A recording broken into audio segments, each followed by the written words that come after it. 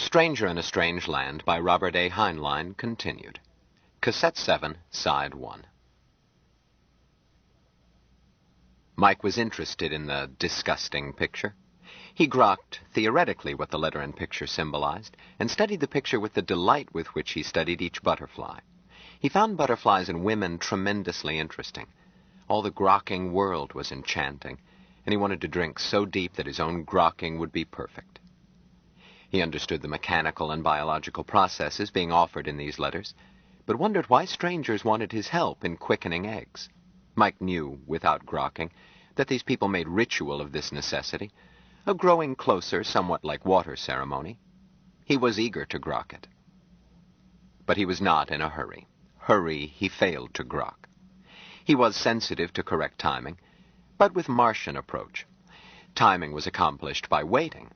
He noticed that his human brothers lacked his discrimination of time, and often were forced to wait faster than a Martian would.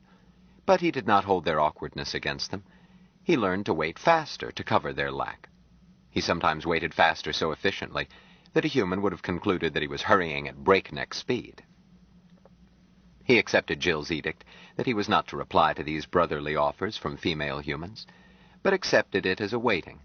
Possibly a century hence would be better. In any case, now was not the time, since his brother Jill spoke rightly. Mike agreed when Jill suggested that he give this picture to Duke. He would have anyhow. Mike had seen Duke's collection, looked through it with interest, trying to grok why Duke said, "That one ain't much in the face, but look at those legs." Brother! It made Mike feel good to be called brother by one of his own. But legs were legs, save that his people had 3 each while humans had only 2. Without being crippled, he reminded himself. As for faces, Jubal had the most beautiful face Mike had ever seen, distinctly his own. These human females in Duke's picture collection could hardly be said to have faces. All young human females had the same face. How could it be otherwise? He had never had trouble recognizing Jill's face. She was the first woman he had ever seen, and his first female water brother. Mike knew every pore on her nose, every incipient wrinkle in her face, and had praised each one in happy meditation. But while he now knew Anne from Dorcas, and Dorcas from Miriam by faces, it had not been so at first. Mike had distinguished by size and coloration, and by voice, since voices were never alike. When, as sometimes did happen, all 3 females were quiet at once, it was well that Anne was so much bigger, Dorcas so small, and that Miriam, bigger than Dorcas but smaller than Anne, nevertheless need not be mistaken for another if Anne or Dorcas was absent, because Miriam had hair called red, even though it was not the color called red when speaking of anything but hair. Mike knew that every English word held more than one meaning. It was a fact one got used to, just as the sameness of girl faces one could get used to. And after waiting, they were no longer the same. Mike now could call up Anne's face and count the pores in her nose as readily as Jill's. In essence, even an egg was uniquely self, different from all other eggs, anywhere and when. So each girl had potentially her own face, no matter how small the difference. Mike gave the picture to Duke, and was warmed by Duke's pleasure. Mike was not depriving himself. He could see it in his mind whenever he wished. Even the face, as it had glowed with an unusual expression of beautiful pain. He accepted Duke's thanks and went happily back to his mail. Mike did not share Jubal's annoyance at the postal avalanche. He reveled in it. Insurance ads and marriage proposals. His trip to the palace had opened his eyes to enormous variety in this world, and he resolved to grok it all. It would take centuries, and he must grow and grow and grow, but he was in no hurry. He grokked that eternity and the ever-beautifully changing now were identical. He decided not to reread the Encyclopedia Britannica. Mail gave him brighter glimpses of the world. He read it, grokked what he could, remembered the rest for contemplation while the household slept. He was beginning, he thought, to grok business, buying, selling, and related on-Martian activities. The encyclopedia had left him unfilled, as he now grokked. Each article had assumed that he knew things that he did not. There arrived in the mail from Secretary General Joseph Edgerton Douglas a checkbook and papers. His brother Jubal took pains to explain what money was and how it was used. Mike failed to understand, even though Jubal showed him how to make out a check, gave him money in exchange for it, taught him to count it. Then suddenly, with grokking so blinding that he trembled, he understood money. These pretty pictures and bright medallions were not money. They were symbols for an idea which spread through these people, all through their world. But things were not money, any more than water shared was growing closer. Money was an idea, as abstract as an old one's thoughts. Money was a great structured symbol for balancing and healing and growing closer. Mike was dazzled with the magnificent beauty of money. The flow and change and countermarching of symbols was beautiful in small, reminding him of games taught nestlings to encourage them to reason and grow. But it was the totality that dazzled him, an entire world reflected in one dynamic symbol structure. Mike then grokked that the old ones of this race were very old indeed to have composed such beauty. He wished humbly to be allowed to meet one. Jubal encouraged him to spend money, and Mike did so, with the timid eagerness of a bride being brought to bed. Jubal suggested that he buy presents for friends, and Jill helped, starting by placing limits, 1 per friend, and a total cost, not even a reciprocal filled 3 of the sum in his account. Mike had intended to spend all. He learned how difficult it was to spend money. There were so many things, all wonderful and incomprehensible. Surrounded by catalogues from Marshall Fields and the Ginza, Bombay and Copenhagen, he felt smothered in riches. Even the Sears and Montgomery catalogue was too much. Jill helped. No, Duke would not want a tractor. Duke likes tractors. He's got one, or Jubal has, which is the same thing. He might like one of those cute little Belgian unicycles. He could take it apart and put it together all day long. But even that is too expensive. Mike, dear, a present ought not to be expensive, unless you are trying to get a girl to marry you, or something. A present should show that you consider that person's tastes, something he would enjoy but probably would not buy. How? That's the problem. Wait, I just remembered something in this morning's mail. She was back quickly. Found it! Listen to this. Living Aphrodite, a deluxe album of feminine beauty in gorgeous stereo color by the world's greatest artists of the camera. Notice this item cannot be mailed. Orders cannot be accepted from addresses in the following states. Pennsylvania's on the list. But we'll find a way. For if I know Duke's tastes, this is what he likes. It was delivered via SS patrol car, and the next ad boasted, "As supplied to the man from Mars by special appointment," which pleased Mike and annoyed Jill. Picking a present for Jubal stumped Jill. What does one buy for a man who has everything he wants that money can buy? 3 wishes, the fountain that Ponce de Leon failed to find, oil for his ancient bones, or 1 golden day of youth? Jubal had long forsworn pets because he outlived them, or, worse yet, it was now possible that a pet would outlive him, be orphaned. They consulted others. "Shucks," Duke told them. "Didn't you know? The boss likes statues." "Really?" Jill answered. "I don't see any sculpture around." "The stuff he likes mostly isn't for sale. He says the crud they make nowadays looks like disaster in a junkyard. Any idiot with a blowtorch and astigmatism calls himself a sculptor." Anne nodded. "Duke is right. You can tell by looking at books in Jubal's study." Anne picked out 3 books as bearing evidence, to her eyes, of having been looked at most often. She said. "The boss likes anything by Rodin. Mike, if you could buy one of these, which would you pick? Here's a pretty one, Eternal Springtime." Mike glanced at it and turned pages. This one. "What?" Jill shuddered. "Mike, that's dreadful. I hope I die long before I look like that." "That is beauty," Mike said firmly.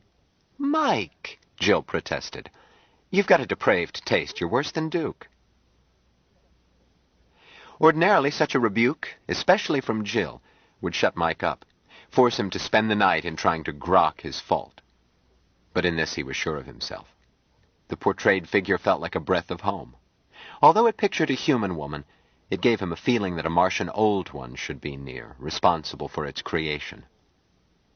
"It is beauty," he insisted. "She has her own face. I grok." "Chill," Anne said slowly. "Mike is right." "Huh? Anne? Surely you don't like that?" "It frightens me. But the book falls open in 3 places. This page has been handled more than the other 2. This other one, the caryatid, had fallen under her stone. Jubal looks at almost as often. But Mike's choice is Jubal's pet." "I buy it," Mike said decisively. Anne telephoned the Rodin Museum in Paris, and only Gallic gallantry kept them from laughing. "Sell? One of the master's works, my dear lady. They are not only not for sale, but may not be reproduced. Non, non, non, quelle idée!" But for the man from Mars, unlikely things are possible. Anne called Bradley. 2 days later, he called back. As a compliment from the French government, with the request that the present never be exhibited, Mike would receive a full-size, microscopically exact bronze photopantogram of she who used to be the beautiful Olmière. Jill helped select presents for the girls, but when Mike asked what he should buy for her, she insisted that he not buy anything. Mike was beginning to realize that while Warner Brothers spoke rightly, sometimes they spoke more rightly than others. He consulted Anne. "She has to tell you that, dear, but you give her a present anyhow." Anne selected one which puzzled him. Jill already smelled the way Jill should smell. When the present arrived, its size and apparent unimportance added to his misgivings. And when Anne had him with it before giving it to Jill, Mike was more in doubt than ever. The odor was very strong, and not at all like Jill. Jill was delighted with the perfume, and insisted on kissing him at once. In kissing her, he grokked that this gift was what she wanted, and that it made them grow closer. When she wore it at dinner that night, he discovered that in some unclear fashion, it made Jill smell more deliciously Jill than ever. Still stranger, it caused Dorcas to kiss him and whisper, "Mycon, the negligee is just lovely, but perhaps someday you'll give me perfume?" Mike could not grok why Dorcas would want it. Dorcas did not smell like Jill, so perfume would not be proper for her. Nor would he want Dorcas to smell like Jill. He wanted Dorcas to smell like Dorcas. Jubal interrupted. "Quit nuzzling the lad and let him eat. Dorcas, you reek like a Marseille cat house. Don't wheedle Mike for more, stinkum." "Boss, mind your own business." It was puzzling that Jill could smell still more like Jill, but Dorcas should wish to smell like Jill when she smelled like herself. That Jubal would say that Dorcas smelled like a cat. There was a cat on the place, not a pet, but co-owner. On occasion it came to the house and deigned to accept a handout. The cat and Mike grokked each other. Mike found its carnivorous thoughts most pleasing and quite Martian. He discovered that the cat's name, Friedrich Wilhelm Nietzsche, was not the cat's name, but he had not told anyone because he could not pronounce the cat's real name. He could only hear it in his head. The cat did not smell like Dorcas. Giving presents was a great goodness, and taught Mike the true value of money. But he did not forget other things he was eager to grok. Jubal put off Senator Boone twice without mentioning it, and Mike did not notice. His grasp of time made next Sunday no particular date. But the next invitation came addressed to Mike. Boone was under pressure from Supreme Bishop Digby, and sensed that Harshaw was stalling. Mike took it to Jubal. "Well," Jubal growled, "do you want to go? You don't have to. We can tell him to go to hell." A checker cab with a human pilot, Harshaw refused to trust a robocab, called next Sunday morning to deliver Mike, Jill, and Jubal to the Archangel Foster Tabernacle of the Church of the New Revelation. Chapter 23. All the way to church, Jubal was trying to warn Mike. Of what, Mike was not certain. He listened, but the landscape tugged for attention. He compromised by storing what Jubal said. "Look, boy," Jubal admonished, "these Fosterites are after your money and the prestige of having the man from Mars join their church. They'll work on you. You'll have to be firm." "Beg pardon?" "Damn it, you're not listening." "I am sorry, Jubal." "Well, Look at it this way. Religion is a solace to many, and it is conceivable that some religion somewhere is ultimate truth. But being religious is often a form of conceit. The faith in which I was brought up assured me that I was better than other people. I was saved, they were damned. We were in a state of grace, and the rest were heathens. By heathen they meant such as our brother Mahmoud. Ignorant louts who seldom bathed and planted corn by the moon claimed to know the fine lances of the universe. That entitled them to look down on outsiders. Our hymns were loaded with arrogance, self-congratulation on how cozy we were with the Almighty and what high opinion he had of us. What hell everybody else would catch some judgment day. We peddled the only authentic brand of Lydia Pinkham's. Jubal, Jill protested. He doesn't grok it. Sorry. My folks tried to make a preacher of me. I guess it shows. It does. Don't scoff, girl. It would have made a good one if I hadn't fallen into the fatal folly of reading. With a touch more confidence and a liberal helping of ignorance, I would have been a famous evangelist. Shucks, this place we're headed for would be known as Archangel Jubal Tabernacle. Jill shuddered. Jubal, please. Not so soon after breakfast. I mean it. A confidence man knows he's lying. That limits his scope. But a successful shaman believes what he says, and belief is contagious. There's no limit to his scope.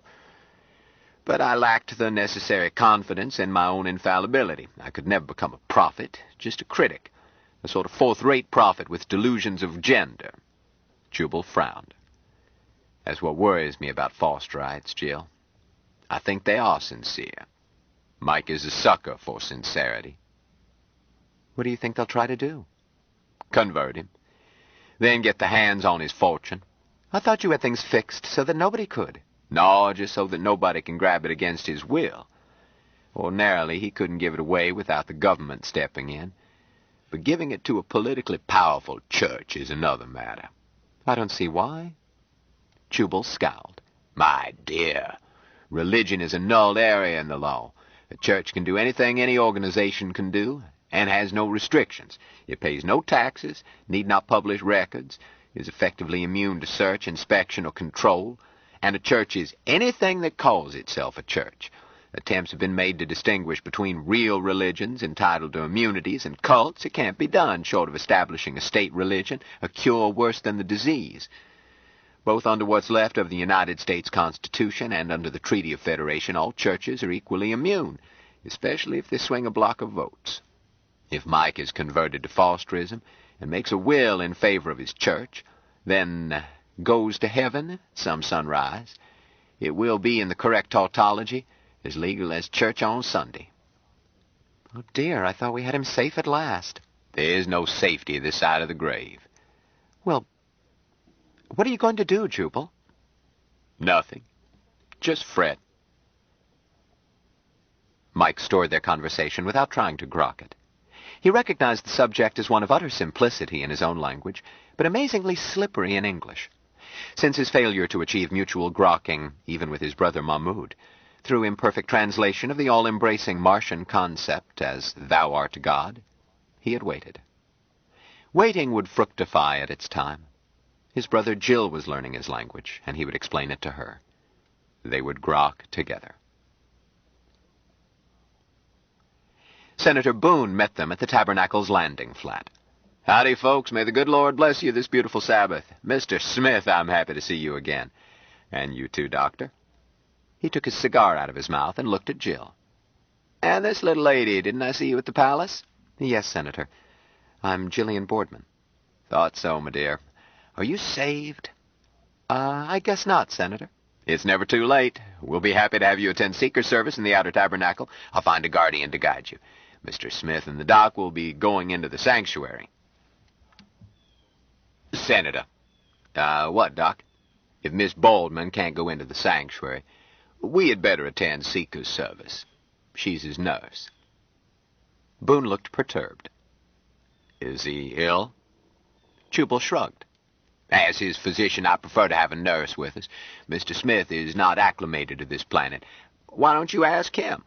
Mike, do you want Jill with you? Yes, Jubal. But... Very well, Mr. Smith. Boone again removed his cigar, put fingers between his lips, and whistled. Cherub here.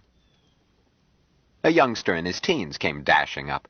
He was dressed in short full robe, tight slippers, and pigeon's wings. He had golden curls and a sunny smile. Jill thought he was as cute as a ginger ale lad. Boone ordered, "Fly up to the sanctum office and tell the warden on duty that I want another pilgrim's badge at the sanctuary gate right away. The word is Mars." "Mars," the kid repeated, threw Boone a scout salute, and made a 60-foot leap over the crowd. Jill realized why the robe looked bulky. It concealed a jump harness. "Have to watch those badges," Boone remarked. "Be surprised how many sinners would like to sample God's joy without having their sins washed away. We'll mosey along and sightsee while we wait for the third badge." They pushed through the crowd and entered the tabernacle, into a long, high hall. Boone stopped. "I want you to notice, there is salesmanship in everything, even the Lord's work. Any tourist, whether he attends Seeker's service or not, and services run 24 hours a day, has to come through here. What does he see? These happy chances." Boone waved at slot machines lining both walls. "The bar and quick lunch is at the far end. He can't even get a drink without running this gauntlet. I tell you, it's a remarkable sinner who gets that far without shedding his change. But we don't take his money and give him nothing. Take a look." Boone shouldered his way to a machine, tapped the woman playing it. "Please, daughter." She looked up. Annoyance changed to a smile. "Certainly, Bishop." "Bless you. You'll note," Boone went on as he fed a quarter into the machine, "that whether it pays off in worldly goods or not, a sinner is rewarded with a blessing and a souvenir text." The machine stopped. Lined up in the window was, "God watches you." "That pays 3 for 1, Boone said, and fished the payoff out of the receptacle. "And here's your text." He tore off a paper tab and handed it to Jill. "Keep it, little lady, and ponder it." Jill sneaked a glance before putting it into her purse. "But the sinner's belly is filled with filth." NR 22:17. "You'll note," Boone went on, "that the payoff is tokens, not cash, and the bursar's cage is back past the bar. Plenty of opportunity there to make love offerings for charity and other good works, so the sinner probably feeds them back in, with a blessing each time, and another text. The cumulative effect is tremendous. Why, some of our most faithful sheep got their start right in this room." "I don't doubt it," agreed Jubal, "especially if they hit a jackpot. You understand, every combination is a blessing, but the jackpot, that's the 3 holy eyes. I tell you, when they see those eyes lined up and staring at 'em, all that manna from heaven coming down, it really makes 'em think. Sometimes they faint. Here, Mr. Smith." Boone offered Mike one of the tokens.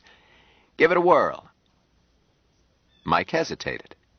Jubal took the token himself. Damn it, he didn't want the boy hooked by a one-armed bandit. "I'll try it, Senator." He fed the machine.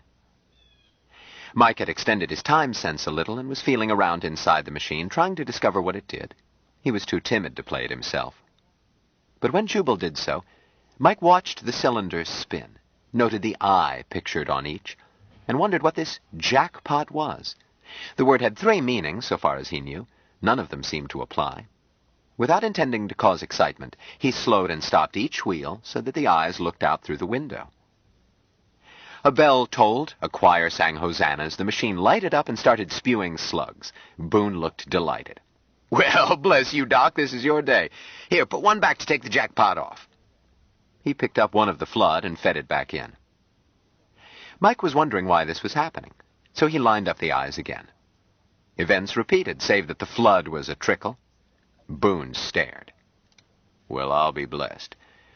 It's not supposed to hit twice in a row, but I'll see that you're paid on both." Quickly, he put a slug back in. Mike still wanted to see why this was a jackpot. The eyes lined up again. Boone stared. Jill squeezed Mike's hand and whispered, "Mike, stop it." "But Jill," I was saying, "don't talk, just stop." "Oh, wait till I get you home." Boone said slowly, "I'd hesitate to call this a miracle. Probably needs a repairman." He shouted, "Cherub here," and added, "We'd better take the last one off anyhow," and fed in another slug. Without Mike's intercession, the wheels slowed down and announced, "Foster loves you." A cherub came up and said, "Happy day. You need help?" 3 jackpots, Boone told him. 3? Didn't you hear the music, or you deef? We'll be at the bar. Fetch the money here and have somebody check this machine. Yes, Bishop. Boone hurried them to the bar. Gotta get you out of here, he said jovially, before you bankrupt the church. Doc, are you always that lucky? Always, Harshaw said solemnly. He told himself that he did not know that the boy had anything to do with it. But he wished that this ordeal were over. Boone took them to a counter marked Reserved and said, This'll do. Or would the little lady like to sit? This is fine. And you call me a little lady once more, and I'll turn Mike loose on you. A bartender hurried up. Happy day, your usual bishop. Double. What'll it be, Doc? And Mr. Smith, don't be bashful. You're the Supreme Bishop's guests. Brandy, thank you. Water on the side. Brandy, thank you, Mike repeated, and added, No water for me, please. Water was not the essence. Nevertheless, he did not wish to drink water here. That's the spirit, Boone said heartily. That's the spirit with spirits, no water. Get it? It's a joke. He dug Jubal in the ribs. What'll it be for the little lady? Cola, milk for your rosy cheeks, or a real happy day drink with the big folks? Senator, Jill said carefully, would your hospitality extend to a martini? Would it? Best martinis in the world. We don't use vermouth, we bless 'em instead. Double martini for the little lady. Bless you, son, and make it fast. We've time for a quick one, then pay our respects to Archangel Foster and on into the sanctuary to hear the Supreme Bishop. The drinks arrived, and the jackpot's payoff. They drank with Boone's blessing. Then he wrangled over the $300, insisting that all prizes belonged to Jubal. Jubal settled it by depositing it all in a love-offering bowl. Boone nodded approvingly. That's a mark of grace, Doc. We'll save you yet. Another round, folks. Jill hoped that someone would say yes. The gin was watered, but it was starting a flame of tolerance in her middle. Nobody spoke up, so Boone led them away, up a flight, past a sign reading, Positively no seekers nor sinners. This means you. Beyond was a gate. Boone said to it, Bishop Boone and 3 pilgrims, guests of the Supreme Bishop. The gate opened. He led them around a curved passage into a room. It was large, luxurious in a style that reminded Jill of undertakers' parlors, but was filled with cheerful music. The theme was Jingle Bells with a Congo beat added. Jill found that it made her want to dance. The far wall was glass, and appeared to be not even that. Boone said briskly, Here we are, folks, in the presence. You don't have to kneel, but do so if it makes you feel better. Most pilgrims do. And there he is, just as he was when he was called up to heaven. Boone gestured with his cigar. Don't he look natural? Preserved by a miracle, flesh incorruptible. That's the very chair he used when he wrote his messages, and that's the pose he was in when he went to heaven. He's never been moved. We built the tabernacle right around him, removing the old church, naturally, and preserving its sacred stones. Facing them about 20 feet away, seated in a chair remarkably like a throne, was an old man. He looked as if he were alive, and he reminded Jill of an old goat on the farm where she had spent childhood summers. Out-thrust lower lip, the whiskers, the fierce brooding eyes. Jill felt her skin prickle. Archangel Foster made her uneasy. Mike said in Martian, My brother, this is an old one? I don't know, Mike. They say he is. He answered, I do not grok an old one. I don't know, I tell you. I grok wrongness. Mike, remember? Yes, Jill. Boone said, What's he saying, little lady? What was your question, Mr. Smith? Jill said quickly, It wasn't anything, Senator. Can I get out of here? I feel faint. She glanced at the corpse. Billowing clouds were above it. One shaft of light cut through and sought out the face. As lighting changed, the face seemed to change. The eyes seemed bright and alive. Boone said soothingly, It has that effect first time. You ought to try the Seeker's Gallery below us, looking up and with different music. Heavy music with subsonics, I believe it is. Reminds them of their sins. Now, this room is a happy thoughts meditation chamber for high officials of the church. I come here and sit and smoke a cigar if I'm feeling a bit low. Please, Senator. Oh, certainly. Wait outside, my dear. Mr. Smith, you stay as long as you like. Jubal said, "Senator, hadn't we best get on into the services?" They left. Jill was shaking.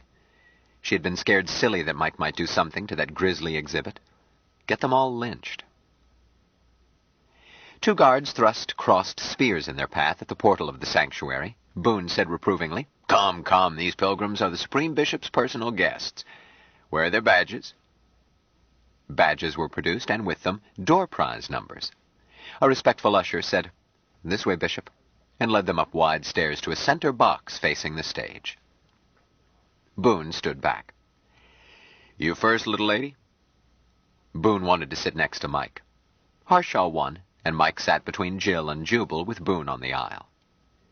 The box was luxurious, self-adjusting seats, ashtrays, drop tables for refreshments. They were above the congregation and less than 100 feet from the altar. In front of it, a young priest was warming up the crowd, shuffling to music and shoving heavily muscled arms back and forth, fists clenched. His strong bass voice joined the choir from time to time. Then he would lift it in exhortation. "Up off your behinds. Gonna let the devil catch you napping." A snake dance was weaving down the right aisle, across in front and back up the center aisle, feet stomping in time with the priest's piston-like jabs and the syncopated chant of the choir. Clump, clump, moan. Clump, clump, moan.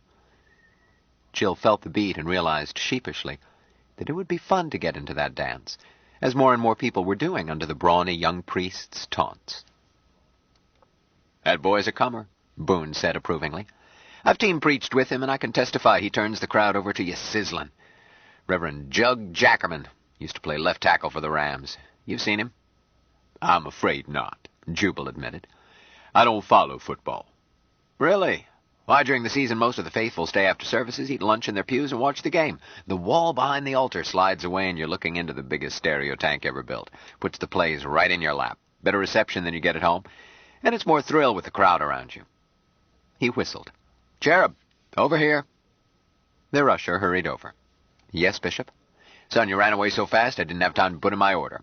"I'm sorry, Bishop." "Being sorry won't get you into heaven. Get happy, son. Get that old spring into your step and stay on your toes. Same thing all around, folks?" He gave the order and added, "Bring me a handful of my cigars. See the chief barkeep." "Right away, Bishop." "Bless you, son. Hold it." The snake dance was about to pass under them. Boone leaned over, made a megaphone of his hands, and cut through the noise. "Dawn! Hey, Dawn!" A woman looked up. He beckoned to her. She smiled. "Add a whiskey sour to that. Fly." The woman showed up quickly, as did the drinks. Boone swung a seat out of the back row for her. "Folks, meet Miss Dawn Ardent. My dear, that's Miss Boardman, the little lady down in the corner, and this is the famous Dr. Jubal Harshaw here by me."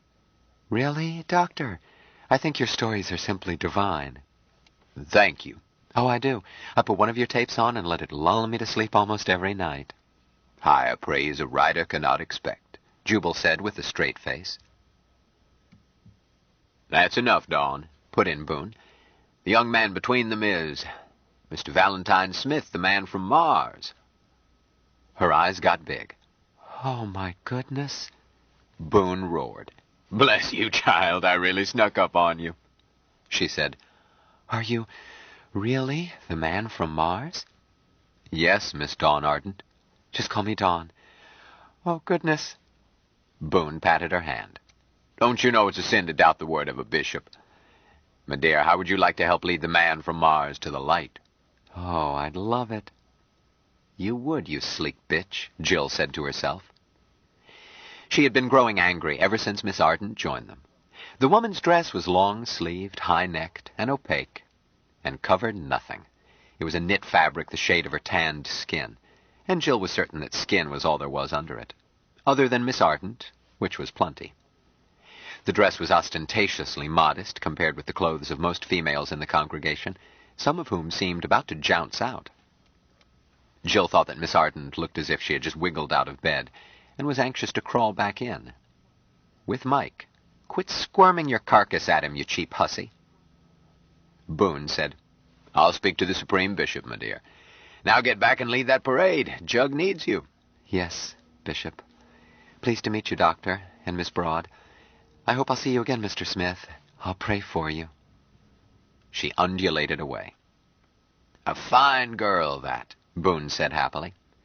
"Ever catch her act, Doc?" "I think not. What does she do?" "You don't know?" "No."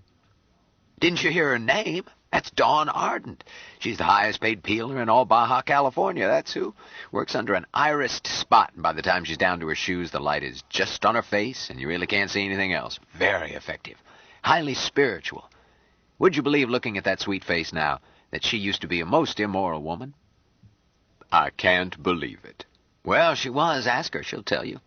Better yet, come to a cleansing for seekers. I'll let you know when she's going to be on. When she confesses, it gives other women courage to tell their sins. She doesn't hold back. It does her good, too, to know she's helping people. Very dedicated.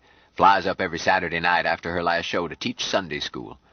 She teaches the young men's happiness class, and attendance has tripled since she took over." "I can believe that," Jubal agreed. "How old are these lucky young men?" Boone laughed. "You're not fooling me, you old devil. Somebody told you the motto of Dawn's class. Never too old to be young." "No, truly." "You can't attend until you've seen the light and gone through cleansing.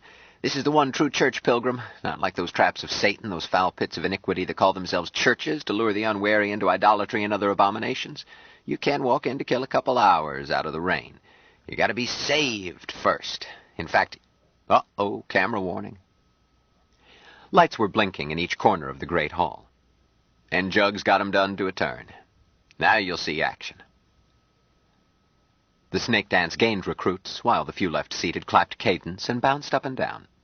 Ushers hurried to pick up the fallen, some of whom, mostly women, were writhing and foaming. These they dumped at the altar and left to flop like fish. Boone pointed his cigar at a gaunt redhead, about 40, whose dress was badly torn. "See that woman? It has been fully a year since she has gone through a service without being possessed by the Spirit. Sometimes Archangel Foster uses her mouth to talk to us. When that happens, it takes 4 husky acolytes to hold her down. She could go to heaven any time. She's ready. Anybody need a refill? Bar service is slow once the cameras are on and things get lively." Mike let his glass be replenished. He shared none of Jill's disgust with the scene. He had been deeply troubled when he discovered that the old one was mere spoiled food, but he tabled that matter and was drinking deep of the frenzy below. It was so Martian in flavor, and he felt both homesick and warmly at home. No detail was Martian, all was wildly different, yet he grokked a growing closer as real as water ceremony, in numbers and intensity, that he had never met outside his own nest. He wished forlornly that someone would invite him to join that jumping up and down. His feet tingled with an urge to merge with them. He spotted Miss Dawn Ardent. Perhaps she would invite him. He did not have to recognize her by size and proportions, even though she was exactly as tall as his brother Jill, with almost the same shapings. But Miss Dawn Ardent had her own face, her pains and sorrows and growings graved on it under her warm smile. He wondered if Miss Dawn Ardent might someday be willing to share water. Senator Bishop Boone made him feel wary, and he was glad that Jubal had not seated them side by side. But he was sorry that Miss Dawn Ardent had been sent away. Miss Dawn Ardent did not look up. The procession carried her away. The man on the platform raised both arms. The great cave became quieter. Suddenly he brought them down. "Who's happy?" "We're happy." "Why?" "God loves us." "How do you know?" "Foster told us." He dropped to his knees, raised one fist. "Let's hear that lion roar." They roared and shrieked and screamed while he used his fist as a baton, raising the volume, lowering it, squeezing it to subvocal growl, then driving it to crescendo that shook the balcony. Mike wallowed in it, with ecstasy so painful that he feared he must withdraw. But Jill had told him that he must not, except in his own room. He controlled it, and let the waves wash over him. The man stood up. "Our first hymn," he said briskly, "is sponsored by Manna Bakeries, makers of Angel Bread, the loaf of love with our Supreme Bishop's smiling face on every wrapper and containing a valuable premium coupon redeemable at your nearest neighborhood church of the New Revelation. Brothers and sisters, tomorrow Manna Bakeries with branches throughout the land start a giant price-slashing sale of pre-equinox goodies. Send your child to school with a bulging box of Archangel Foster cookies, each one blessed and wrapped in an appropriate text, and pray that each goodie he gives away may lead a child of sinners nearer to the light." And now, let's live it up with the holy words of that old favorite, Forward, Foster's children, all together. Forward, Foster's children, smash apart your foes. Faith our shield and armor, strike them down by rows. Second verse, make no peace with sinners, God is on our side. Mike was so joyed that he did not try to grok words. He grokked that words were not of essence. It was growing closer. The dance started moving again, marchers chanting potent sounds with the choir. After the hymn, there were announcements, heavenly messages, another commercial, and awarding of door prizes. A second hymn. Happy Faces Uplifted was sponsored by Datelbaum's department stores, where the saved shop in safety, since no merchandise is offered which competes with a sponsored brand. A children's happy room in each branch, supervised by a saved sister. The priest moved to the front of the platform and cupped his ear. "We want Digby." Who? "We want Digby." Louder, make him hear you. "We want Digby." Clap, clap, stomp, stomp. "We want Digby." Clap, clap, stomp, stomp. It went on until the building rocked. Jubal leaned to Boone. Much of that, and you'll do what Samson did. "Never fear," Boone told him around his cigar. "Reinforced, sustained by faith. It's built to shake, designed that way. Helps." Lights went down, curtains parted. A blinding radiance picked out the Supreme Bishop, waving clasped hands over his head and smiling at them. They answered with the lion's roar, and he threw them kisses. On his way to the pulpit he stopped, raised one of the possessed women still writhing slowly, kissed her, lowered her gently, started on, stopped and knelt by the bony redhead. He reached behind him and a microphone was placed in his hand.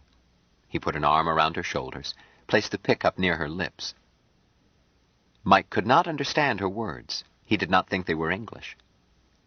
The Supreme Bishop translated, interjecting it at each pause in the foaming spate. "Archangel Foster is with us. He is pleased with you. Kiss the sister on your right. Archangel Foster loves you. Kiss the sister on your left. He has a message for one of you." The woman spoke again. Digby hesitated. "What was that?" "Louder, I pray you." She muttered and screamed. Digby looked up and smiled. "His message is for a pilgrim from another planet. Valentine Michael Smith, the man from Mars. Where are you, Valentine Michael? Stand up." Jill tried to stop him, but Jubal growled. "Easier not to fight it. Let him stand. Wave, Mike. Sit down." Mike did so, amazed that they were now chanting, "Man from Mars! Man from Mars!" The sermon seemed to be directed at him, too, but he could not understand it.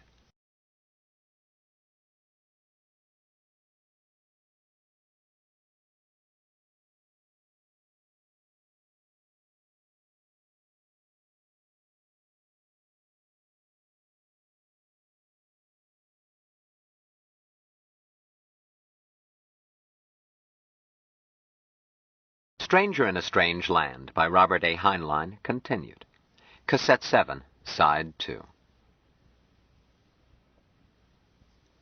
The sermon seemed to be directed at him, too, but he could not understand it. The words were English, but they seemed to be put together wrongly, and there was so much noise, so much clapping, so many shouts of hallelujah and happy day, that he grew quite confused. The sermon ended. Digby turned the service back to the young priest and left. Boone stood up. "Come, folks, we'll sneak out ahead of the crowd." Mike followed, Jill's hand in his. Presently they were going through an elaborately arched tunnel. Jubal said, "Does this lead to the parking lot? I told my driver to wait." "Eh?" Boone answered. "Yeah, straight ahead. But we're going to see the Supreme Bishop." "What?" Jubal replied. "No, it's time for us to go." Boone stared. "Doctor, the Supreme Bishop is waiting. You must pay your respects. You're his guests." Jubal gave in. "Well, there won't be a lot of people. This boy's had enough excitement." "Just the Supreme Bishop." Boone ushered them into an elevator. Moments later, they were in a parlor of Digby's apartments. A door opened. Digby hurried in. He had removed his vestments and was dressed in flowing robes. He smiled. "Sorry to keep you waiting, folks. I have to shower as soon as I come off. You've no notion how it makes you sweat to punch Satan." "So this is the man from Mars? God bless you, son. Welcome to the Lord's house. Archangel Foster wants you to feel at home. He's watching over you." Mike did not answer. Jubal was surprised to see how short Digby was. Lifts in his shoes on stage? Or the lighting? Aside from the goatee he wore in imitation of Foster, the man reminded Jubal of a used car salesman, the same smile and warm manner. But he reminded Jubal of someone in particular. Got it. Professor Simon Magus, Becky Vesey's long-dead husband. Jubal felt friendlier toward the clergyman. Simon had been as likable a scoundrel as he had ever known. Digby turned his charm on Jill. "Don't kneel, daughter. We're just friends in private here." He spoke with her, startling Jill with knowledge of her background, and adding earnestly, "I have deep respect for your calling, daughter. In the blessed words of Archangel Foster, God commands us to minister to the body, in order that the soul may seek the light untroubled by the flesh. I know that you are not yet one of us, but your service is blessed by the Lord. We are fellow travelers on the road to heaven." He turned to Jubal. "You too, Doctor. Archangel Foster tells us that the Lord commands us to be happy, and many is the time I have put down my crook, weary unto death, and enjoyed a happy hour over one of your stories. Stood up refreshed, ready to fight again." Thank you, Bishop." "I mean it deeply. I've had your record searched in heaven. Now, never mind. I know that you are an unbeliever. Even Satan has a purpose in God's great plan. It is not time for you to believe. Out of your sorrow and heartache and pain, you spin happiness for others. This is credited on your page of the great ledger. Now, please, I did not bring you here to argue theology. We never argue. We wait until you see the light and then welcome you. Today we shall just enjoy a happy hour together." Jubal conceded that the glib fraud was a good host. His coffee and liquor and food were excellent. Mike seemed jumpy, especially when Digby got him aside and spoke with him alone. But confound it, the boy had to get used to meeting people. Boone was showing Jill relics of Foster in a case on the other side of the room. Jubal watched with amusement while he spread pâté de foie gras on toast. He heard a door click and looked around. Digby and Mike were missing. "Where did they go, Senator?" "Hey, what was that, Doctor?" "Bishop Digby and Mr. Smith. Where are they?" Boone seemed to notice the closed door. "Oh, they've stepped in there for a moment. There's a retiring room for private audiences. Weren't you in it when the Supreme Bishop was showing you around?" Yes." It was a room with a chair on a dais. A throne, Jubal corrected himself with a grin. And a kneeler. Jubal wondered which one would use the throne and which would be stuck with the kneeler. If this tinsel bishop tried to argue religion with Mike, he was in for shocks. "I hope they don't stay long." "I doubt if they will. Probably Mr. Smith wanted a word in private. Look, I'll have your cab wait at the end of that passageway where we took the elevator. That's the Supreme Bishop's private entrance. Save you a good 10 minutes. "That's very kind." So if Mr. Smith has something on his soul he wants to confess, we won't have to hurry him. I'll step outside and phone." Boone left. Jill said, "Jubal, I don't like this. I think we were deliberately maneuvered so that Digby could get Mike alone." "Obviously." "They haven't any business doing that. I'm going to bust in and tell Mike it's time to leave." "Suit yourself," Jubal answered. "But you're acting like a broody hen. If Digby tries to convert Mike, they'll wind up with Mike converting him. Mike's ideas are hard to shake." "I still don't like it." "Relax. Help yourself to chow." "I'm not hungry." "If I turned down a free feed, they'd toss me out of the Authors Guild." He piled Virginia ham on buttered bread, added other items in an unsteady ziggurat, munched it. 10 minutes later, Boone had not returned. Jill said sharply, "Jubal, I'm going to get Mike out of there." "Go ahead." She strode to the door. "It's locked." "Thought it might be." "What do we do, break it down?" Jubal looked it over. With a battering ram and 20 stout men, I might try. Jill, that door would do credit to a vault." "What do we do?" "Beat on it if you want to. I'm going to see what's keeping Boone." When Jubal looked out into the hallway, he saw Boone returning. "Sorry," Boone said. "Had to have the cherubim find your driver. He was in the happiness room having lunch." "Senator," Jubal said, "we've got to leave. Will you be so kind as to tell Bishop Digby?" Boone looked perturbed. "I could phone if you insist, but I can't walk in on a private audience." "Then phone him." Boone was saved embarrassment. The door opened, and Mike walked out. Jill looked at his face and shrilled, "Mike, are you all right?" "Yes, Jill." "I'll tell the Supreme Bishop you're leaving," said Boone, and went into the smaller room. He reappeared at once. "He's left," he announced. "There's a back way into his study." Boone smiled. "Like cats and cooks, the Supreme Bishop goes without saying. That's a joke. He says that goodbyes add nothing to happiness. Don't be offended." "We aren't. Thank you for a most interesting experience." "No, don't bother. We can find our way out." Chapter 24. Once in the air, Jubal said, "Mike, what did you think of it?" Mike frowned. "I do not grok." "You on loan, son. What did the bishop have to say?" Mike hesitated a long time. "My brother Jubal, I need to ponder until grokking is." "Ponder ahead, son." Jill said, "Jubal, how do they get away with it?" "With what?" "Everything. That's not a church. It's a madhouse." "No, Jill. It is a church, and the logical eclecticism of our time." "Huh?" "The new revelation is old stuff. Neither Foster nor Digby ever had an original thought. They pieced together time-worn tricks, gave them a new paint job, and were in business. A booming business. The thing that bothers me is that I might live to see it made compulsory for everybody." "Oh, no." "Oh, yes. Hitler started with less, and all he peddled was hate. For repeat trade, happiness is sounder merchandise. I know I'm in the same grift, as Digby reminded me." Jubal grimaced. I should have punched him. Instead, he made me like it. That's why I'm afraid of him. He's clever. He knows what people want. Happiness. The world has suffered a long century of guilt and fear. Now Digby tells them that they have nothing to fear, this life or hereafter, and that God commands them to be happy. Day in, day out, he keeps pushing it. Don't be afraid. Be happy. "Well, that's all right," Jill admitted. "And he does work hard, but..." "Piffle. He plays hard." "No, he gave me the impression that he really is devoted, that he had sacrificed everything to..." "Piffle, I said. Jill, of all the nonsense that twists the world, the concept of altruism is the worst. People do what they want to every time. If it pains them to make a choice, if the choice looks like a sacrifice, you can be sure that it is no nobler than the discomfort caused by greediness, the necessity of deciding between two things you want when you can't have both. The ordinary bloke suffers every time he chooses between spending $1 on beer or tucking it away for his kids, between getting up to go to work or losing his job, but he always chooses what hurts least or pleasures most. The scoundrel and the saint make the same choices on a larger scale, as Digby does. Saint or scoundrel, he's not one of the harried chumps." "Which do you think he is, Jubal?" "There's a difference."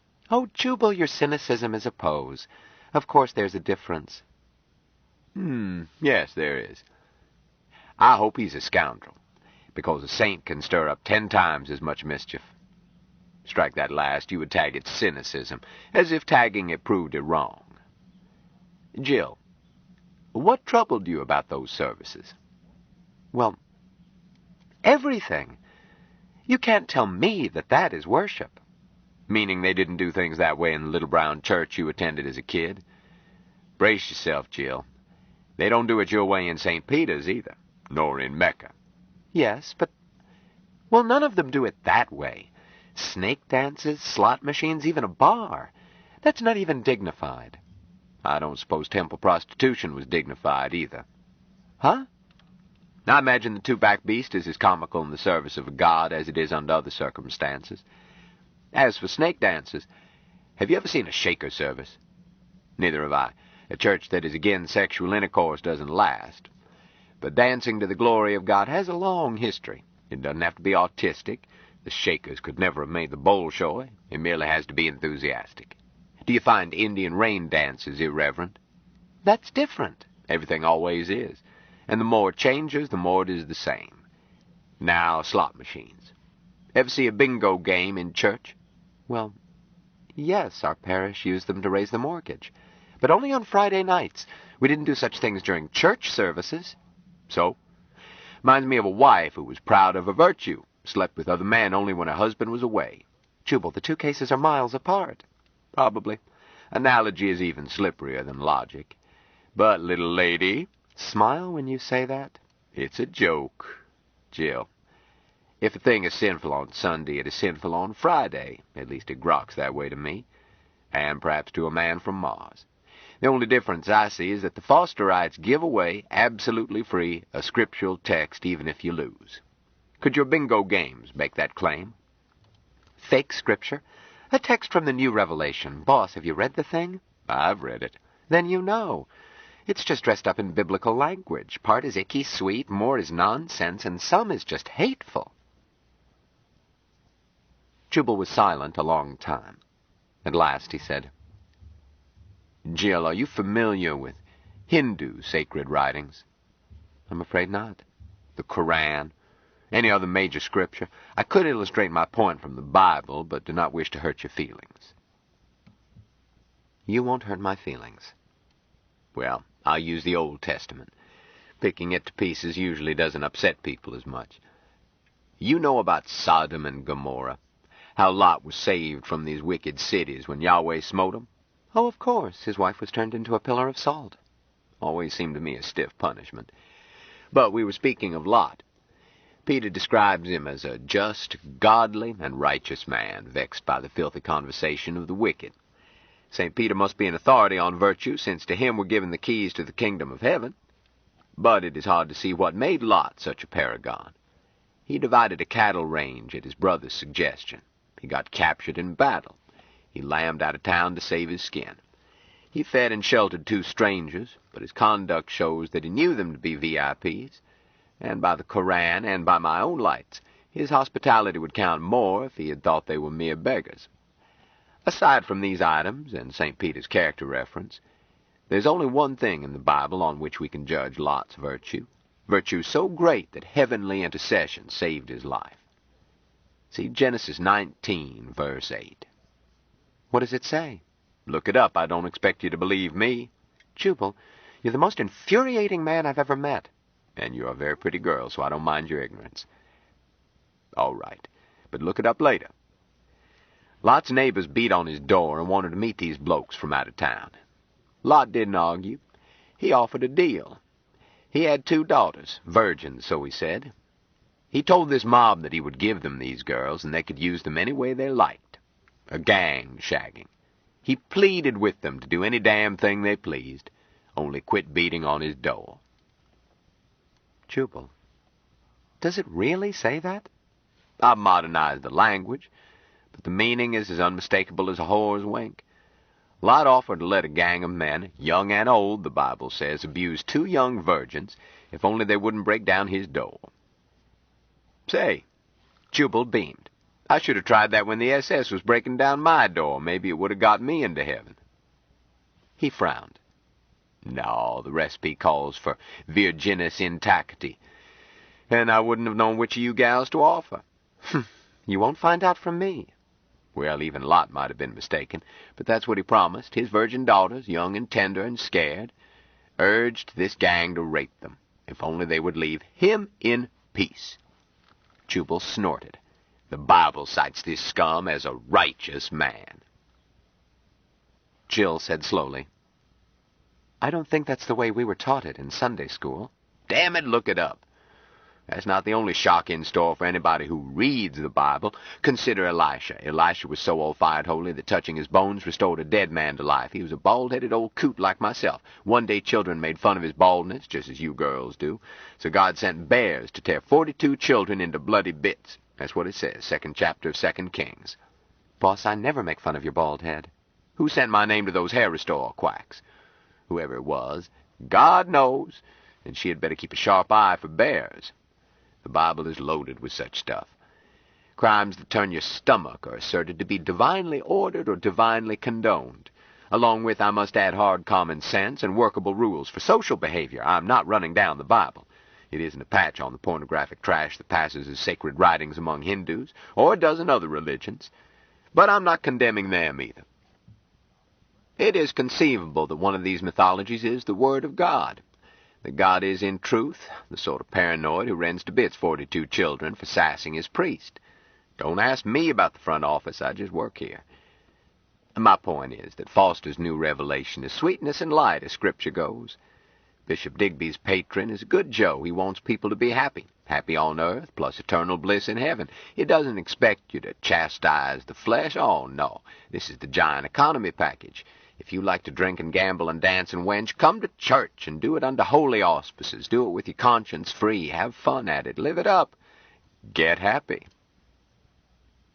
Jubal failed to look happy. Of course there's a charge. Digby's God expects to be acknowledged.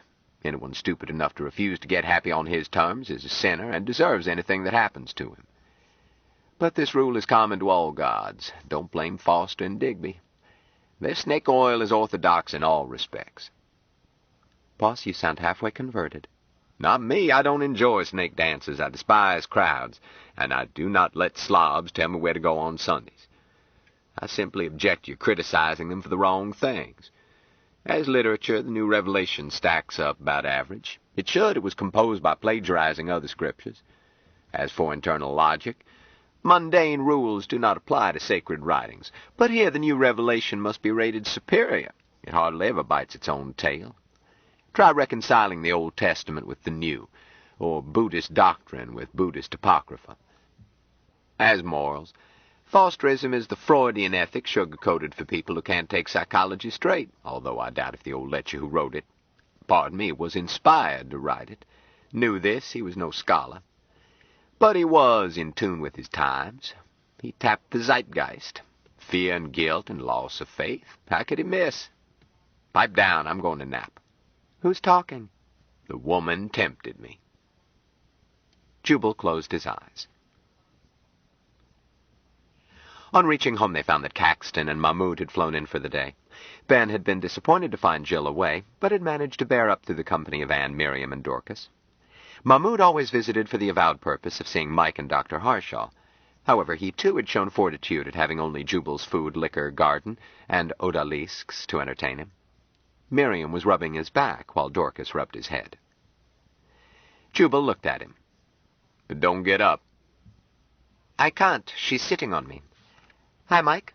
Hi, my brother Stinky, Dr. Mahmoud. Mike then gravely greeted Ben and asked to be excused. Run along, son, Jubal told him. Anne said, Mike, have you had lunch? He said solemnly, Anne, I am not hungry. Thank you. Turned and went into the house.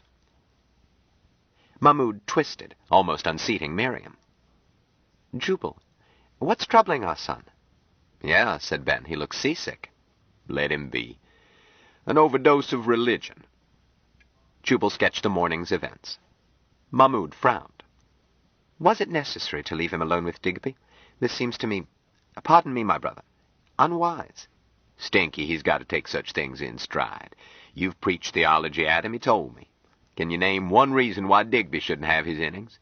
Answer as a scientist, not as a Muslim. I am unable to answer anything other than as a Muslim, Dr. Mahmoud said quietly. Sorry. I recognize your necessity, even though I disagree. Jubal, I use the word Muslim in its exact sense, not as a sectarian, which Miriam incorrectly terms Mohammedan. Which I'll go on calling you until you learn to pronounce Miriam. Quit squirming. Yes, Miriam. Ouch! Women should not be muscular. Jubal, as a scientist, I find Michael the prize of my career. As a Muslim, I find in him a willingness to submit to the will of God. And this makes me happy for his sake, although there are difficulties, and as yet he does not grok what the English word God means. He shrugged. Nor the Arabic word Allah. But as a man, and always a slave of God, I love this lad, our foster son and water brother, and would not have him under bad influences. Aside from creed, this Digby strikes me as a bad influence. What do you think? Olay! Ben applauded. He's a slimy bastard. I haven't exposed his racket in my column simply because the syndicate is afraid to print it. Stinky, keep talking, and you'll have me studying Arabic and buying a rug. I hope so. The rug is not necessary. Jubal sighed. I agree with you. I'd rather see Mike smoking marijuana than converted by Digby, but I don't think there's any danger of Mike's being taken in by that syncretic hodgepodge. And he's got to learn to stand up to bad influences. I consider you a good influence, but I don't think you stand much more chance. The boy has an amazingly strong mind. Muhammad may have to make way for a new prophet. If God so wills, Mahmud answered. That leaves no room for argument, Jubal agreed. We were discussing religion before you got home, Dorcas said softly. Boss, did you know that women have souls? They do. So Stinky says. Miriam, Mahmud explained, wanted to know why we Mohammedans thought only men had souls. Miriam, that's as vulgar a misconception as the notion that Jews sacrifice Christian babies. The Quran states that entire families enter into paradise, men and women together. For example, see Ornaments of Gold, verse 70, isn't it, Stinky? Enter the garden, ye and your wives, to be made glad. That's as well as it can be translated, agreed Mahmud. Well, said Miriam, I had heard about the beautiful houris that Mohammedan men have for playthings in paradise, and that didn't seem to leave room for wives. Houris, said Jubal, are separate creations like jinni and angels. They don't need souls. They are spirits to start with, eternal, unchanging, and beautiful. There are male houris, too, or equivalents. Houris don't earn their way into paradise. They're on the staff. They serve delicious food and pass around drinks that never give hangovers and entertain as requested. But the souls of wives don't have to work. Correct, Stinky? Close enough, aside from your flippant choice of words. The houris. He sat up so suddenly that he dumped Miriam. Say, perhaps you girls don't have souls. Miriam said bitterly, Why, you ungrateful dog of an infidel, take that back. Peace, Miriam. If you don't have a soul, then you're immortal anyhow. Jubal, is it possible for a man to die and not notice it? Can't say. Never tried it. Could I have died on Mars and just dreamed that I came home? Look around you, a garden the prophet himself would envy, for beautiful houris serving lovely food and delicious drinks at all hours, even their male counterparts if you want to be fussy. Is this paradise? I guarantee it ain't, Jubal assured him. My taxes are due. Still, that doesn't affect me. And take these houris, even if we stipulate that they are of adequate beauty. After all, beauty's in the eye of the beholder. They pass. And you'll pay for that, boss, Miriam added. There still remains, Jubal pointed out, one requisite attribute of houris. Said Mahmud. We need not go into that. In paradise, rather than a temporary physical condition, it would be a permanent spiritual attribute, yes? In that case, Jubal said emphatically, I'm certain that these are not houris. Mahmud sighed. Then I'll have to convert one. Why one? There are places where you can have the full quota. No, my brother. In the wise words of the prophet, while the legislations permit 4, it is impossible to deal justly with more than one. That's some relief. Which one? We'll see. Miriam, are you feeling spiritual? You go to hell. Houris indeed. Jill? Give me a break, Ben protested. I'm working on Jill. Later, Jill. Anne? Sorry, I've got a date. Dorcas, you're my last chance. Stinky? She said softly. Just how spiritual do you want me to feel? Mike went upstairs to his room, closed the door, got on the bed, assumed the fetal position, rolled up his eyes, swallowed his tongue, and slowed his heart. Jill did not like him to do this in the daytime, but did not object as long as he did not do it publicly. So many things he must not do publicly, but only this one aroused her ire. He had been waiting since leaving that room of terrible wrongness. He needed very badly to withdraw and try to grok. He had done something that Jill had told him not to. He felt a human urge to tell himself that it had been forced on him, but his Martian training did not permit this escape. He had arrived at cusp. Right action had been required. The choice had been his. He grokked that he had chosen correctly. But his water brother Jill had forbidden this choice. But that would have left no choice. This was contradiction. At cusp, choice is. By choice, spirit grows. Would Jill have approved had he taken other action? Not wasting food? No, he grokked that Jill's injunction covered that variant. At this point, the being sprung from human genes and shaped by Martian thought, who could never be either, completed one stage of his growth, burst out and ceased to be a nestling. The solitary loneliness of predestined free will was then his, and with it, Martian's serenity to embrace, cherish, savor its bitterness, accept its consequences. With tragic joy, he knew that this cusp was his, not Jill's. His water brother could teach, admonish, guide. But choice at cusp was not shared.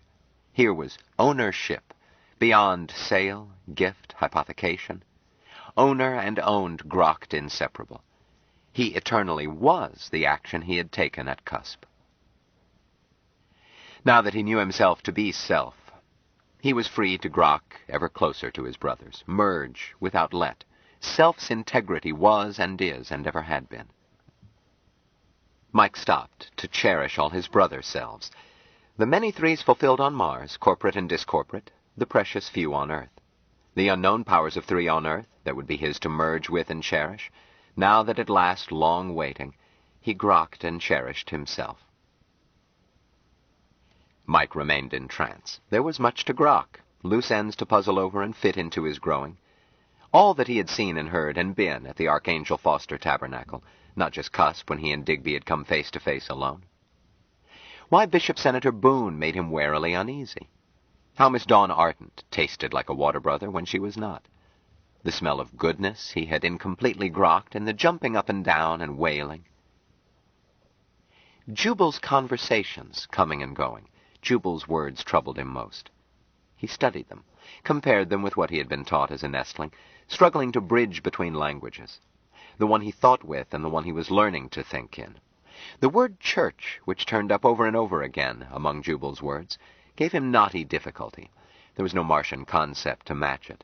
Unless one took church and worship and God and congregation and many other words and equated them to the totality of the only world he had known during growing waiting, then forced the concept back into English in that phrase, which had been rejected by each differently, by Jubal, by Mahmoud, by Digby. Thou art God. He was closer to understanding it in English now, although it could never have the inevitability of the Martian concept it stood for. In his mind he spoke simultaneously the English sentence and the Martian word, and felt closer grokking.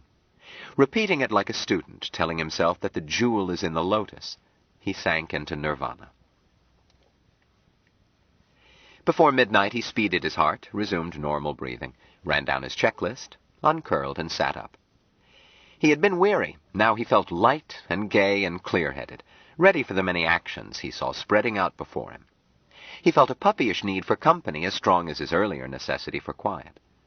He stepped out into the hall, was delighted to encounter a water brother. "Hi." "Oh, hello. Mike. My, you look chipper." "I feel fine." "Where is everybody?" "Asleep. Ben and Stinky went home an hour ago, and people started going to bed." "Oh." Mike felt disappointed that Mahmoud had left. He wanted to explain his new grokking. "I ought to be asleep too, but I felt like a snack." "Are you hungry?" "Sure I'm hungry." "Come on, there's some cold chicken and we'll see what else." They went downstairs, loaded a tray lavishly.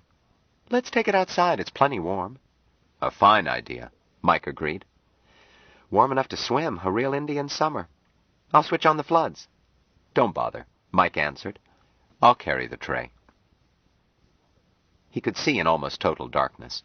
Jubal said that his night sight probably came from the conditions in which he had grown up, and Mike grokked this was true, but grokked that there was more to it. His foster parents had taught him to see. As for the night being warm, he would have been comfortable naked on Mount Everest, but his water brothers had a little tolerance for changes in temperature and pressure. He was considerate of their weakness once he learned of it.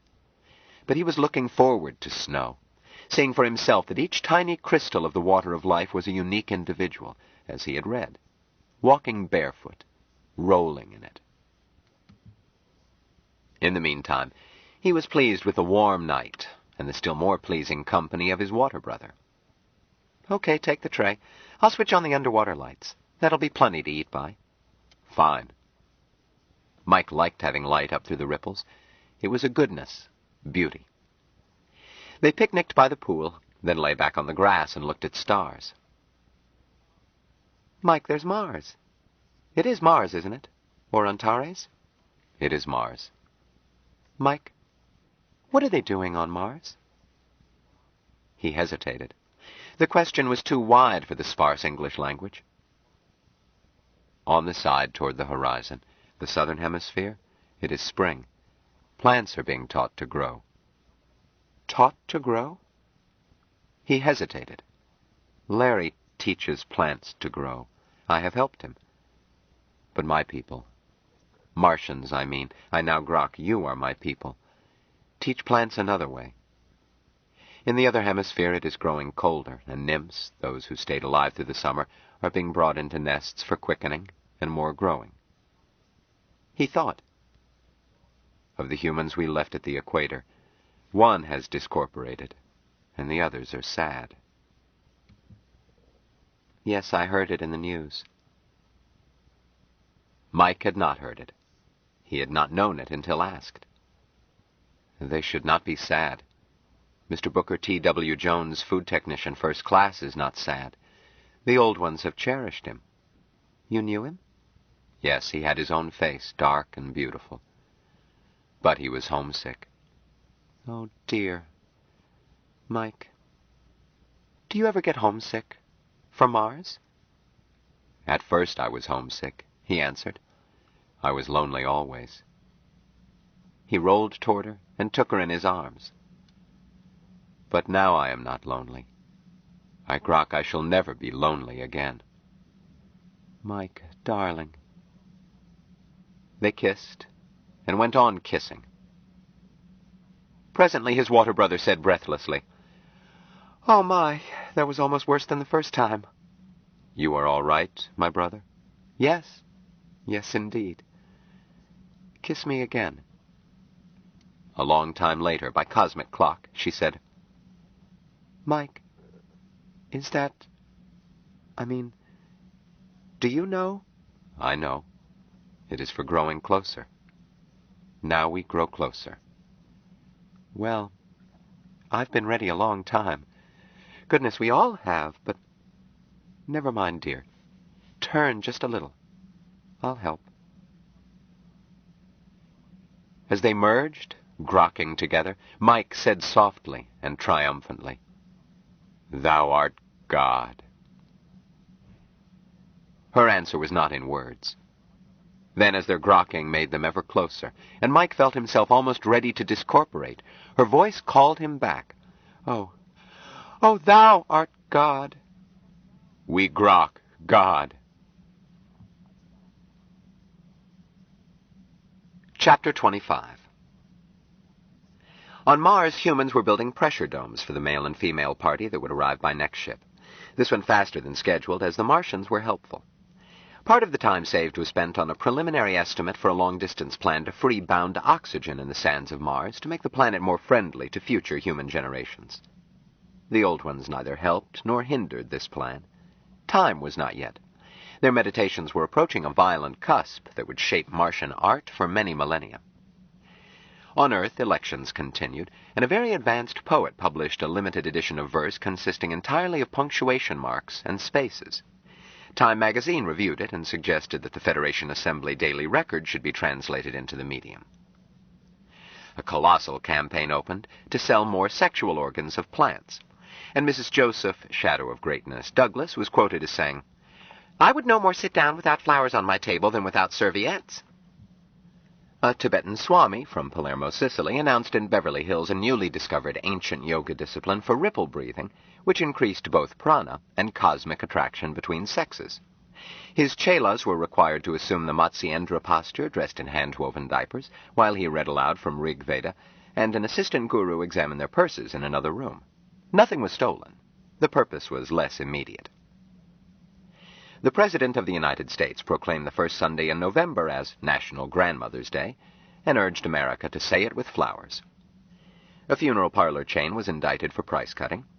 Fosterite bishops, after secret conclave, announced the church's second major miracle. Supreme Bishop Digby had been translated bodily to heaven and spot-promoted to Archangel, ranking, with but after, Archangel Foster.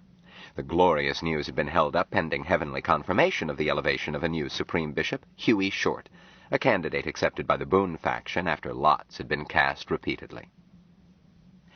Lunita and Hoy published identical denunciations of Short's elevation. L'Osservatore Romano and the Christian Science Monitor ignored it. Times of India snickered at it, and the Manchester Guardian simply reported it. The Fosterites in England were few, but extremely militant. Digby was not pleased with his promotion.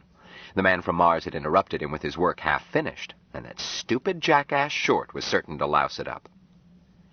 Foster listened with angelic patience until Digby ran down, then said, "Listen, Junior, you're an angel now, so forget it. Eternity is no time for recriminations. You, too, were a stupid jackass until you poisoned me. Afterwards, you did well enough. Now that Short is Supreme Bishop, he'll do all right. He can't help it. Same as with the popes. Some of them were warts until they got promoted. Check with one of them. Go ahead. There's no professional jealousy here." Digby calmed down, but made one request. Foster shook his halo. "You can't touch him. You shouldn't have tried to. Oh, you can submit a requisition for a miracle if you want to make a fool of yourself, but I'm telling you it'll be turned down. You don't understand the system yet. The Martians have their own setup, different from ours, and as long as they need him, we can't touch him. They run their show their way. The universe has variety, something for everybody, a fact you field workers often miss." "You mean this punk can brush me aside and I've got to hold still for it?" "I held still for the same thing, didn't I? I'm helping you now, am I not? Now look, there's work to be done and lots of it. The boss wants performance, not gripes. If you need a day off to calm down, duck over to the Muslim paradise and take it. Otherwise, straighten your halo, square your wings, and dig in. The sooner you act like an angel, the quicker you'll feel angelic. Get happy, Junior." Digby heaved a deep, ethereal sigh. "Okay, I'm happy. Where do I start?" Jubal did not hear of Digby's disappearance when it was announced, and when he did, while he had a fleeting suspicion, he dismissed it. If Mike had had a finger in it, he had gotten away with it. And what happened to Supreme Bishops worried Jubal not at all, as long as he wasn't bothered. His household had gone through an upset. Jubal deduced what had happened, but did not know with whom, and didn't want to inquire. Mike was of legal age and presumed able to defend himself in the clinches. Anyhow, it was high time the boy was salted. Jubal couldn't construct the crime from the way the girls behaved, because patterns kept shifting. ABC versus D, then BCD versus A, or AB versus CD, or AD versus CB, through all ways that four women can gang up on each other. This continued most of the week following that ill-starred trip to church, during which period Mike stayed in his room, and usually in a trance so deep that Jubal would have pronounced him dead had he not seen it before. Jubal would not have minded it if service had not gone to pieces. The girls seemed to spend half their time tiptoeing in to see if Mike was all right, and they were too preoccupied to cook, much less be secretaries. Even rock-steady Anne. Hell, Anne was the worst. Absent-minded, subject to unexplained tears. Jubal would have bet his life that if Anne were to witness the second coming, she would memorize date, time, personae, events, and barometric pressure without batting her calm blue eyes. Late Thursday, Mike woke himself, and suddenly it was ABCD in the service of Mike, less than the dust beneath his chariot wheels. The girls resumed giving Jubal service, so he counted his blessings and let it lie, except for a wry thought that, if he demanded a showdown, Mike could quintuple their salaries by a postcard to Douglas. But the girls would just as readily support Mike. With domestic tranquility restored, Jubal did not mind that his kingdom was ruled by a mayor of the palace. Meals were on time and better than ever. When he shouted front, the girl who appeared was bright-eyed, happy, and efficient. Such being the case, Jubal did not give a hoot who rated the most side boys. Or girls. Besides, the change in Mike was interesting. Before that week, Mike had been docile in a fashion that Jubal classed as neurotic. Now he was so self-confident that Jubal would have described it as cocky, had it not been that Mike continued to be unfailingly polite and considerate. He accepted homage from the girls as if a natural right. He seemed older than his age rather than younger. His voice deepened. He spoke with forcefulness rather than timidly. Jubal decided that Mike had joined the human race. He could discharge this patient. Except, Jubal reminded himself, on one point. Mike still did not laugh. He could smile at a joke, and sometimes did not ask to have them explained. Mike was cheerful, even merry, but he never laughed. Jubal decided that it was not important. This patient was sane, healthy, and human. Short weeks earlier, Jubal would have given odds against a cure. He was humble enough not to claim credit. The girls had had more to do with it. Or should he say, girl?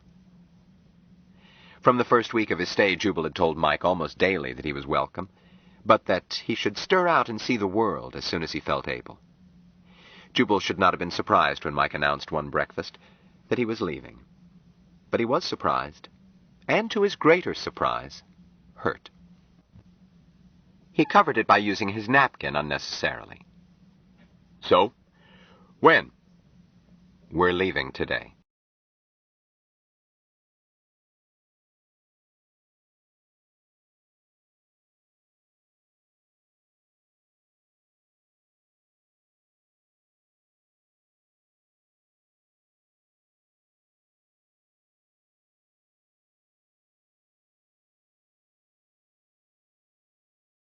Stranger in a Strange Land by Robert A. Heinlein, continued. Cassette 8, Side 1. We're leaving today. Plural. Are Larry and Duke and I going to have to put up with our own cooking? We've talked that over, Mike answered. I need somebody, Jubal. I don't know how people do things yet. I make mistakes. It ought to be Jill because she wants to go on learning Martian. But it could be Duke or Larry if you can't spare one of the girls. I get a vote? Jubal, you must decide. We know that. Son, you've probably told your first lie. I doubt if I could hold even Duke if you set your mind. I guess it should be Jill. But look, kids, this is your home. We know that. We'll be back. Again, we will share water. We will, son.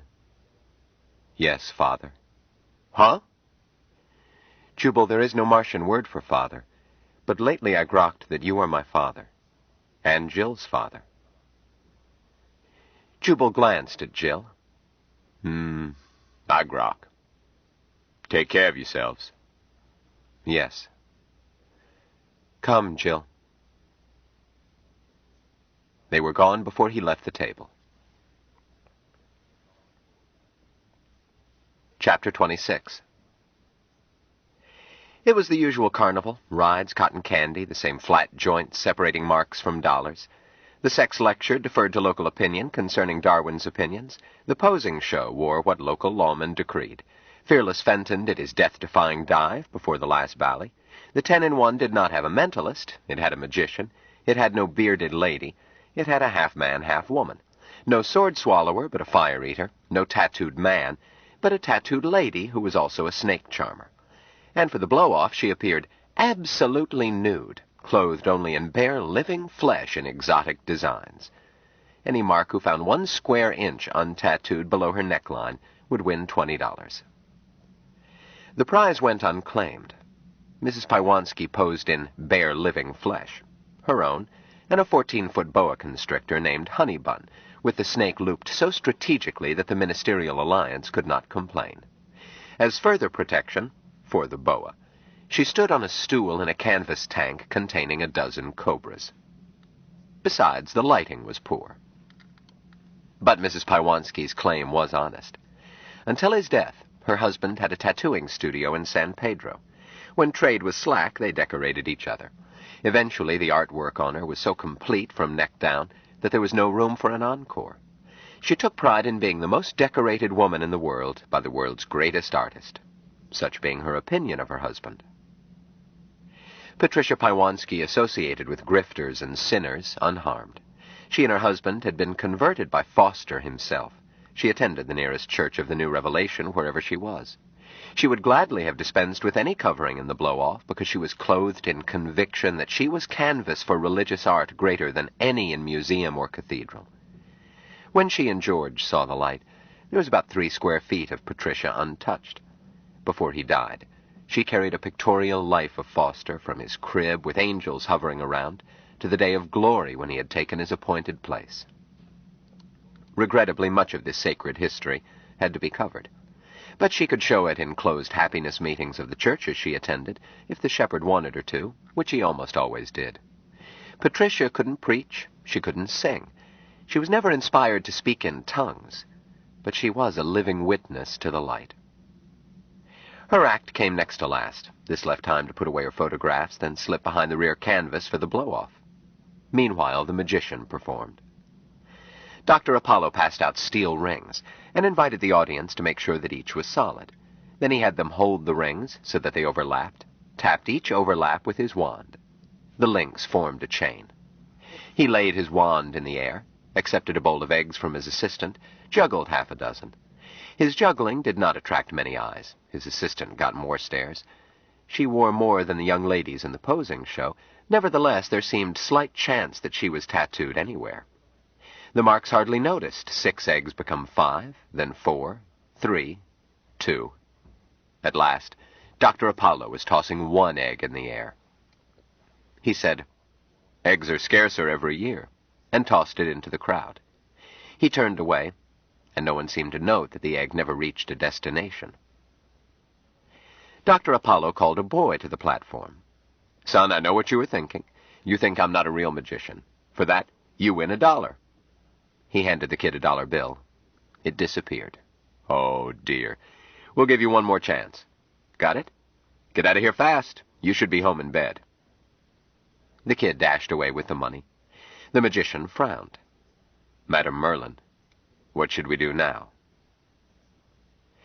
His assistant whispered to him. He shook his head. "Not in front of all these people." She whispered again. He sighed. "Friends, Madam Merlin wants to go to bed. Will any of you gentlemen help her?" He blinked at the rush. "Oh, too many.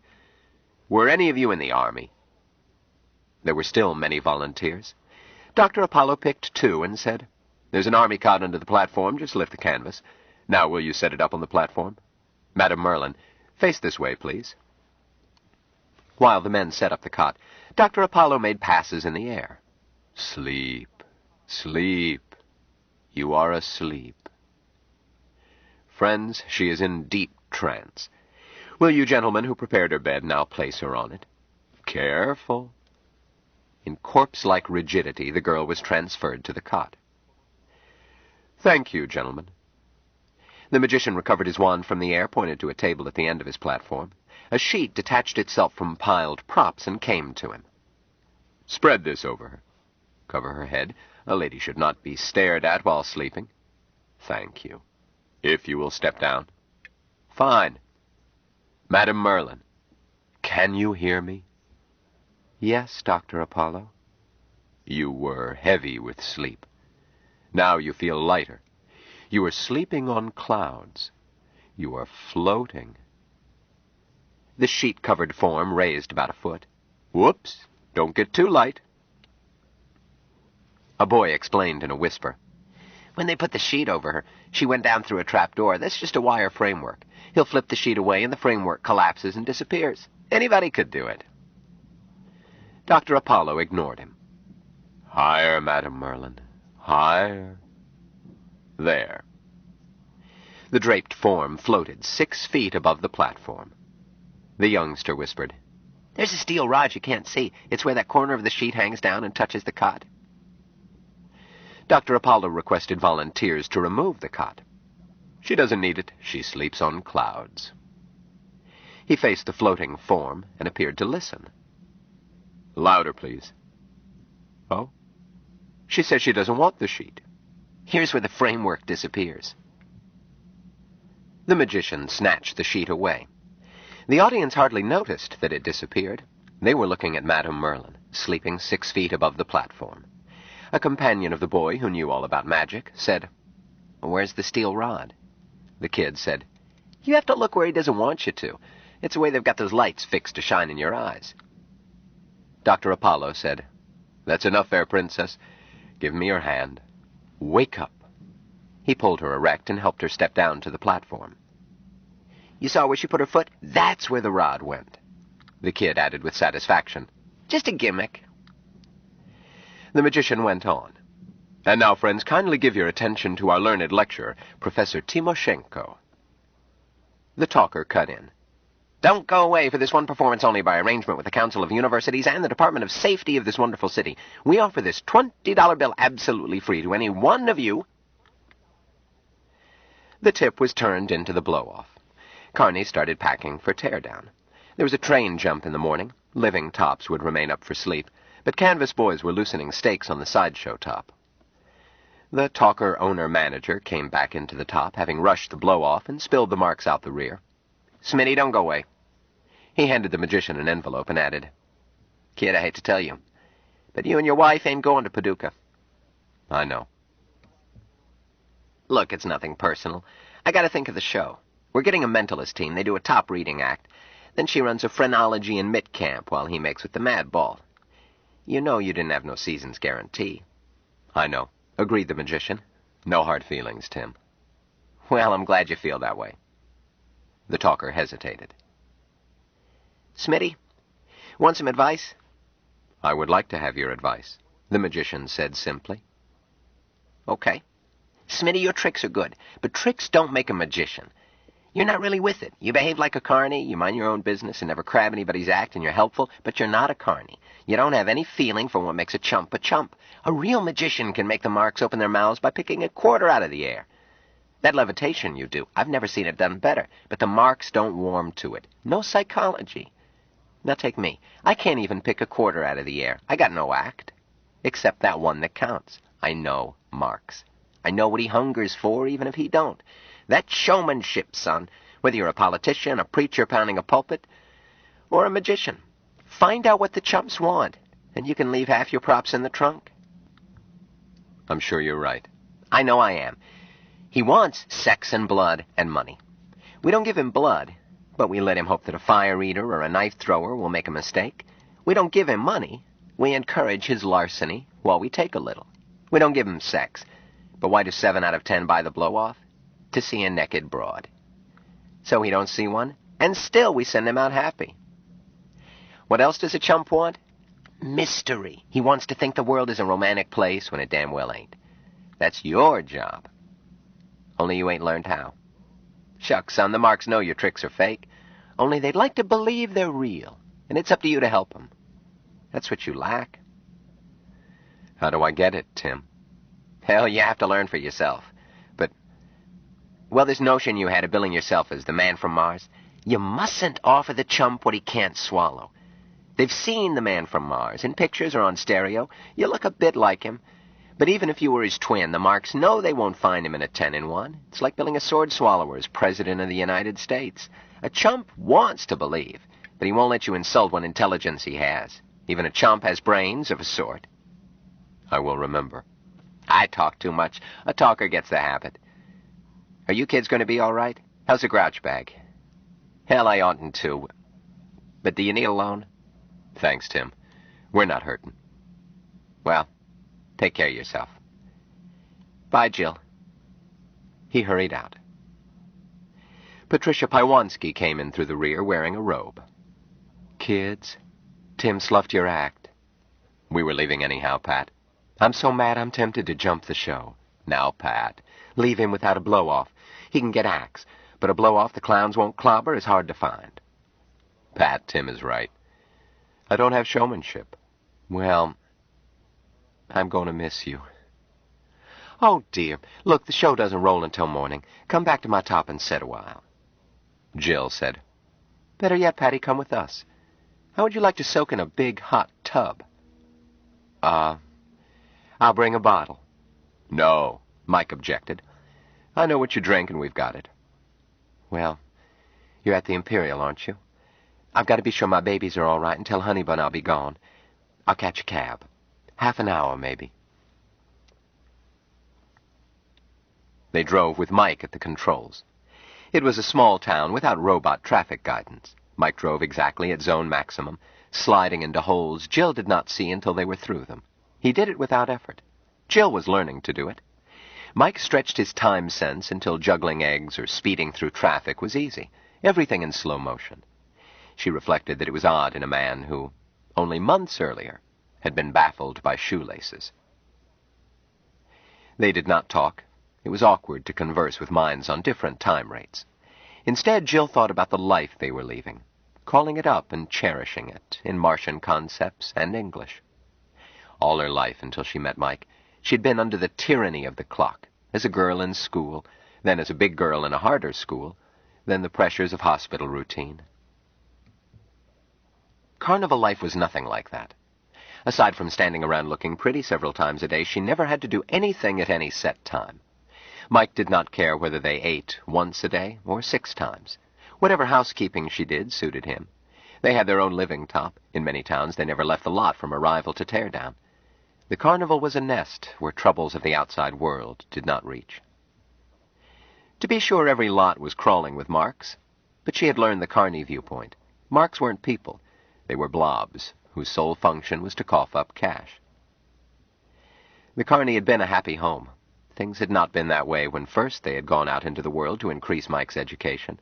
They were spotted repeatedly, and sometimes had trouble getting away, not only from the press, but from endless people who seemed to feel that they had a right to demand things of Mike. Presently, Mike thought his features into mature lines, and made other changes. That, plus the fact that they frequented places where the man from Mars would not be expected to go, got them privacy. About that time, while Jill was phoning home a new mailing address, Jubal suggested a cover-up story. And a few days later, Jill read that the man from Mars had gone into retreat in a Tibetan monastery. The retreat had been Hank's Grill in a nowhere town, with Jill as a waitress and Mike as dishwasher.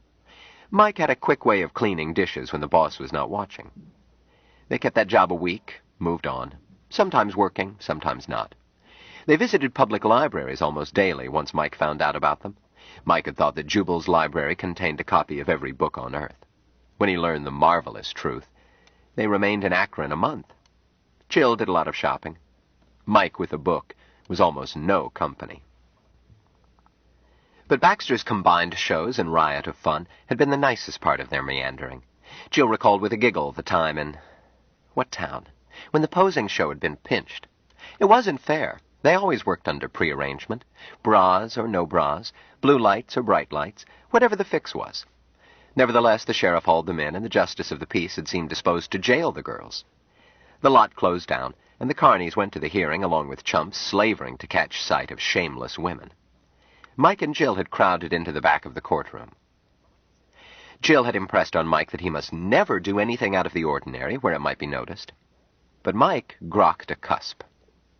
The sheriff was testifying to public lewdness and enjoying it, when suddenly sheriff and judge were stripped bare. Jill and Mike ducked out during the excitement. All the accused left, too. The show tore down and moved to a more honest town. No one connected the miracle with Mike. Jill would treasure forever the expression on the sheriff's face. She started to speak to Mike in her mind, to remind him of how funny that hick sheriff had looked. But Martian had no concept for funny. She could not say it. They shared a growing telepathic bond, but in Martian only. Yes, Jill, his mind answered. Later. They neared the hotel. She felt his mind slow down as he parked the car. Jill preferred camping on the lot, except for one thing. Bathtubs. Showers were all right, but nothing could beat a big tub of hot water. Climb in and soak. So sometimes they checked into a hotel and rented a car. Mike did not, by early training, share her hatred for dirt. He was now as clean as she was, but only because she had retrained him. He could keep himself immaculate without washing, just as he never had to see a barber once he knew how Jill wanted his hair to grow. But Mike enjoyed immersing himself in the water of life as much as ever. The Imperial was old and shabby, but the tub in the bridal suite was big. Jill went to it as they came in, started to fill it, was unsurprised to find herself stripped for her bath. Dear Mike. He knew she liked to shop. He forced her to indulge her weakness by sending to Never Never any outfit which he sensed no longer delighted her.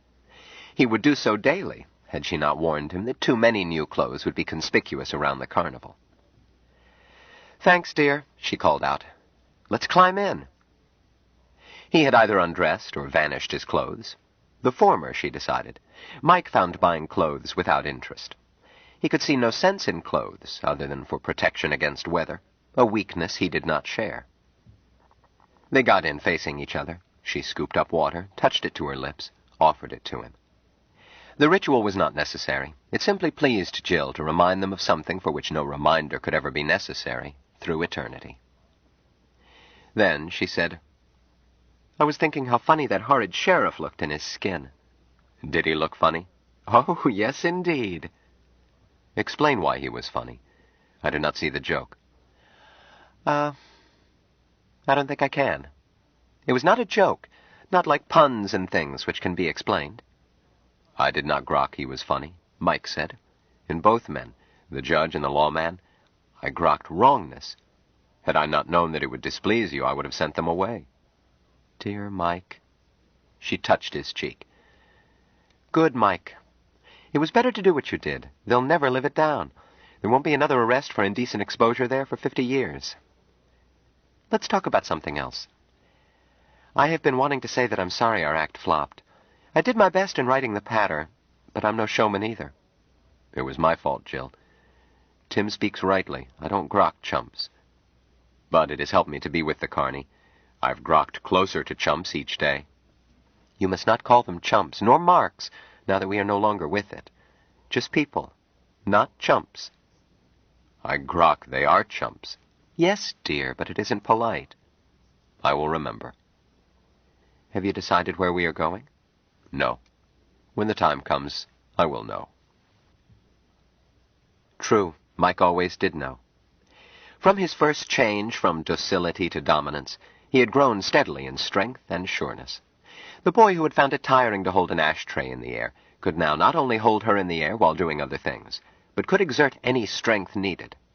She recalled one muddy lot where a truck had bogged down. 20 men were trying to get it free. Mike added his shoulder. The sunken hind wheel lifted itself. Mike, more sophisticated now, did not allow anyone to guess. She recalled when he had at last grokked that wrongness, being necessary before he could make things go away, applied only to living, grokking things. Her dress did not have to have wrongness. The rule was for nestlings. An adult was free to do as he grokked. She wondered what his next change would be. But she did not worry. Mike was good and wise. "Mike, wouldn't it be nice to have Dorcas and Anne and Miriam here in the tub, too? And Father Jubal and the boys and... oh, our whole family." "Need a bigger tub. Who minds crowding?" "When are we making another visit home, Mike?" "I grok it will be soon." "Martian soon or Earth soon?" "Never mind, darling. It will be when waiting is filled." "That reminds me that Aunt Patty will be here soon, and I mean Earth soon. Wash me?" She stood. Soap lifted out of the dish, traveled all over her, replaced itself, and the soapy layers slathered into bubbles. "Ooh, you tickle." "Rinse." "I'll dunk." She squatted, sloshed off, stood up. Just in time, too. Someone was knocking. "Dearie, are you decent?" "Coming, Pat," Jill shouted, and added as she stepped out of the tub, "Dry me, please." At once she was dry, not even wet footprints. "Dear, you'll remember to put on clothes? Patty's a lady, not like me." "I will remember." Chapter 27. Jill grabbed a negligee, hurried into the living room. "Come in, dear. We were bathing. He'll be right out. I'll get you a drink. Then you'll have your second drink in the tub. Loads of hot water. I had a shower after I put Honeybun to bed, but... yes, I'd love a tub bath. But, Jill, baby, I didn't come here to borrow your tub. I came because I'm heartsick that you kids are leaving. We won't lose track of you." Jill got busy with glasses. "Tim was right. Mike and I need to slick up our act. Your act is okay. Needs some laughs, maybe, but... hi, Smitty." She offered him a gloved hand. Away from the lot, Mrs. Pywanski always wore gloves, high-necked dresses, and stockings. She looked like, and was, a middle-aged, respectable widow who had kept her figure trim. I was telling Jill, she went on, that you've got a good act. Mike smiled. Pat, don't kid us. It stinks. No, it doesn't, dearie. Oh, we could use some zing, a few jokes, or you could cut down on Jill's costume a little. You've got a cute figure, hon. Jill shook her head. That wouldn't do it. Well, I knew a magician that used to dress his assistant as gay 90s, 1890s, that is, not even her legs showing. Then he would disappear one garment after another. The Marks loved it. Don't get me wrong, dear, nothing unrefined. She finished in as much as you wear now. Patty, Jill said, I'd do our act stark naked if the clowns wouldn't close the show. You couldn't, honey. The Marks would riot. But if you've got a figure, why not use it? How far would I get as a tattooed lady if I didn't peel all they'll let me? Speaking of clothes, Mike said, you don't look comfortable, Pat. The air cooling in this dump has gone sour. Must be at least 90. He dressed in a light robe, enough for easygoing carny manners. He'd affected him only slightly. He sometimes had to adjust his metabolism. But their friend was used to the comfort of almost nothing, and affected clothes to cover her tattoos when out among Marks. Why not get comfortable? Ain't nobody here but us chickens. The latter was a joke, appropriate for emphasizing that friends were in private. Jubal had explained it to him. Sure, Patty, Jill agreed. If you're raw underneath, I can get you something. Well, I did slip into one of my costumes. Then don't be stiff with friends. I'll get your zippers. Let me get these stockings and shoes. She went on talking while trying to think how she could get around to religion. Bless them, these kids were ready to be seekers, she was certain. But she had counted on the whole season to bring them to the light. The point about show business, Smitty, is that you have to understand Marks. If you were a real magician... Oh, I don't mean you aren't skillful, dearie. You are. She tucked toes in her shoes. Let Jill get her zippers. I mean like you had a pact with the devil. But the Marks know it's sleight of hand. So you need a light-hearted routine. Did you ever see a fire eater with a pretty assistant? Heavens, a pretty girl would just clutter his act. The Marks are hoping he'll set fire to himself. She snaked the dress over her head. Jill took it and kissed her. You look more natural, Aunt Patty. Sit back and enjoy your drink. Just a second, dearie. Mrs. Pywanski prayed for guidance. Well, her pictures would speak for themselves. That was why George had put them there.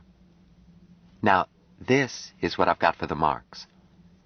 Have you ever looked, really looked, at my pictures? No, Jill admitted. We didn't want to stare at you, like a couple of Marks. Then stare now, dears.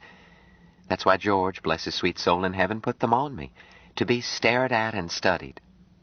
Here under my chin is the birth of our prophet, the holy Archangel Foster, just an innocent babe and not knowing what heaven had in store for him. But the angels knew. See him there around him?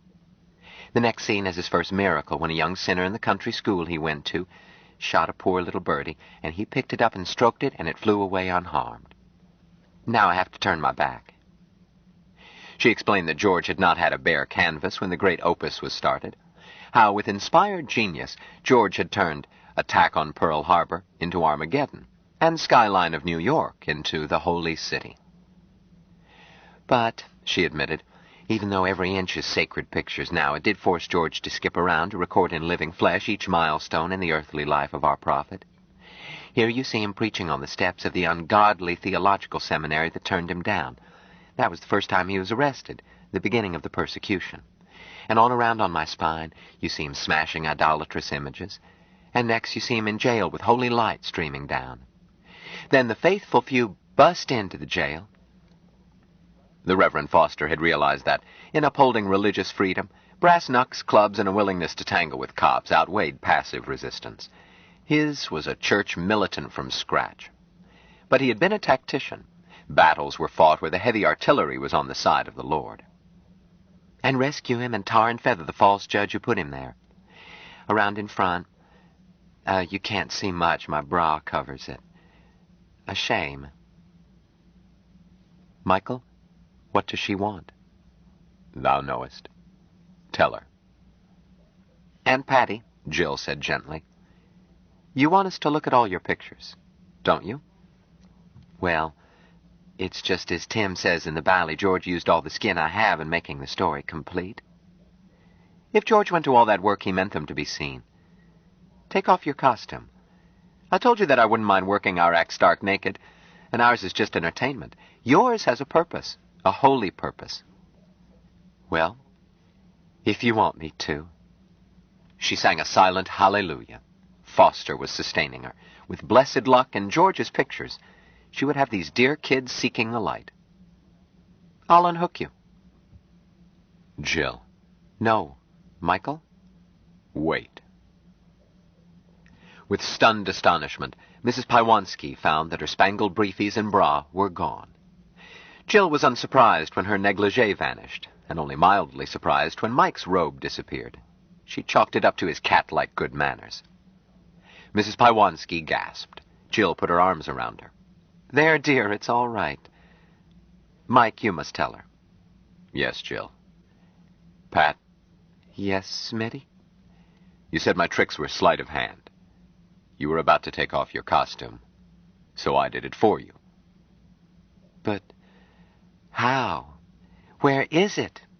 Same place Jill's wrapper is, and my robe. Gone. Don't worry, Patty, put in Jill. We'll replace it.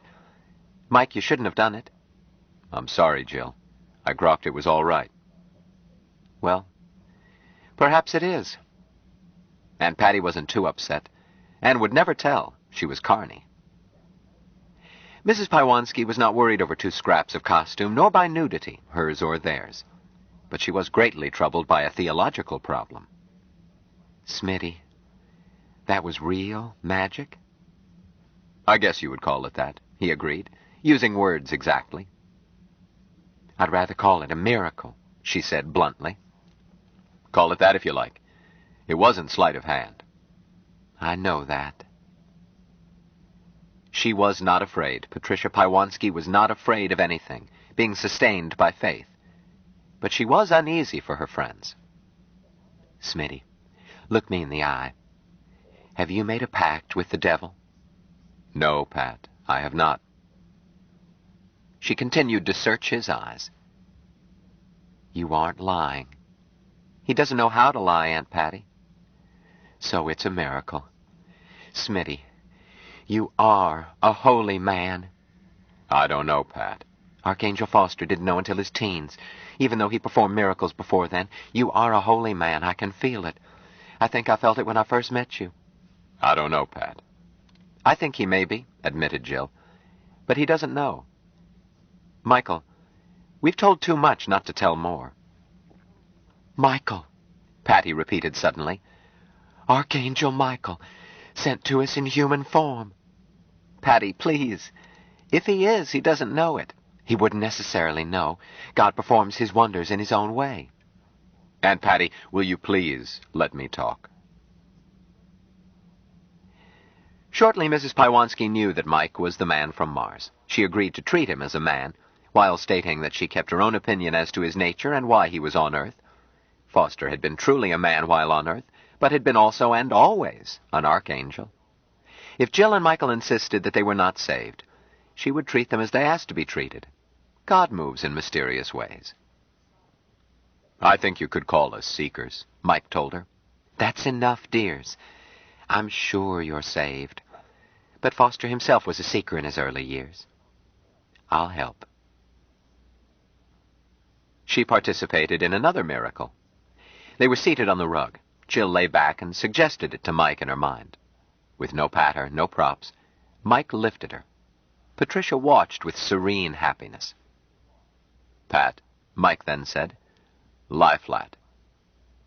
She obeyed as readily as if he had been Foster. Jill turned her head. Hadn't you better put me down, Mike? No, I can do it. Mrs. Pywanski felt herself gently lifted. She was not frightened. She felt overpowering religious ecstasy like heat lightning in her loins, making tears come to her eyes. Such power she had not felt since Holy Foster had touched her. Mike moved them closer, and Jill hugged. Her tears increased with gentle sobs of happiness. Mike lowered them to the floor and was not tired. He could not recall when last he had been tired. Jill said, "Mike, we need water."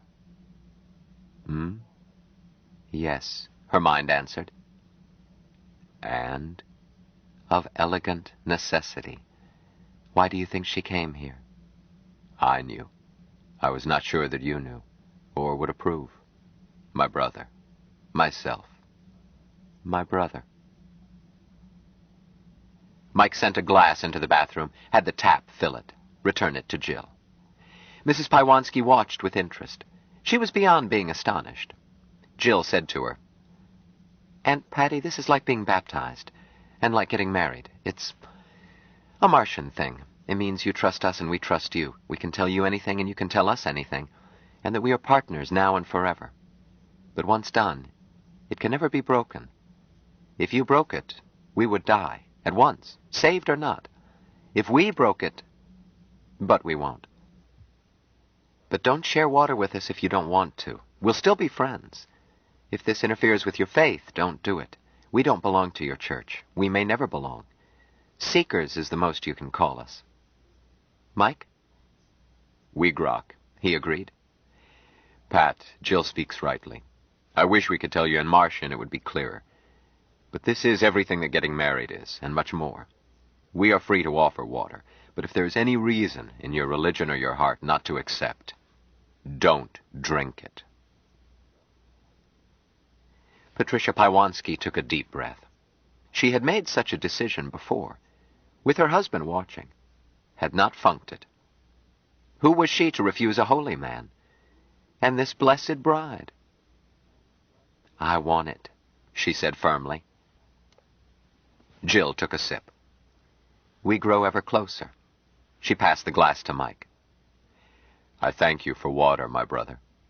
He took a sip. "Pat, I give you the water of life. May you always drink deep." He passed the glass to her. Patricia took it. Thank you, oh my dears. The water of life. I love you both." She drank thirstily. Jill took the glass, finished it. "Now we grow closer, my brother." "Jill." "Now." Michael lifted his new brother, wafted her in, and placed her gently on the bed. Valentine Michael Smith grokked that physical human love, very human and very physical, was not simply a quickening of eggs, nor was it a ritual through which one grew closer. The act itself was a growing closer. He was still grokking it, trying at every opportunity to grok its fullness.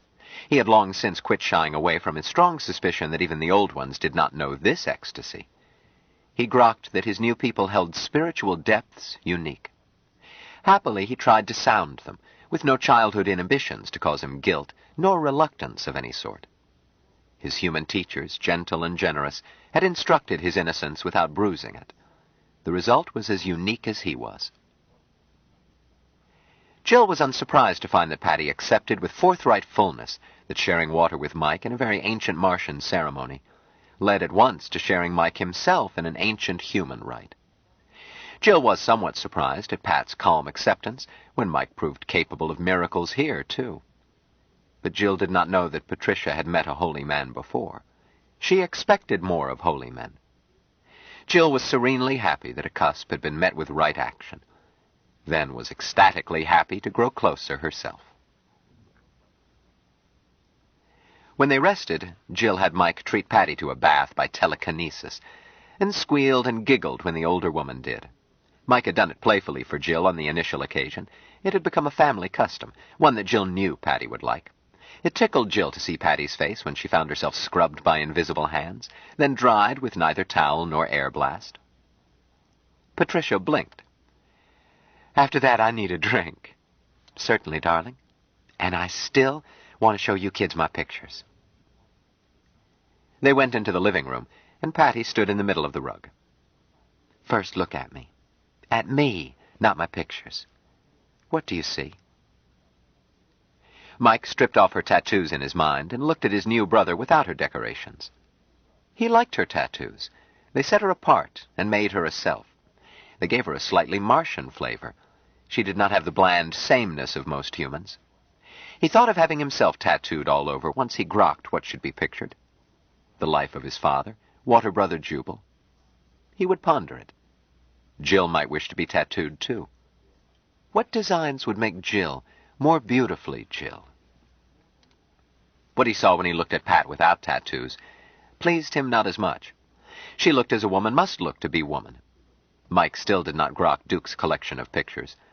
They had taught him that there was variety in sizes, shapes, and colors of women, and some variety in the acrobatics of love, but beyond this he seemed to grok nothing to learn from Duke's prized pictures.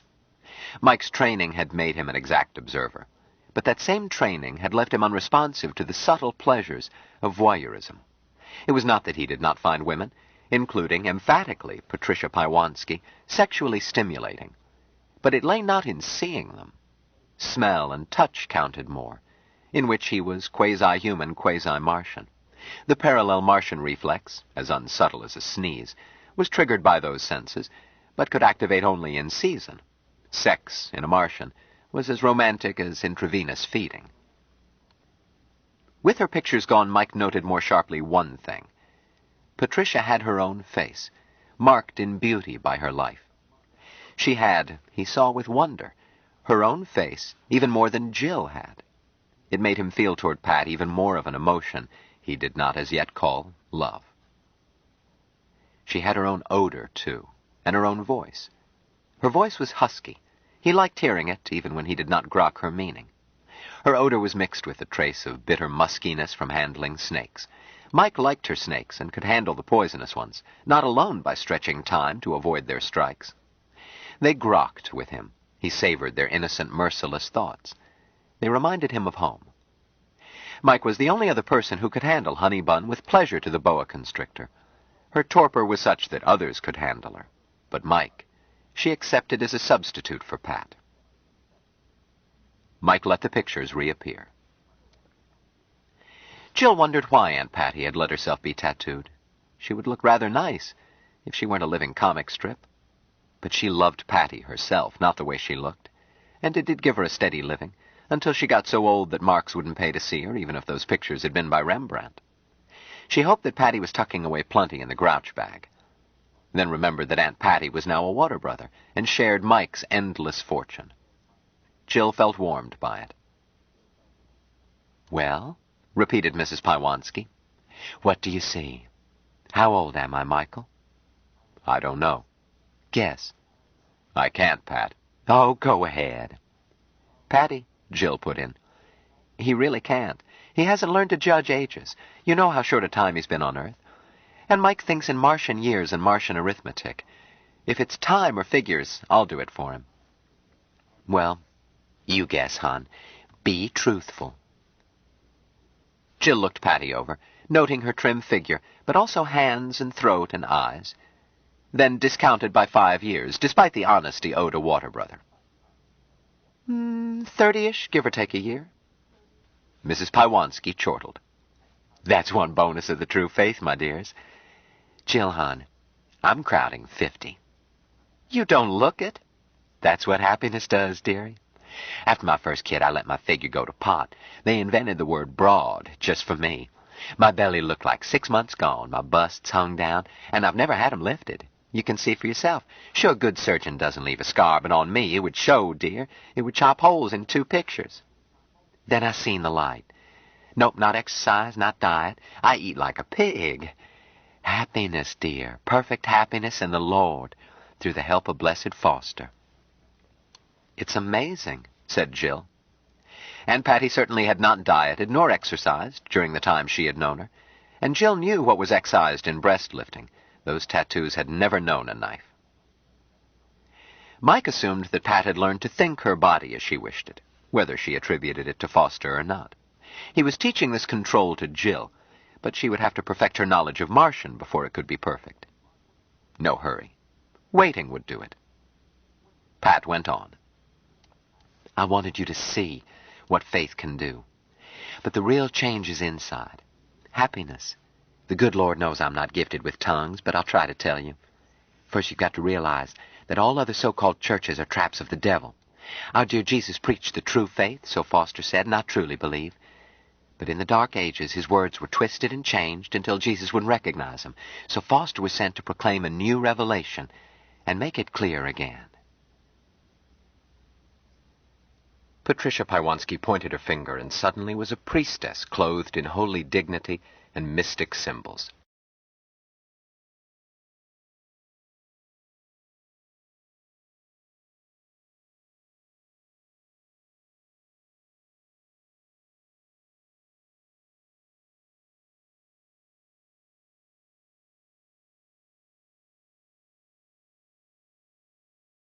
Stranger in a Strange Land by Robert A. Heinlein continued. Cassette 8, Side 2. Patricia Paiwansky pointed her finger and suddenly was a priestess clothed in holy dignity and mystic symbols. God wants us to be happy. He filled the world with things to make us happy. Would God let grape juice turn to wine if he didn't want us to drink and be joyful? He could let it stay grape juice, or turn it into vinegar that nobody could get a giggle out of. Ain't that true? Of course, he don't mean we should get roaring drunk and beat your wife and neglect your kids. He gave us good things to use, not abuse. If you feel like a drink or 6 among friends who have seen the light, and it makes you want to dance and give thanks to the Lord for his goodness, why not? God made alcohol and God made feet. He made 'em so you could put 'em together and be happy. She paused. Fill her up again, honey. Preaching is thirsty work. Not much ginger ale, that's good rye. And that ain't all. If God didn't want women to be looked at, he would have made 'em ugly. That's reasonable, isn't it? God isn't a cheat. He set up the game himself. He wouldn't rig it so that the marks can't win like a flat joint wheel in a town with a fix on. He wouldn't send anybody to hell for losing in a crooked game. All right.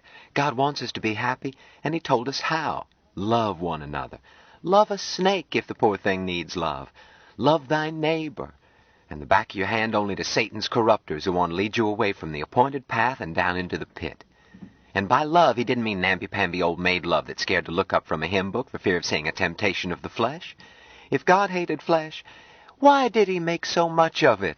God is no sissy. He made the Grand Canyon and comets coursing through the sky and cyclones and stallions and earthquakes. Can a God who can do all that turn around and practically wet his pants just because some little Sheila leans over a mite and a man catches the side of a tit? You know better, hon, and so do I. When God told us to love, he wasn't holding out a card on us. He meant it. Love little babies that always need changing, and love strong, smelly men so that there will be more babies to love. And in between, go on loving because it's so good to love.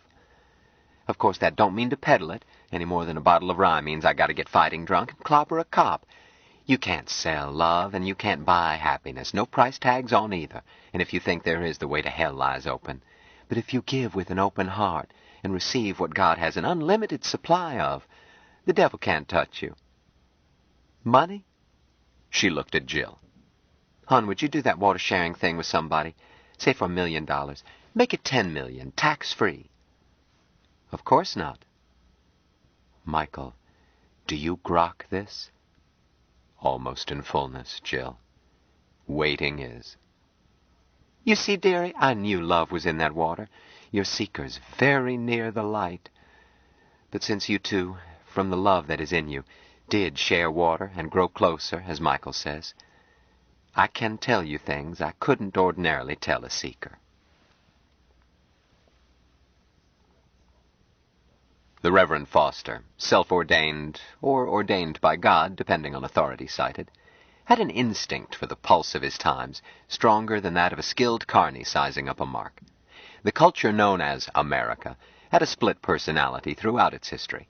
Its laws were puritanical, its covert behavior tended to be Rabelaisian, its major religions were Apollonian, its revivals were almost Dionysian.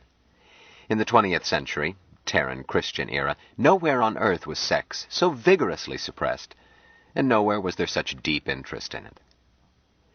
Foster had in common with every great religious leader of that planet 2 traits. He had an extremely magnetic personality, and sexually he did not fall near the human norm. On Earth, great religious leaders were always either celibate or the antithesis. Foster was not celibate.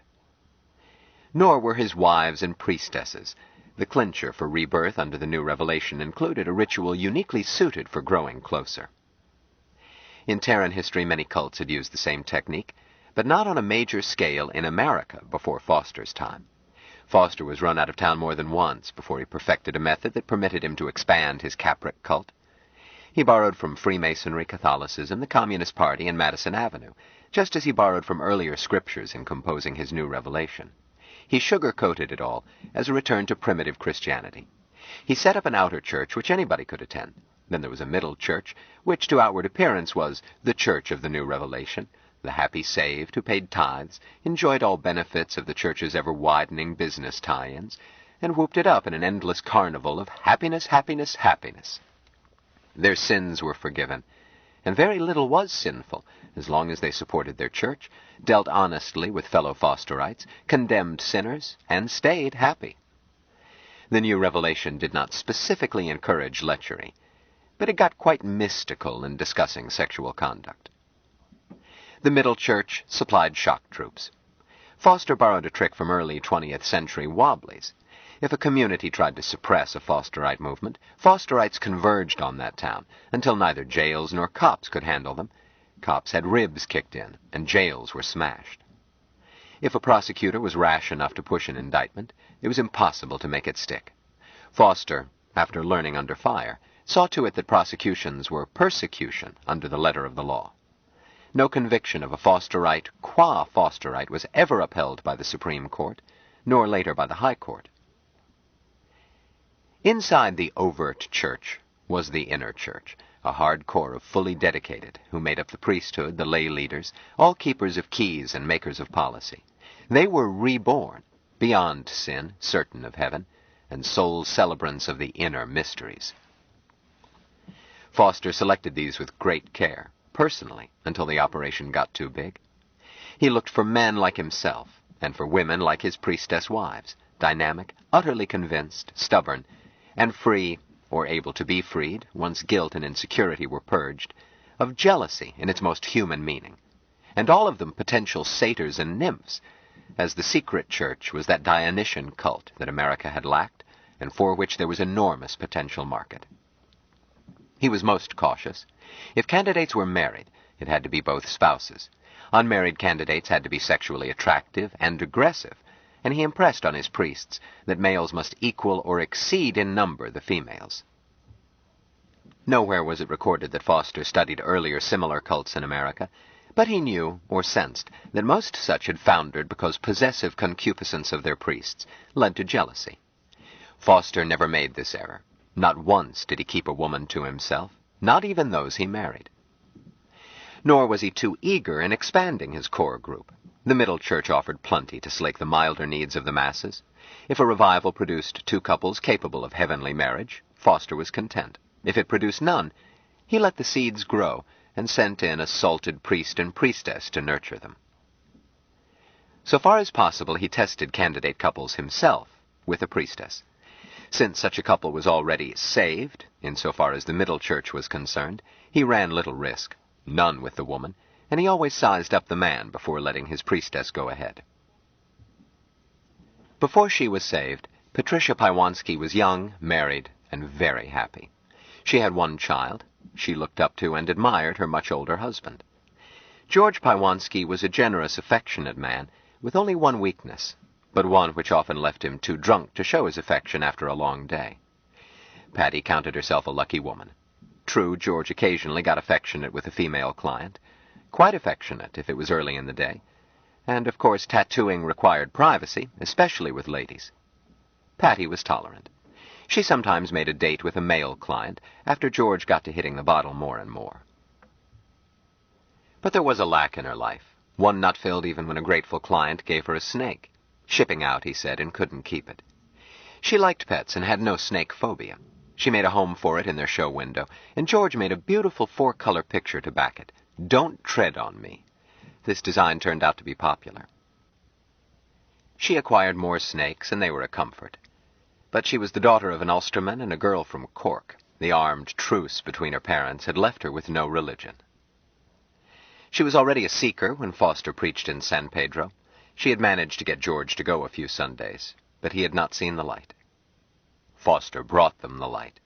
They made their confessions together. When Foster returned 6 months later, The Pywanskis were so dedicated that he gave them personal attention. "I never had a minute's trouble from the day George saw the light," she told Mike and Jill. "He still drank, but only in church and never too much. When our holy leader returned, George had started his great project. Naturally, we wanted to show it to Foster." Mrs. Pywanski hesitated. "Kids, I ought not to tell this." "Then don't," Jill said emphatically. "Patty, darling, we don't want you ever to do anything you don't feel easy about. Sharing water has to be easy." I do want to. But remember, this is church things, so you mustn't tell anyone. Just as I wouldn't tell anything about you." Mike nodded. "Here on Earth we called it water brother business. On Mars there's no problem. But here I grok there sometimes is. Water brother business, you don't repeat." I grok. That's a funny word, but I'm learning it. All right, darlings, this is water brother business. Did you know that all Fosterites are tattooed? Real church members, I mean, the ones who are eternally saved forever and a day, like me. Oh, I don't mean tattooed all over, but see that, right over my heart? That's Foster's holy kiss. George worked it in so that it looks like part of the picture, so that nobody could guess. But it's his kiss. And Foster put it there himself." She looked ecstatically proud. They examined it. "It is a kiss mark," Jill said wonderingly. "Like somebody had kissed you there wearing lipstick. I thought it was part of that sunset." "Yes, indeedy, that's how George fixed it. Because you don't show Foster's kiss to anyone who doesn't wear Foster's kiss, and I never have, up to now." "But," she insisted, "you're going to wear one, both of you, someday, and when you do, I want to tattoo 'em on." Jill said, "I don't understand, Patty. How can he kiss us? After all, he's up in heaven." "Yes, dearie, he is. Let me explain. Any priest or priestess can give you Foster's kiss. It means God's in your heart. God is part of you, forever." Mike was suddenly intent. "Thou art God." "Huh, Michael? Well, I've never heard it put that way, but that does express it. God is in you and of you and with you, and the devil can't get at you." "Yes," agreed Mike. "You grok God." He thought happily that this was nearer to putting the concept across than he had ever managed before, except that Jill was learning it in Martian, which was inevitable. "That's the idea, Michael. God groks you, and you are married in holy love and eternal happiness to his church. The priest or priestess kisses you, and the mark is tattooed on to show it's forever. It doesn't have to be this big. Mine is exactly the size and shape of Foster's blessed lips, and it can be placed anywhere to shield from sinful eyes, any spot where it won't be noticed. Then you show it when you go into a happiness gathering of the eternally saved." "I've heard of happiness meetings," Jill commented, "but I've never known quite what they are."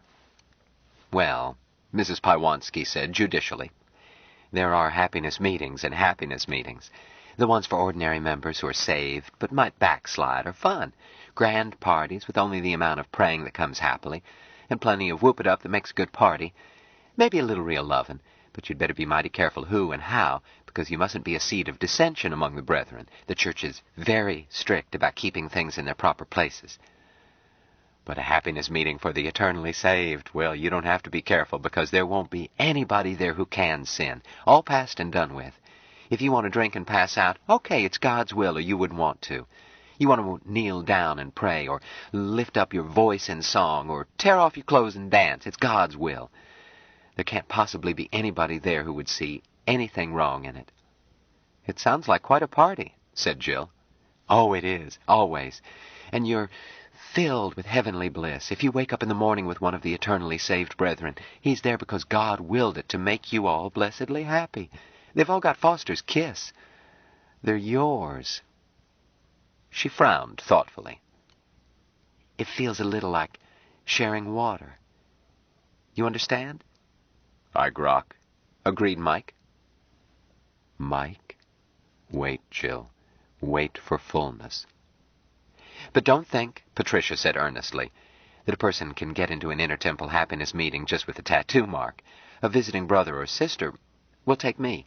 As soon as I know where the carny is going, I write the local churches and send my fingerprints so they can check them against the file of eternally saved at Archangel Foster Tabernacle. I give 'em my address, care of billboard. Then when I do, and I always go Sundays and never miss a happiness meeting, even if Tim has to slough the blow-off, I am identified. They're glad to see me. I'm an added attraction with my unique and unsurpassed sacred pictures. I often spend an evening just letting people examine me. Every minute of it, bliss.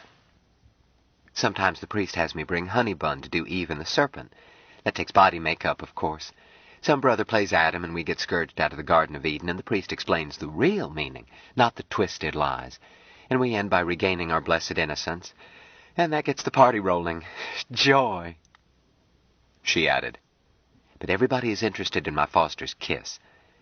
Because since he went back to heaven 20 years ago, not many have a Foster's kiss that wasn't laid on by proxy. I have the tabernacle testify to that, too, and I tell them about it. Mrs. Pywanski hesitated, then told them, in explicit detail. And Jill wondered where her limited ability to blush had gone. Then she grokked that Mike and Patty were two of a kind, God's innocents, unable to sin no matter what they did. She wished, for Patty's sake, that Foster had really been a holy prophet who had saved her for eternal bliss. But Foster, God's wounds, what a travesty! Suddenly, through her greatly improved recall, Jill was back in a room with a glass wall, looking into Foster's dead eyes.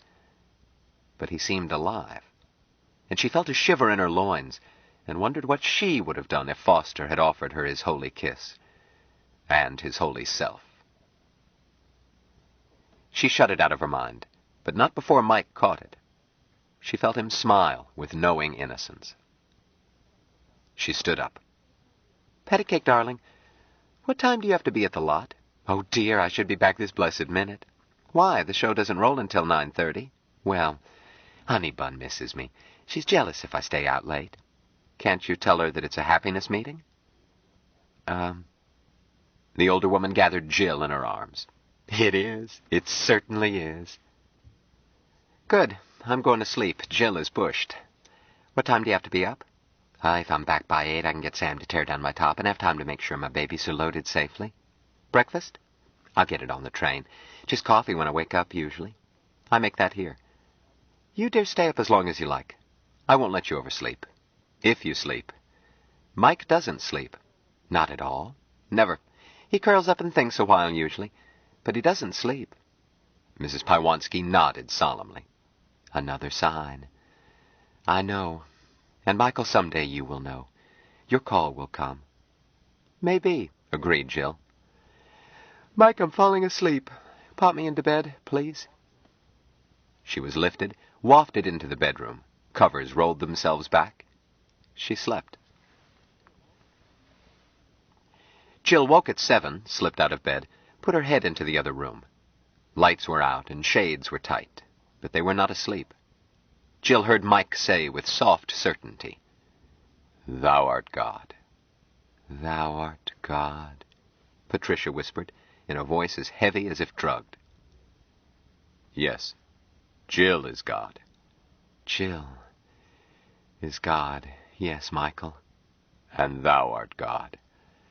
Thou art God. Now, Michael, now. Jill went quietly away and brushed her teeth. Presently she let Mike know that she was awake, and found that he knew it. When she came back into the living room, sunlight was streaming in. Good morning, darlings. She kissed them. Thou art God, Patty said simply. Yes, Patty, and thou art God. God is in all of us. She looked at Patty in the harsh morning light, and noted that she did not look tired. Well, she knew that effect. If Mike wanted her to stay up all night, Jill never found it any trouble. She suspected that her sleepiness the night before had been Mike's idea, and heard Mike agree in his mind. Now coffee, darlings, and I happen to have stashed away a ready pack of orange juice, too. They breakfasted lightly, replete with happiness. Jill saw Patty looking thoughtful. What is it, dear? I hate to mention this, but what are you kids going to eat on? Aunt Patty has a pretty well-stuffed grouch bag, and I thought... Jill laughed. Oh, darling, I shouldn't laugh. But the man from Mars is rich. Surely you know. Mrs. Pywanski looked baffled. Well, I guess I knew.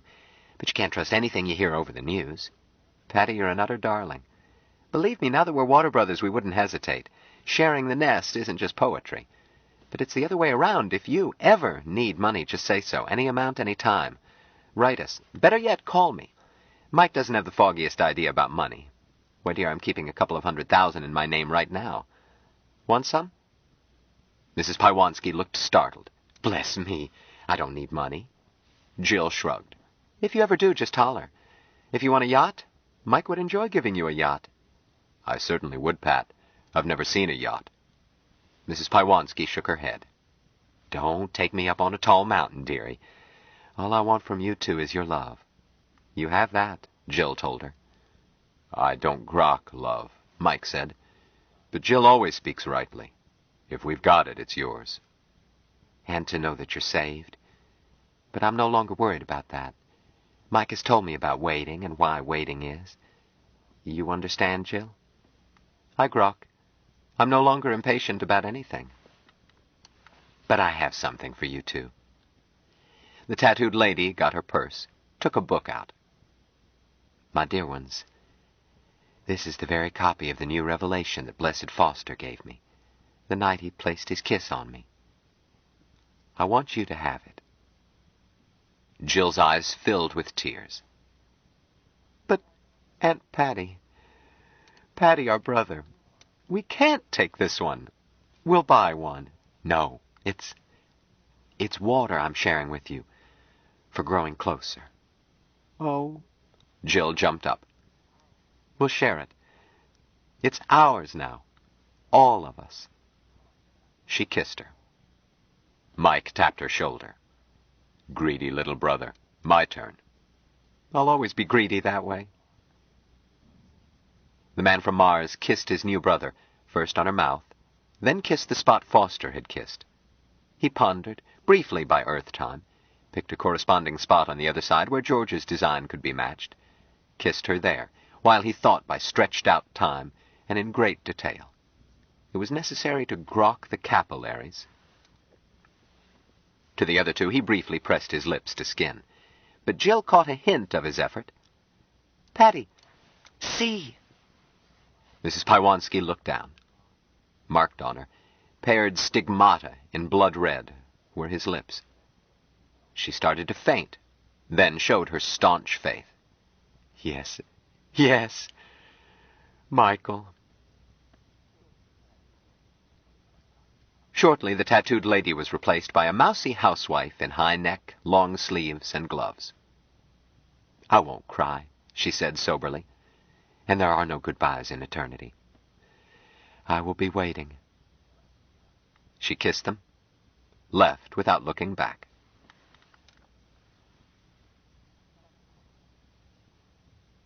Chapter 28. Blasphemy! Foster looked up. Something bite you, Junior?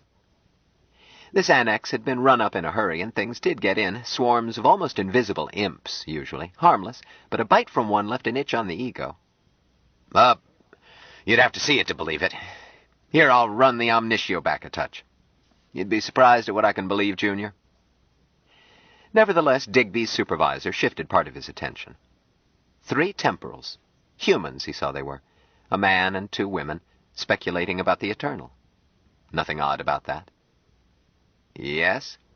You heard what she said? Archangel Michael indeed. What about it? What about it? Oh, for God's sake! Very possibly. Digby's halo quivered. Foster, you must not have taken a good look. She meant that overaged juvenile delinquent that sent me to the showers. Scan it again. Foster let the gain increase, noted that the angel in training had spoken rightly, and noticed something else, and smiled his angelic smile. How do you know he isn't, Junior? Huh? I haven't seen Mike around the club lately, and his name has been scratched on the Millennial Solipsist Tournament.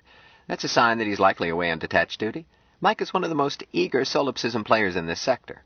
But the notion's obscene. You'd be surprised how many of the boss's best ideas have been called obscene in some quarters. Or rather, you should not be surprised in view of your field work. But obscene is a null concept. It has no theological meaning. To the pure, all things are pure. But I'm still witnessing, Junior. In addition to the fact that our brother Michael seems to be away at this micro-instant, I don't keep track of him. We're not on the same watch list. That tattooed lady who made that oracular pronouncement is not likely to be mistaken. She's a very holy temporal herself. Who says? I say. I know. Foster smiled again with angelic sweetness. Dear little Patricia, getting a little long in the tooth, but still earthily desirable, and shining with an inner light that made her look like a stained-glass window. He noted, without temporal pride, that George had finished his great dedication since he had last looked at Patricia. That picture of his being called up to heaven wasn't bad. Not bad at all, in the higher sense. He must remember to look up George and compliment him on it, and tell him he had seen Patricia. Where was George? A creative artist in the universe design section, working right under the architect, as he recalled. No matter. The master file would dig him out in a split millennium. What a delicious little butterball Patricia had been, and such holy frenzy! If she had had just a touch more assertiveness and a touch less humility, he could have made her a priestess. But such was Patricia's need to accept God according to her own nature, that she could have qualified only among the Lingayats, where she wasn't needed. Foster considered scanning back and seeing her as she had been. Decided against it with angelic restraint. There was work to be done. Forget the omniscio, Junior. I want a word with you. Digby did so and waited. Foster twanged his halo, an annoying habit he had when he was meditating. Junior, you aren't shaping up too angelically. I'm sorry. Sorry is not for eternity. But the truth is you've been preoccupied with that young fellow who may or may not be our brother Michael. Now wait. In the first place, it is not for you to judge the instrument used to call you from the pasture. In the second place, it is not he who vexes you. You hardly knew him. What's bothering you is that little brunette secretary you had. She had earned my kiss quite some temporal period before you were called, hadn't she? I was still testing her. Then no doubt you have been angelically pleased to note that Supreme Bishop Short, after giving her a thorough examination himself, oh, most thorough, I told you he would measure up, has passed her, and she now enjoys the wider happiness she deserves. A shepherd should take joy in his work, but when he's promoted, he should joy in that, too. Now it happens there is a spot open for a guardian in training in a new sector being opened up. A job under your nominal rank, I concede, but good angelic experience. This planet, well, you think of it as a planet, you'll see, is occupied by a race of tripolarity instead of bipolarity, and I have it on high authority that Don Juan himself could not manage to take earthly interest in any of their three polarities. That's not opinion. He was borrowed as a test. He screamed and prayed to be returned to the solitary hell he has created for himself. Going to send me to Flatbush, huh? So I won't interfere. Tut, tut, you can't interfere. The one impossibility that permits all else to be possible. I tried to tell you that when you arrived. But don't let it fret you. You are eternally permitted to try. Your orders will include a loop so that you will check back here now without loss of temporality. Now fly away and get cracking. I have work to do. Foster turned back to where he had been interrupted. Oh, yes, a poor soul temporarily designated as Alice Douglas. To be a goad was a hard assignment, and she had met it unflaggingly. But her job was complete, and now she would need rest and rehabilitation from the inescapable battle fatigue. She'd be kicking and screaming and foaming ectoplasm at all orifices. Oh, she would need exorcism after a job that rough. But they were all rough. They couldn't be anything else. And Alice Douglas was an utterly reliable field operative. She could take any left-hand assignment as long as it was essentially virginal. Burn her at the stake or put her in a nunnery, she always delivered. Not that he cared much for virgins, other than with professional respect for any job well done. Foster sneaked a last look at Mrs. Pywanski. There was a fellow worker he could appreciate. Darling little Patricia, what a blessed, lusty benison. Chapter 29. As the door closed behind Patricia, Jill said, "What now, Mike?" "We're leaving." "Jill, you've read some abnormal psychology." "Yes, not as much as you have." "You know the symbolism of tattooing? And snakes?" "Of course, I knew that about Patty as soon as I met her. I had been hoping that you would find a way." "I couldn't until we were water brothers." Sex is a helpful goodness, but only if it is sharing and growing closer. I grok that if I did it without growing closer, well, I'm not sure. I grok you couldn't, Mike. That is one reason, one of the many reasons, I love you. I still don't grok love. Jill, I don't grok people, but I didn't want Pat to leave. Stop her. Keep her with us. Waiting is, Jill. I know. He added, I doubt if we could give her all she needs. She wants to give herself all the time, to everybody. Happiness meetings and snakes and marks aren't enough for Pat. She wants to offer herself on an altar to everybody in the world, always, and make them happy. This new revelation, I grok it as other things to other people, but that is what it is to Pat. Yes, Mike. Dear Mike. Time to leave. Pick a dress and get your purse. I'll dispose of the trash. Jill thought wistfully that she would like to take one or two things. Mike always moved on with just the clothes on his back, and seemed to grok that she preferred it that way. I'll wear that pretty blue one. It floated out, posed over her, wriggled on to her as she held up her hands. The zipper closed. Shoes walked toward her. She stepped into them. I'm ready. Mike had caught the flavor of her thought, but not the concept. It was too alien to Martian ideas. Jill, do you want to stop and get married? She thought about it. It's Sunday. We couldn't get a license. Tomorrow, then. I grok you would like it. No, Mike. Why not, Jill? We wouldn't be any closer. We already share water. That's true both in English and Martian. Yes. And a reason just in English. I wouldn't have Dorcas and Anne and Miriam and Patty think that I was trying to crowd them out. Jill, none of them would think so. I won't chance it because I don't need it. Because you married me in a hospital room ages and ages ago. She hesitated. But there is something you might do for me. What, Jill? Well, you might call me pet names, the way I do you. Yes, Jill. What pet names? Oh, she kissed him quickly. Mike, you're the sweetest, most lovable man I've ever met, and the most infuriating creature on 2 planets. Don't bother, just call me little brother occasionally. It makes me all quivery inside. Yes, little brother. Oh, my, let's get out of here before I take you back to bed. Meet me downstairs, I'll be paying the bill. She left suddenly. They caught the first Greyhound going anywhere. A week later they stopped at home, shared water for a few days, left without saying goodbye. Goodbye was one human custom Mike resisted. He used it only with strangers. Shortly they were in Las Vegas, stopping in a hotel off the Strip. Mike tried the games, while Jill killed time as a showgirl. She couldn't sing or dance. Parading in a tall, improbable hat, a smile, and a scrap of tinsel was the job suited to her in the Babylon of the West. She preferred to work if Mike was busy, and somehow Mike always got her the job she picked. Since casinos never closed, Mike was busy almost all the time. Mike was careful not to win much, keeping to limits Jill set. After he had milked each casino for a few thousand, he put it all back, never letting himself be the big money player. Then he took a job as a croupier, letting the little ball roll without interference, and studying people, trying to grok why they gambled.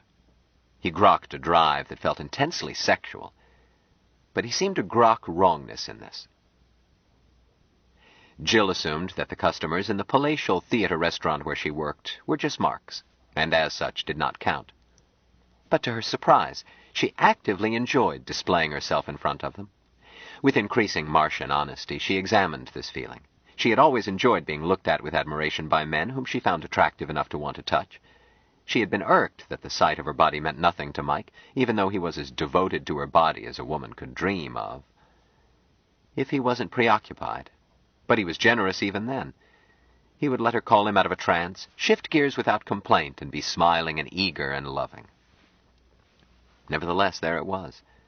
One of his strangenesses, like his inability to laugh. Jill decided, after her initiation as a showgirl, that she enjoyed being visually admired by strangers, because this was the one thing Mike did not give her. Her perfecting self-honesty soon washed out that theory.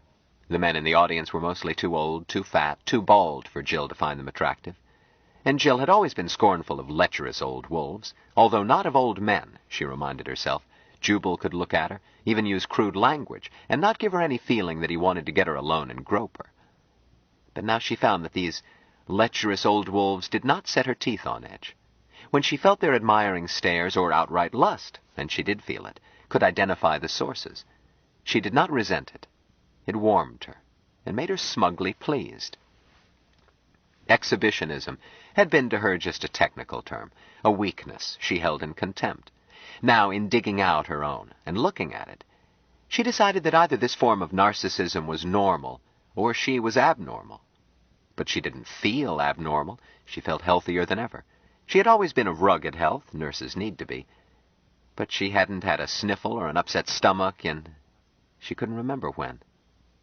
Why, not even cramps. Okay, if a healthy woman liked to be looked at, then it follows, as the night the day, that healthy men should like to look, else there was just no darn sense to it. At which point, she finally understood, intellectually, Duke and his pictures. She discussed it with Mike, but Mike could not understand why Jill had ever minded being looked at. He understood not wishing to be touched. Mike avoided shaking hands. He wanted to be touched only by Water Brothers. Jill wasn't sure how far this went. She had explained homosexuality after Mike had read about it and failed to grok, and had given him rules for avoiding passes. She knew that Mike, pretty as he was, would attract such. He had followed her advice and had made his face more masculine, instead of the androgynous beauty he had had. But Jill was not sure that Mike would refuse a pass, say, from Duke. Fortunately, Mike's male Water Brothers were decidedly masculine, just as his others were very female women.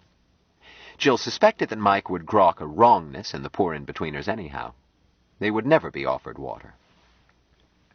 Nor could Mike understand why it now pleased her to be stared at. The only time their attitudes had been roughly similar had been as they left the carnival, when Jill had become indifferent to stares. She saw now that her present self-knowledge had been nascent then. She had not been truly indifferent to masculine stares. Under the stresses of adjusting to the man from Mars, she had shucked off part of her cultural conditioning, that degree of prissiness a nurse can retain despite a no-nonsense profession. But Jill hadn't known that she had any prissiness until she lost it. At last, she was able to admit to herself that there was something inside her as happily shameless as a tabby in heat. She tried to explain this to Mike, giving her theory of the complementary functions of narcissist display and voyeurism. The truth is, Mike, I get a kick out of having men stare at me. Lots of men, and almost any man. So now I grok why Duke likes pictures of women. The sexier the better. It doesn't mean that I want to go to bed with them, any more than Duke wants to go to bed with a photograph. But when they look at me and tell me, think at me, that I'm desirable, it gives me a warm tingle right in my middle. She frowned slightly. I ought to get a real naughty picture taken of me and send it to Duke, to tell him I'm sorry I failed to grok what I thought was a weakness in him. If it's a weakness, I've got it too, girl style. If it is a weakness, I grok it isn't. All right, we'll find a photographer. She shook her head. I'll apologize instead. I won't send such a picture. Duke has never made a pass at me, and I don't want him getting ideas. Jill, you would not want Duke? She heard an echo of Water Brother in his mind. I've never thought about it. I guess I've been being faithful to you. But I grok you speak rightly. I wouldn't turn Duke down. And I would enjoy it, too. What do you think of that, darling? I grok a goodness, Mike said seriously. My gallant Martian, there are times when human females appreciate a semblance of jealousy. But I don't think there is any chance that you will ever grok jealousy. Darling, what would you grok if one of those marks made a pass at me? Mike barely smiled. I grok he would be missing. I grok he might. But Mike, listen, dear, you promised you wouldn't do anything of that sort except in utter emergency. If you hear me scream and reach into my mind and I'm in real trouble, that's another matter. But I was coping with wolves when you were still on Mars. 9 times out of 10, if a girl gets raped, it's partly her fault, so don't be hasty. I will remember. I wish you were sending that naughty picture to Duke. What, dear? If I make a pass at Duke, and I may, now that you put the idea in my head, I'd rather grab his shoulders and say, Duke, how about it? I'm willing. I don't want to do it by sending him a picture like those nasty women used to send to you.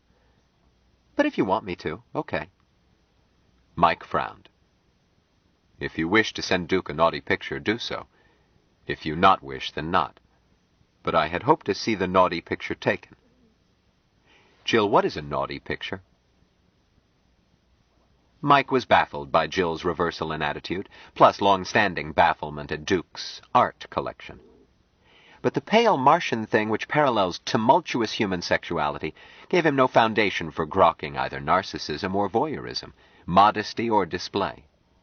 He added, Naughty means a small wrongness, but I grok you did not mean a wrongness, but a goodness. A naughty picture could be either, I guess, depending on who it's for, now that I'm over my prejudice. But, Mike, I'll have to show you. I can't tell you. Close those slats, will you? Venetian blinds flipped themselves shut. All right, she said. This pose is just a little naughty.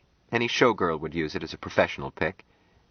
And this is a bit more so. Some girls would use it. But this is unmistakably naughty. And this one is quite naughty. And this is so extremely naughty that I wouldn't pose with my face wrapped in a towel, unless you wanted it. If your face was covered, why would I want it? Ask Duke. That's all I can say. I grok not wrongness. I grok not goodness. I grok. He used a Martian word, indicating a null state of all emotions. Because he was baffled, they went on discussing it, in Martian when possible because of its extremely fine discriminations for emotions and values, and in English because Martian couldn't cope with the concepts. To pursue this mystery, Mike took a ringside table that night, Jill having coached him in how to bribe the maître d'hôtel. Jill came strutting out in the first number, her smile for everyone, but a wink for Mike. She discovered that with Mike present, the warm, pleased sensation she had been enjoying nightly was greatly amplified. She suspected that she would glow in the dark. When the girls formed a tableau, Mike was about 10 feet from Jill. She had been promoted to a front position. The director had shifted her on the 4th day, saying, I don't know what it is, kid. We've got girls with twice your build, but you've got what customers look at. She posed and talked with Mike in her mind. Feel anything?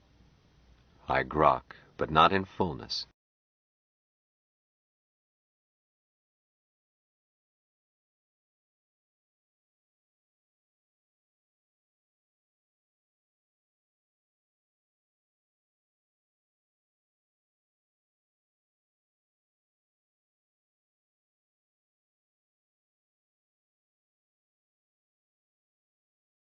Stranger in a Strange Land by Robert A. Heinlein continued. Cassette 9, Side 1. She posed and talked with Mike in her mind. Feel anything?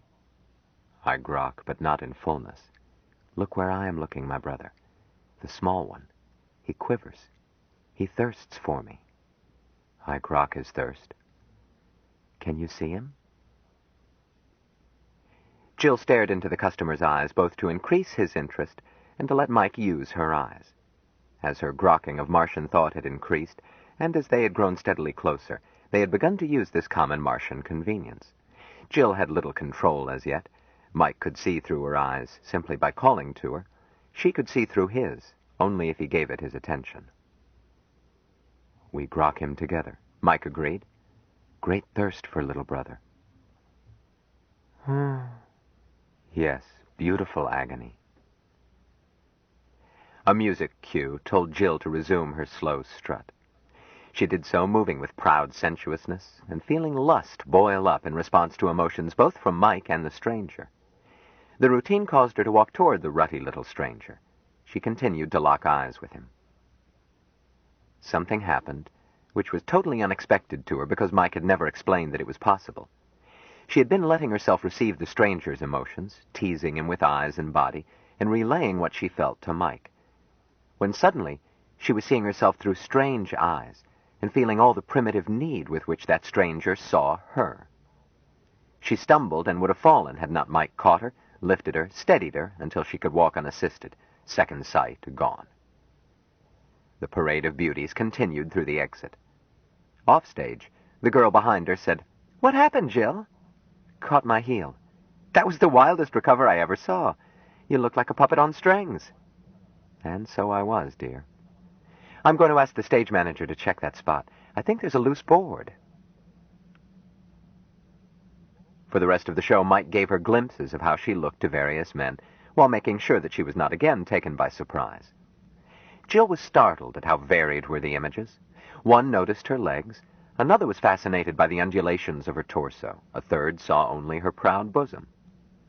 Then Mike let her look at other girls in the tableau. She was relieved to find that Mike saw them as she did, but sharper. But she was amazed to find that her excitement increased as she looked through his eyes at other girls. Mike left during the finale ahead of the crowd. She did not expect to see him again that night, since he had asked for time off only to see her show. But when she returned to their hotel, she felt him before she reached the room. The door opened, closed behind her. "Hello, darling," she called out. "How nice you came home." He smiled gently. "I now grok naughty pictures." Her clothes vanished. "Make naughty pictures." "Huh?" "Yes, dear, of course." She ran through poses as she had earlier. With each one, Mike let her use his eyes to see herself.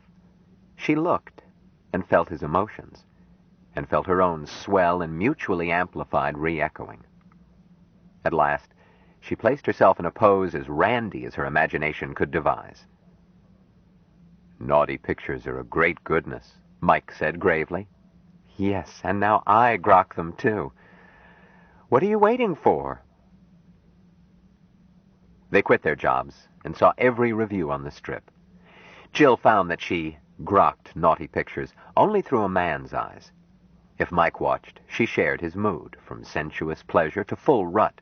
But if Mike's attention wandered, the model, dancer, or peeler was just another woman. She decided that this was fortunate. To have discovered in herself lesbian tendencies would have been too much. But it was fun, great goodness, to see girls through his eyes, and ecstatic goodness to know that, at last, he looked at her the same way. They moved on to Palo Alto, where Mike tried to swallow the Hoover Library. But scanners could not spin that fast, nor could Mike turn pages fast enough to read them all. At last he admitted that he was taking in data faster than he could grok it, even spending all hours the library was closed in contemplation. With relief, Jill moved them to San Francisco, and he embarked on systematic research. She came back to their flat one day to find him doing nothing, surrounded by books, many books, the Talmud, the Kama Sutra, Bibles in several versions, the Book of the Dead, the Book of Mormon, Patty's precious copy of the New Revelation, various Apocrypha, the Koran, the unabridged Golden Bough, the Way, Science and Health with Key to the Scriptures, sacred writings of a dozen other religions, major and minor, even such oddities as Crowley's Book of the Law. "Trouble, dear?" "Jill, I don't grok." "Waiting, Michael. Waiting for fullness is." "I don't think waiting will fill it. I know what's wrong. I'm not a man, I'm a Martian in a body of the wrong shape." "You're plenty of man for me, dear. And I love the way your body is shaped." "Oh, you grok what I'm talking about." "I don't grok people. I don't understand this multiplicity of religions. Now, among my people—" "Your people, Mike?" "Sorry, I should have said that among Martians there is only one religion, and it is not a faith, it's a certainty. You grok it. Thou art God." "Yes," she agreed. "I do grok. In Martian. But, dearest, it doesn't say the same thing in English. I don't know why." On Mars, when we needed to know anything, we asked the old ones, and the answer was never wrong. Jill, is it possible that we humans don't have old ones? No souls, I mean. When we discorporate, die. We do die, dead. Die all over and nothing left. Do we live in ignorance because it doesn't matter? Because we are gone and not a rack behind in time so short that a Martian would use it for one long contemplation? Tell me, Jill. You're human. She smiled with sober serenity. You yourself have told me. You have taught me to know eternity, and you can't take it away from me. You can't die, Mike. You can only discorporate. She gestured at herself with both hands. This body that you have taught me to see through your eyes, and that you have loved so well, someday it will be gone. But I shall not be gone. I am that I am. Thou art God, and I am God, and we are God eternally. I am not sure where I will be, or whether I will remember that I was once Jill Boardman, who was happy trotting bedpans, and equally happy strutting her stuff in the buff under bright lights. I have liked this body. With a most uncustomary gesture of impatience, Mike threw away her clothes. Thank you, dear, she said. It has been a nice body to me, and to you, to both of us who thought of it. But I don't expect to miss it when I'm through with it. I hope that you will eat it when I discorporate. Oh, I'll eat you, all right. Unless I discorporate first. I don't suppose you will. With your much greater control over your sweet body, I suspect that you can live several centuries at least, unless you choose to discorporate sooner. I might, but not now. Jill, I've tried and tried. How many churches have we attended? All the sorts in San Francisco, I think. I don't recall how many times we have been to Seeker's services. That's just a comfort, Pat. I'd never go again if you weren't sure that she needs to know that we haven't given up. She does need to. We can't lie. You don't know how, and I can't, not to Patty. Actually, he admitted, the Fosterites have quite a lot, all twisted, of course. They are groping, the way I did as a carny. They'll never correct their mistakes, because this, he caused Patty's book to lift, is mostly crap. Yes, but Patty doesn't see those parts. She is wrapped in innocence. She is God, and behaves accordingly. Only she doesn't know she is. Uh-huh, he agreed. That's our Pat. She believes it only when I tell her, with proper emphasis. But, Jill, there are only 3 places to look. Science, and I was taught more about how the universe ticks while I was still in the nest than human scientists can yet handle. So much that I can't talk to them, even about as elementary a gimmick as levitation. I'm not disparaging scientists. What they do is as it should be. I grok that fully. But what they are after is not what I am looking for. You don't grok a desert by counting its grains of sand. Then there's philosophy, supposed to tackle everything, does it? All any philosopher ever comes out with is what he walked in with, except for self-deluders who prove their assumptions by their conclusions, like Kant, like other tail-chasers. So the answer ought to be, here. He waved at piles of books. Only it's not. Bits that grok true, but never a pattern. Or if there is, they ask you to take the hard part on faith. Faith! What a dirty monosyllable. Jill, why didn't you mention that one when you were teaching me the short words that mustn't be used in polite company? She smiled. Mike, you made a joke. I didn't mean it as a joke.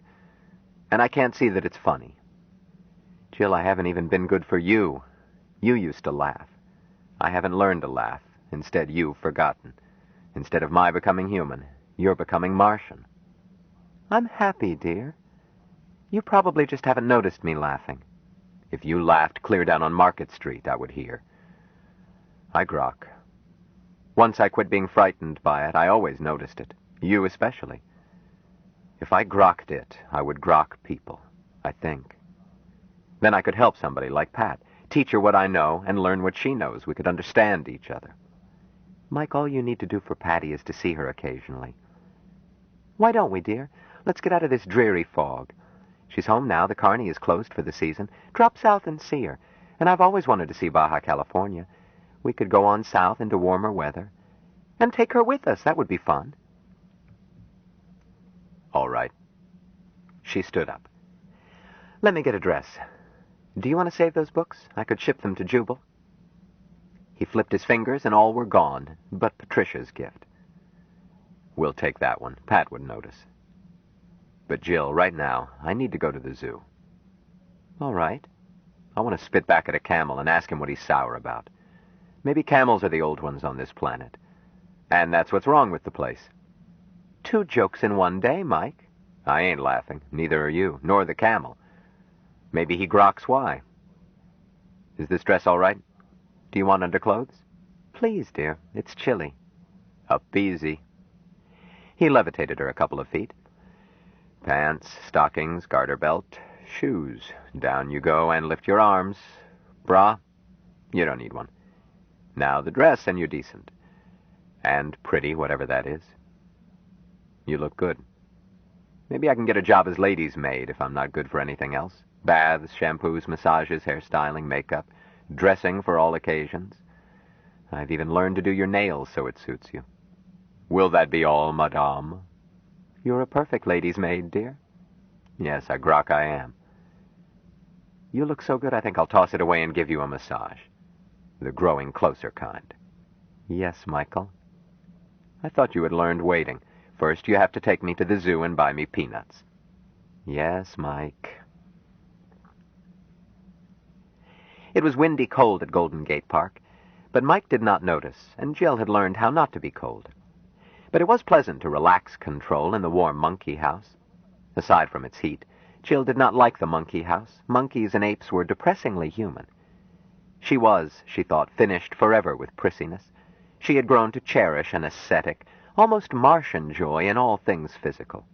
The public copulations and evacuations of these simians did not offend her. These poor-penned people possessed no privacy. They were not at fault. She could watch without repugnance, her own fastidiousness untouched. No, it was that they were human, all too human. Every action, every expression, every puzzled, troubled look reminded her of what she liked least about her own race. Jill preferred the lion house, the great males arrogant, even in captivity, the placid motherliness of the big females, the lordly beauty of Bengal tigers with jungle staring out of their eyes, little leopards, swift and deadly, reek of musk that air conditioning could not purge. Mike shared her tastes. They would spend hours there, or in the aviary or the reptile house, or in watching seals. Once he told her that if one had to be hatched on this planet, to be a sea lion would be of greatest goodness. When he first saw a zoo, Mike was much upset. Jill was forced to order him to wait and grok, as he had been about to free the animals. He conceded presently that most of them could not live where he proposed to turn them loose. A zoo was a nest of a sort. He followed this with hours of withdrawal, after which he never again threatened to remove bars and glass and grills. He explained to Jill that bars were to keep people out more than to keep animals in, which he had failed to grok at first. After that, Mike never missed a zoo wherever they went. But today even the misanthropy of camels could not shake Mike's moodiness, nor did monkeys and apes cheer him up. They stood in front of a cage containing a family of Capuchins, watching them eat, sleep, court, nurse, groom, and swarm aimlessly around, while Jill tossed them peanuts. She tossed one to a monk. Before he could eat it, a larger male not only stole his peanut, but gave him a beating. The little fellow made no attempt to pursue his tormentor. He pounded his knucks against the floor and chattered helpless rage. Mike watched solemnly. Suddenly, the mistreated monkey rushed across the cage, picked a monkey still smaller, bowled it over, and gave it a drubbing worse than the one he had suffered. The third monk crawled away, whimpering. The other monkeys paid no attention. Mike threw back his head and laughed, and went on laughing uncontrollably. He gasped for breath, started to tremble and sink to the floor, still laughing. "Stop it, Mike!" He did cease folding up, but his guffaws went on. An attendant hurried over. "Lady, do you need help?" "Can you call us a cab? Ground air, anything. I've got to get him out of here." She added, "He's not well." "Ambulance? Looks like he's having a fit." "Anything." A few minutes later, she led Mike into a piloted air cab. She gave their address, then said urgently, "Mike, listen to me. Quiet down." He became somewhat quiet, but continued to chuckle, laugh aloud, chuckle again, while she wiped his eyes, all the minutes it took to get home. She got him inside, got his clothes off, made him lie down. "All right, dear. Withdraw if you need to." "I'm all right. At last I'm all right." "I hope so." She sighed. "You scared me, Mike." "I'm sorry, little brother. I was scared, too, the first time I heard laughing." "Mike, what happened?" "Jill, I grok people." "Huh?" "I speak rightly, little brother. I grok. I grok people now, Jill. Little brother, precious, darling, little imp with lively legs and lovely, lewd, lascivious, lecherous, licentious libido, beautiful bumps and pert posterior, soft voice and gentle hands. My baby darling." "Why, Michael." "Oh, I knew the words. I simply didn't know when or why say them, nor why you wanted me to. I love you, sweetheart. I grok love now, too." "You always have. And I love you, you smooth ape, my darling." "Ape, yes. Come here, she-ape. Put your head on my shoulder and tell me a joke." "Just tell you a joke?" "Well, nothing more than snuggling. Tell me a joke I've never heard, and see if I laugh at the right place. I will, I'm sure of it. And I'll tell you why it's funny. Jill, I grok people." But how, darling? Can you tell me? Does it need Martian? Or mind talk? No, that's the point. I grok people. I am people. So now I can say it in people talk. I found out why people laugh. They laugh because it hurts. Because it's the only thing that'll make it stop hurting. Jill looked puzzled. Maybe I'm the one who isn't people. I don't understand. Ah, but you are people, little she-ape. You grok it so automatically that you don't have to think about it, because you grew up with people. But I didn't. I've been like a puppy raised apart from dogs who couldn't be like his masters and had never learned how to be a dog, so I had to be taught. Brother Mahmoud taught me, Jubal taught me, lots of people taught me. And you taught me most of all. Today I got my diploma, and I laughed. That poor little monk. Which one, dear? I thought that big one was just mean, and the one I flipped the peanut to turned out to be just as mean. There certainly wasn't anything funny. Jill, my darling, too much Martian has rubbed off on you. Of course it wasn't funny, it was tragic. That's why I had to laugh. I looked at a cage full of monkeys, and suddenly I saw all the mean and cruel and utterly unexplainable things I've seen and heard and read about in the time I've been with my own people. And suddenly it hurt so much, I found myself laughing. But, Mike, dear, laughing is what you do when something is nice, not when it's horrid. Is it? Think back to Las Vegas, when you girls came out on stage. Did people laugh? Well, no. But you girls were the nicest part of the show. I grok now that if they had laughed, you would have been hurt. No, they laughed when a comic tripped over his feet and fell down, or something else that is not a goodness.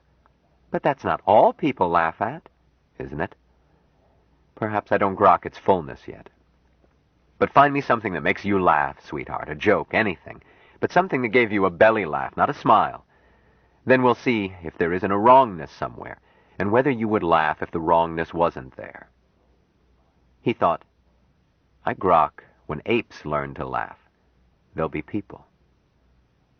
Maybe. Doubtfully, but earnestly, Jill started digging into her memory for jokes that had struck her as irresistibly funny, ones which had jerked a laugh out of her.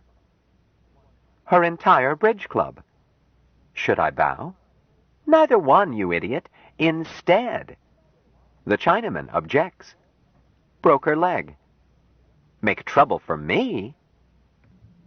But it'll spoil the ride for me. And his mother-in-law fainted. Stop you? I bet 3-1 you could do it. Something has happened to Ole. And so are you clumsy ox. She gave up on funny stories, pointing out that such were just fantasies, and tried to recall real incidents. Practical jokes. All practical jokes supported Mike's thesis, even ones as mild as a dribble glass. And when it came to an intern's notion of a joke, interns should be kept in cages. What else? The time Elsa May lost her panties? It hadn't been funny to Elsa May. Or the... She said grimly, Apparently the pratfall is the peak of all humor.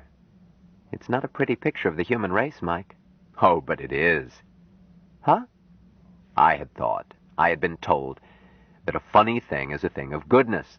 It isn't. Not ever is it funny to the person it happens to, like that sheriff without his pants. The goodness is in the laughing. I grok it as a bravery and a sharing against pain and sorrow and defeat. But, Mike, it is not a goodness to laugh at people. No, but I was not laughing at the little monkey. I was laughing at us, people. And suddenly I knew I was people and could not stop laughing. He paused. This is hard to explain because you have never lived as a Martian, for all that I've told you about it. On Mars, there is never anything to laugh at. All the things that are funny to us humans either cannot happen on Mars or are not permitted to happen. Sweetheart, what you call freedom doesn't exist on Mars. Everything is planned by the old ones. Or the things that do happen on Mars, which we laugh at here on Earth, aren't funny because there is no wrongness about them. Death, for example. Death isn't funny. Then why are there so many jokes about death? Jill, with us humans, death is so sad that we must laugh at it. All those religions, they contradict each other on every other point, but each one is filled with ways to help people be brave enough to laugh, even though they knew they are dying. He stopped, and Jill could feel that he had almost gone into a trance. Jill, is it possible that I was searching them the wrong way? Could it be that every one of all religions is true? Huh? How could that be? Mike, if one is true, then the others are wrong. So? Point to the shortest direction around the universe. It doesn't matter where you point. It's the shortest. And you're pointing back at yourself. Well, what does that prove? You taught me the true answer, Mike. Thou art God. And thou art God, my lovely. But that prime fact, which doesn't depend on faith, may mean that all faiths are true. Well, if they're all true, then right now I want to worship Shiva. Jill changed the subject with emphatic action. Little pagan, he said softly. They'll run you out of San Francisco. But we're going to Los Angeles, where it won't be noticed. Oh, thou art Shiva. Dance, Kali, dance. During the night she woke and saw him standing at the window, looking out over the city. Trouble, my brother? He turned. There's no need for them to be so unhappy. Darling, darling, I had better take you home. The city is not good for you. But I would still know it. Pain and sickness and hunger and fighting. There's no need for any of it. It's as foolish as those little monkeys. Yes, darling, but it's not your fault. Ah, but it is. Well, that way, yes. But it's not just this one city. It's 5 billion people and more. You can't help 5 billion people. I wonder. He came over and sat by her. I grok them now. I can talk to them, Jill. I could set up our act and make the marks laugh every minute, I'm certain. Then why not do it? Patty would be pleased, and so would I.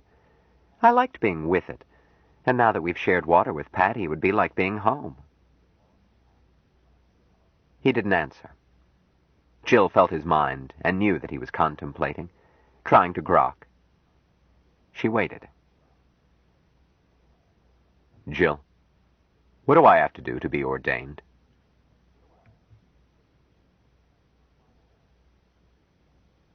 Part 4. His Scandalous Career. Chapter 30. The first mixed load of colonists reached Mars. 6 of 17 survivors of 23 originals returned to Earth. Prospective colonists trained in Peru at 16,000 feet. The president of Argentina moved one night to Montevideo, taking 2 suitcases. The new presidente started an extradition process before the High Court to yank him back, or at least the suitcases. Last rites for Alice Douglas were held privately in the National Cathedral with 2,000 attending. Commentators praised the fortitude with which the Secretary General took his bereavement. A 3-year-old named Inflation, carrying 126 pounds, won the Kentucky Derby, paying 54 for 1. 2 guests of the Colony Air Hotel, Louisville, Discorporated, 1 voluntarily, 1 by heart failure. A bootleg edition of the unauthorized biography, The Devil and Reverend Foster, appeared throughout the United States, and by nightfall every copy was burned and plates destroyed, along with damage to chattels and real estate, plus mayhem, maiming, and simple assault. The British Museum was rumored to possess a copy of the first edition, untrue, and also the Vatican Library, true, but available only to church scholars. In the Tennessee legislature, a bill was introduced to make pi equal to 3. It was reported out by the Committee on Public Education and Morals, passed without objection by the lower house, and died in the upper house. An interchurch fundamentalist group opened offices in Van Buren, Arkansas, to solicit funds to send missionaries to the Martians. Dr. Jubal Harshaw made a donation, but sent it in the name and with the address of the editor of the New Humanist, rabid atheist, and his close friend. Otherwise, Jubal had little to cheer him. Too much news about Mike. He treasured the visits home of Jill and Mike, and was most interested in Mike's progress, especially after Mike developed a sense of humor. But they seldom came home now, and Jubal did not relish the latest developments. It had not troubled Jubal when Mike was run out of Union Theological Seminary, pursued by a pack of enraged theologians, some of whom were angry because they believed in God, and others because they did not, but unanimous in detesting the man from Mars. Jubal reckoned anything that happened to a theologian, short of breaking him on the wheel, as no more than meat, and the experience was good for the boy. He'd know better next time. Nor had he been troubled when Mike, with the help of Douglas, enlisted under an assumed name in the Federation Armed Forces.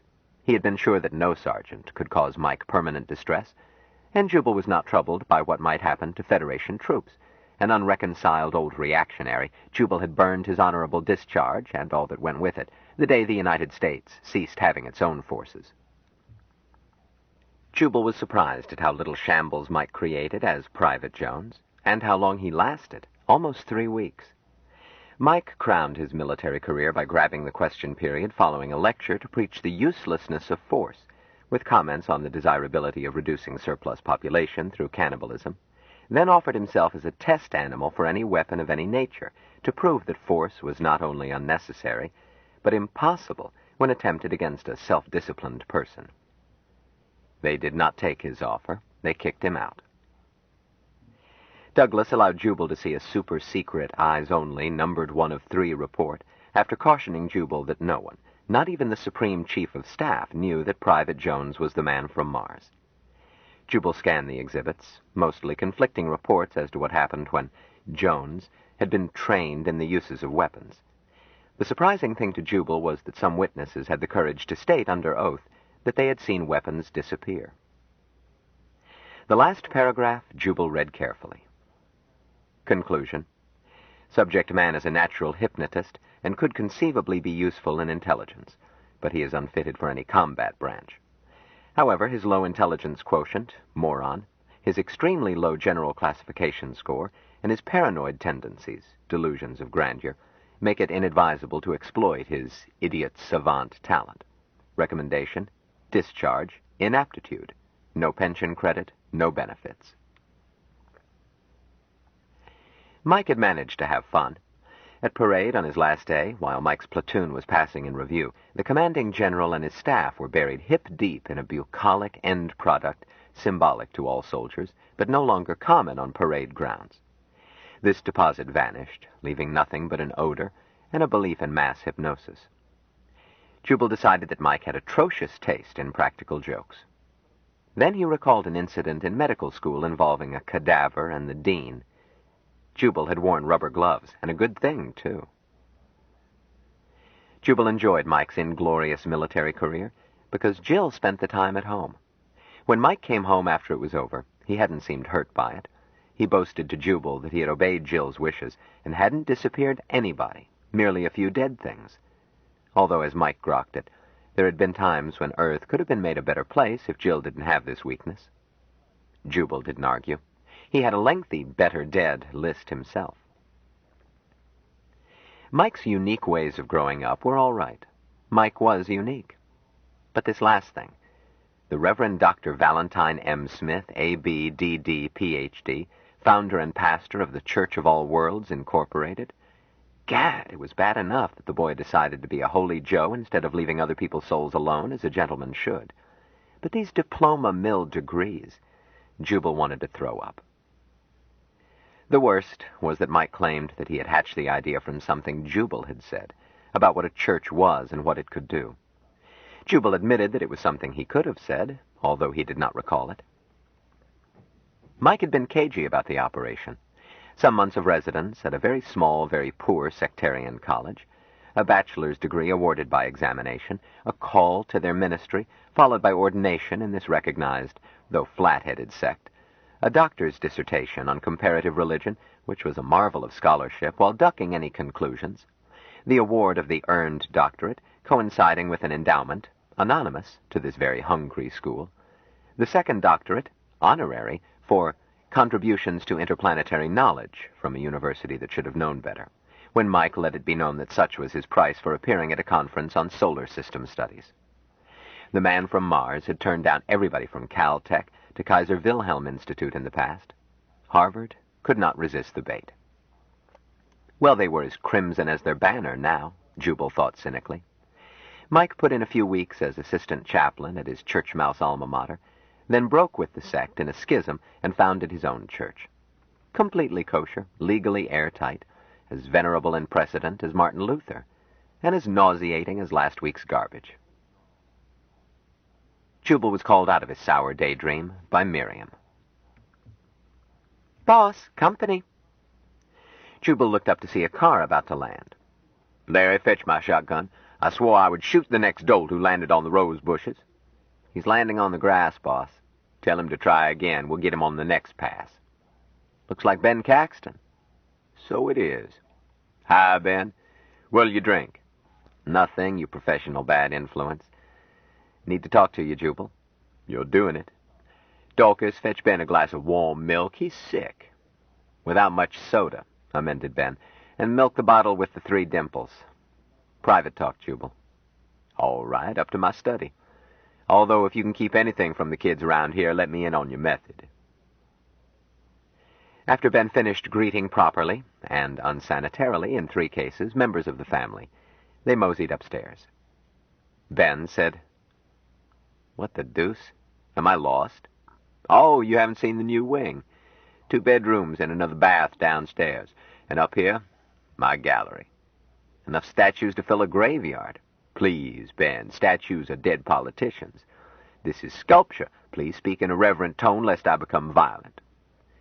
Here are replicas of some of the greatest sculpture this naughty globe has produced."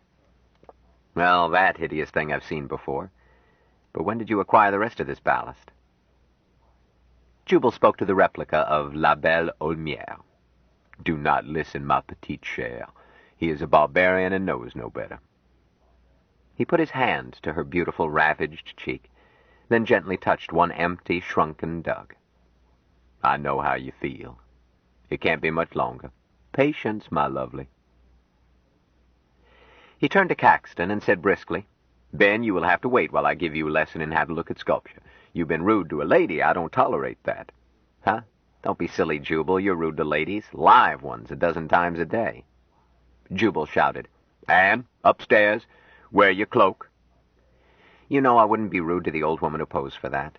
What I can't understand is a so-called artist having the gall to pose somebody's great-grandmother in her skin, and you having the bad taste to want it around." Anne came in, cloaked.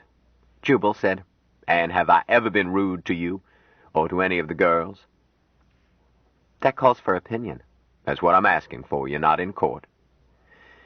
"You have never been rude to any of us, Jubal." "Have you ever known me to be rude to a lady?" "I have seen you be intentionally rude to a woman. I've never seen you be rude to a lady." "One more opinion. What do you think of this bronze?"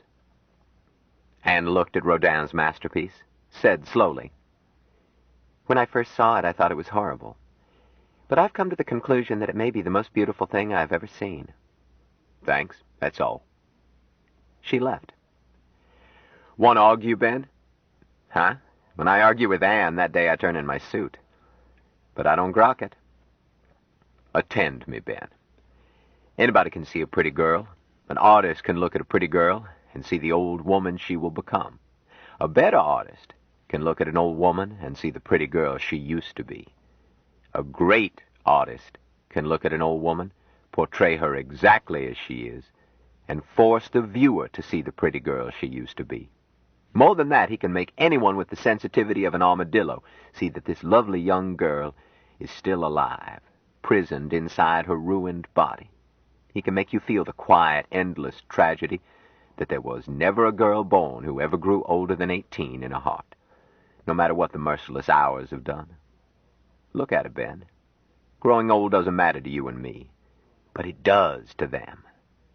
Look at her. Ben looked at her. Presently, Jubal said gruffly, "All right, blow your nose. Come, sit down." "No," Caxton answered. "How about this one? I see it's a girl, but why tie her up like a pretzel?" Jubal looked at the replica, caryatid who has fallen under her stone. "I won't expect you to appreciate the masses, which make that figure much more than a pretzel. But you can appreciate what Rodin was saying. What do people get out of looking at a crucifix? You know I don't go to church. Still, you must know that representations of the crucifixion are usually atrocious, and ones in churches are the worst. Blood like ketchup, and that ex-carpenter portrayed as if he were a pansy, which he certainly was not. He was a hearty man, muscular and healthy. But a poor portrayal is as effective as a good one for most people. They don't see defects. They see a symbol which inspires their deepest emotions. It recalls to them the agony and sacrifice of God. Jubal, I thought you weren't a Christian. Does that make me blind to human emotion? The crummiest plaster crucifix can evoke emotions in the human heart so strong that many have died for them. The artistry with which such a symbol is wrought is irrelevant. Here we have another emotional symbol, but wrought with exquisite artistry. Ben, for 3,000 years, architects designed buildings with columns shaped as female figures. At last, Rodin pointed out that this was work too heavy for a girl. He didn't say, "Look, you jerks, if you must do this, make it a brawny male figure." No, he showed it. This poor little caryatid has fallen under the load. She's a good girl. Look at her face. Serious, unhappy at her failure, not blaming anyone, not even the gods, and still trying to shoulder her load after she's crumpled under it. But she's more than good art denouncing bad art. She's a symbol for every woman who ever shouldered a load too heavy. But not alone women. This symbol means every man and woman who ever sweated out life in uncomplaining fortitude until they crumpled under their loads. It's courage, Ben, and victory. Victory? Victory and defeat. There is none higher. She didn't give up, Ben. She's still trying to lift that stone after it has crushed her. She's a father working while cancer eats away his insides to bring home one more paycheck. She's a 12-year-old trying to mother her brothers and sisters because Mama had to go to heaven. She's a switchboard operator sticking to a post while smoke chokes her and fire cuts off her escape. She's all the unsung heroes who couldn't make it but never quit. Come, salute as you pass, and come see my little mermaid. Ben took him literally. Jubal made no comment. "Now this," he said, "is one Mike didn't give to me. I haven't told Mike why I got it, since it is self-evident that it's one of the most delightful compositions ever wrought by the eye and hand of man. This one I don't need explained. It's pretty, which is excuse enough, as with kittens and butterflies. But there is more. She's not quite a mermaid, see? Nor is she human. She sits on land, where she has chosen to stay, and stares eternally out to sea, forever lonely for what she left. You know the story?" Hans Christian Andersen. Yes. She sits by the haven of Kubenhauen, and she's everybody who ever made a difficult choice. She doesn't regret it, but she must pay for it. Every choice must be paid for. The cost is not only endless homesickness. She can never be quite human. When she uses her dearly bought feet, every step is on sharp knives. Ben, I think that Mike walks always on knives, but don't tell him I said so. I won't. I'd rather look at her and not think about knives. She's a little darling, isn't she? How would you like to coax her into bed? She'd be as lively as a seal, and as slippery. Cripes, you're an evil old man, Jubal. and getting eviler every year. We won't look at any others. I usually ration myself to one a day. Suits. I feel as if I had had 3 quick drinks. Jubal, why isn't there stuff like this where a person can see it? Because the world has gone nutty, and art always paints the spirit of its times. Rodin died about the time the world started flipping its lid. His successors noted the amazing things he had done with light and shadow and mass and composition, and they copied that part. What they failed to see was that the master told stories that laid bare the human heart. They became contemptuous of painting or sculpture that told stories. They dubbed such work literary. They went all out for abstractions. Jubal shrugged. Abstract design is all right, for wallpaper or linoleum, but art is the process of evoking pity and terror. What modern artists do is pseudo-intellectual masturbation. Creative art is intercourse, in which the artist renders emotional his audience. These laddies who won't deign to do that, or can't, lost the public. The ordinary bloke will not buy art that leaves him unmoved. If he does, the money is conned out of him, by taxes or such. Jubal, I've always wondered why I didn't give a hoot for art. I thought it was something missing in me.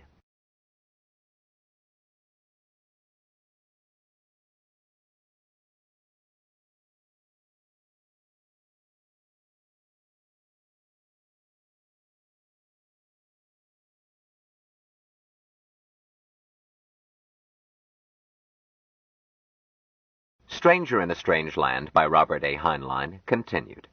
Cassette 9, Side 2. Jubal, I've always wondered why I didn't give a hoot for art. I thought it was something missing in me.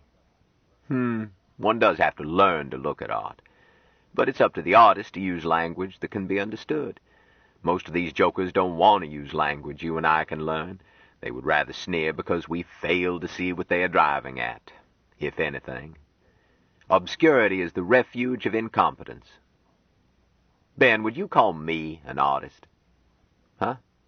You write a fair stick. Thank you. Artist is a word I avoid for the same reason I hate to be called doctor, but I am an artist. Most of my stuff is worth reading only once, and not even once by a person who knows the little I have to say, but I am an honest artist. What I write is intended to reach the customer, and affect him, if possible, with pity and terror, or at least divert the tedium of his hours. I never hide from him in a private language, nor am I seeking praise from other writers for technique or other balderdash. I want praise from the customer, given in cash, because I've reached him, or I don't want anything. Support for the arts, mad. A government-supported artist is an incompetent whore. Damn it, you punched one of my buttons. Fill your glass and tell me what's on your mind. Jubal, I'm unhappy. This is news. I've got a fresh set of troubles. Ben frowned. I'm not sure I want to talk about them. Then listen to my troubles. You have troubles? Jubal, I thought you were the one man who had managed to beat the game. Sometime I must tell you about my married life. Yes, I've got troubles. Duke has left. Oh, did you know? I knew. Larry is a good gardener, but the gadgets that run this Hogan are falling to pieces. Good mechanics are scarce. Ones that will fit into this household are almost non-existent. I'm limping along on repairmen. Every visit a disturbance, all of them with larceny in their hearts, and most of them can't use a screwdriver without cutting themselves. Nor can I, so I'm at their mercy. My heart aches for you, Jubal. Never mind the sarcasm. Mechanics and gardeners are convenient. Secretaries are essential. 2 of mine are pregnant. 1 is getting married. Caxton looked flabbergasted. Jubal growled, Oh, I'm not telling tales. They're sore because I took you up here without giving them time to boast, so be surprised when they tell you. Which one is getting married? Isn't that obvious? The happy man is that smooth-talking refugee from a sandstorm, our esteemed water brother Stinky Mahmood. I told him that they have to live here whenever they're in this country. Bastard laughed and pointed out that I had invited him too long ago. Jubal sniffed. Wouldn't be so bad if he would. I might get some work out of her. You probably would. She likes to work. The other 2 are pregnant. High on a kite. I'm refreshing an OB because they say they're going to have 'em at home. What a crimp babies will put in my working habits. But why do you assume that neither turgescent tummy belongs to the bride? Why, I assume that Stinky was more conventional than that, or more cautious. Stinky wouldn't be given a ballot. Ben, in all the years I've studied this subject, trying to trace the meanderings of their twisty little minds, the only thing I've learned is that when a gal is gonna, she's gonna. All a man can do is cooperate with the inevitable. Well, which one isn't getting married or anything? Miriam or Anne? Hold it, I didn't say the bride was pregnant. And you seem to be thinking that Dorcas is the prospective bride. It's Miriam who is studying Arabic. Huh? I'm a cross-eyed baboon. Obviously. But Miriam was always snapping at Stinky, and they trust you with the newspaper column. Ever watch a bunch of sixth graders? Yes, but Dorcas did everything but a notch dance. That is Dorcas's natural behavior. Be sure that when Miriam shows you her ring, size of a roc's egg and about as scarce, act surprised. I'm damned if I'll sort out which are spawning.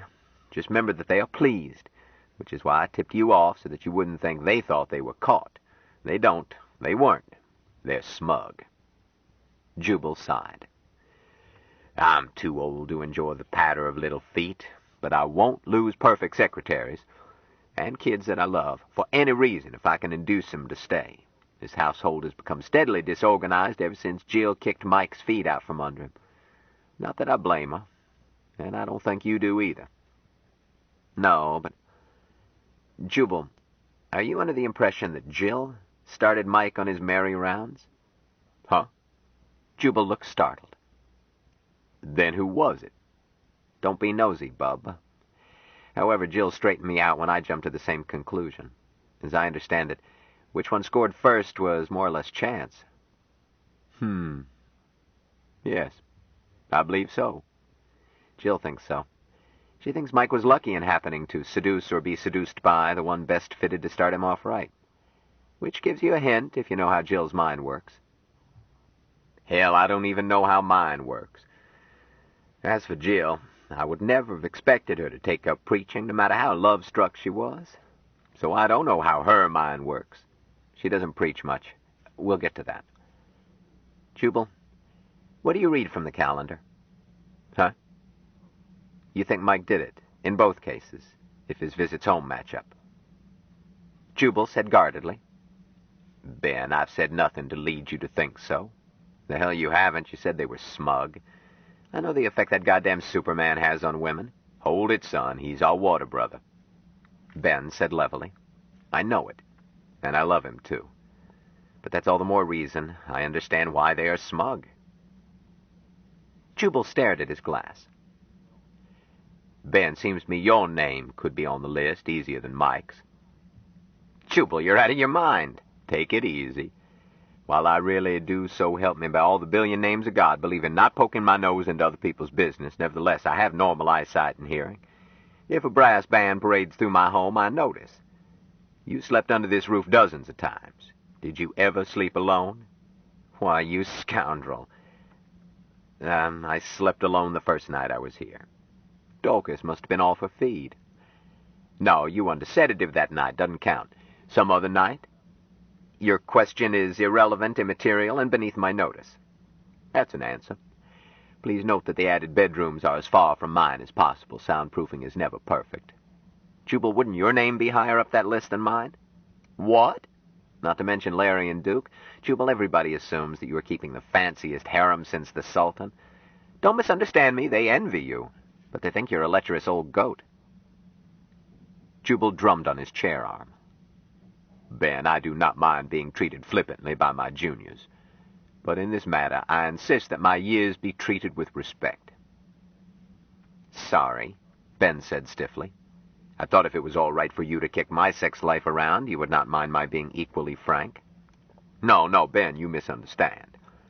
I require the girls to treat me with respect on this subject. Oh, I am, as you pointed out, old. Quite old. Privately, I am happy to say that I am still lecherous, but lechery does not command me. I prefer dignity to indulging in pastimes which, believe me, I have enjoyed in full measure and do not need to repeat.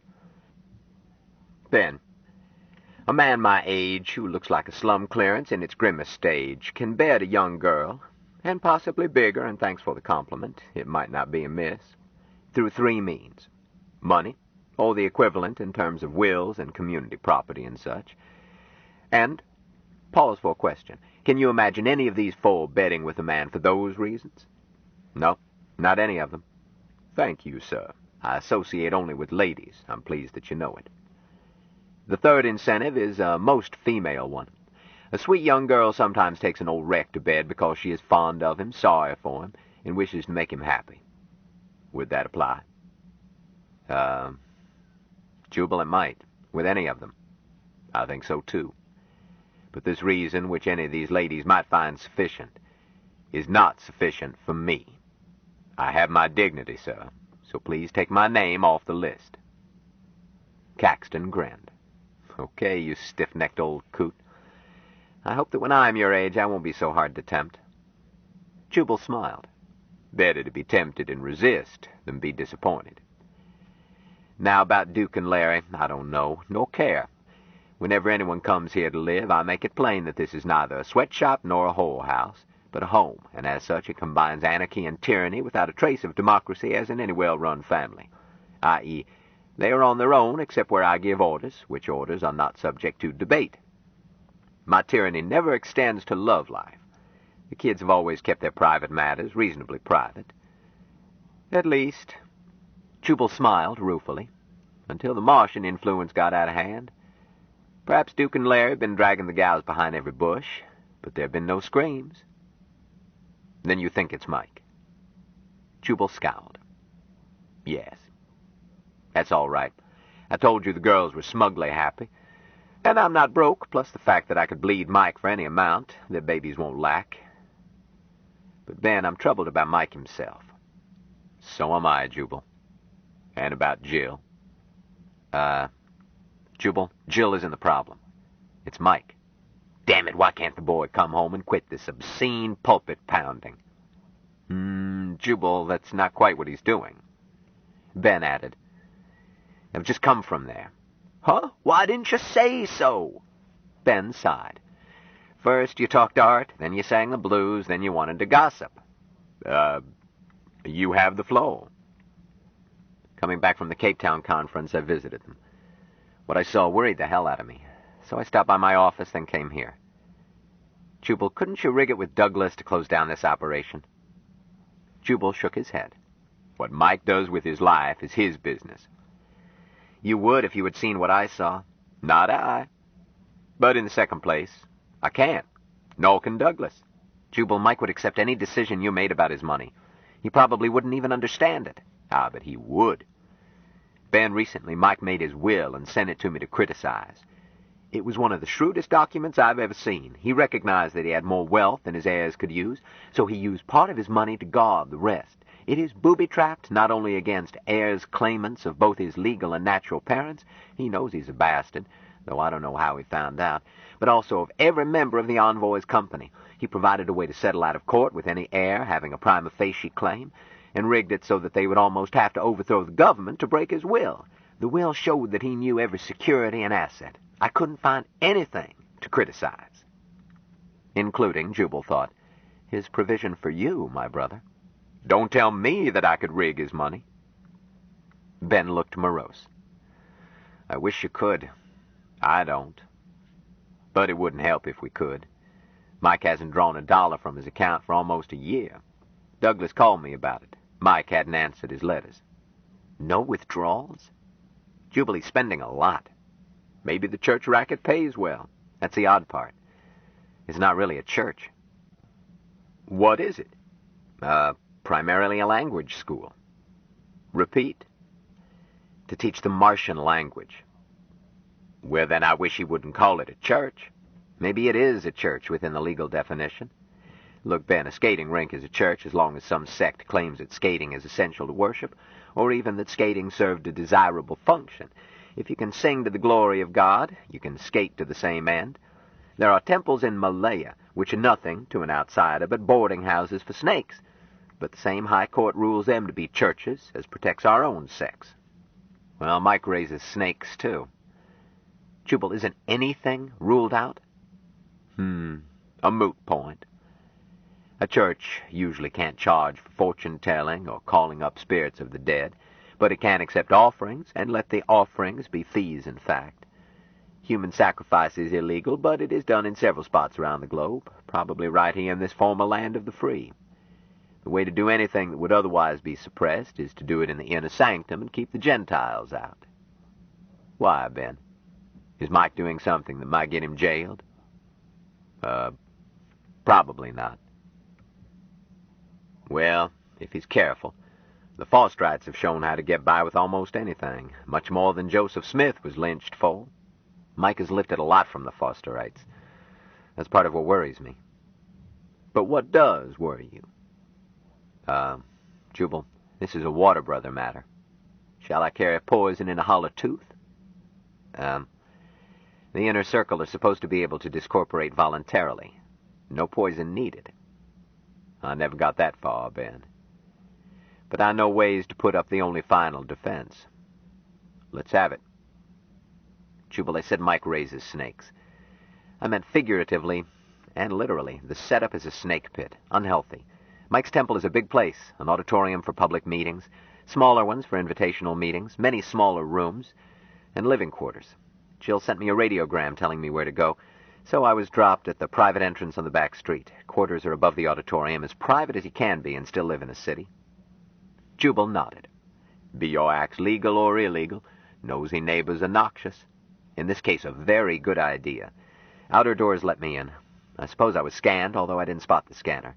Through 2 more automatic doors, then up a bounce tube. Jubal, it wasn't an ordinary one, not controlled by the passenger, but by someone out of sight. Didn't feel like the usual bounce tube either. I have never used them, and never shall, Jubal said firmly.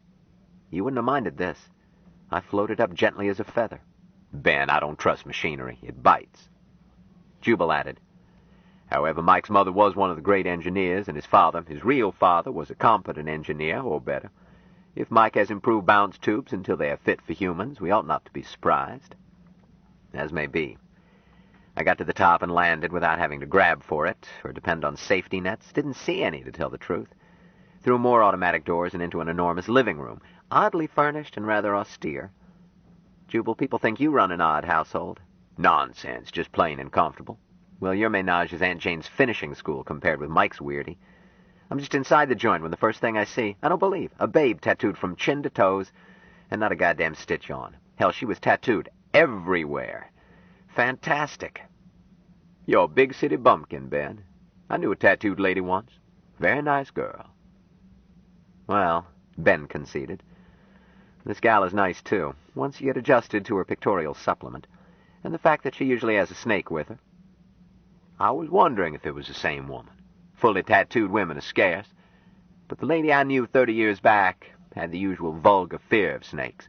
However, I'm fond of snakes. I look forward to meeting your friend. You will when you visit Mike. She's sort of a major domo for him. Patricia, but called Pat or Patty. Oh, yes, Jill thinks highly of her. Never mentioned her tattoos, however. But she's nearly the age to be your friend. When I said babe, I was giving a first impression. She looks to be in her 20s. She claims her oldest child is that old.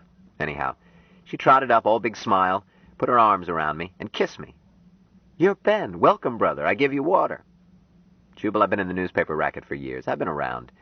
But I have never been kissed by a strange babe dressed only in tattoos. I was embarrassed.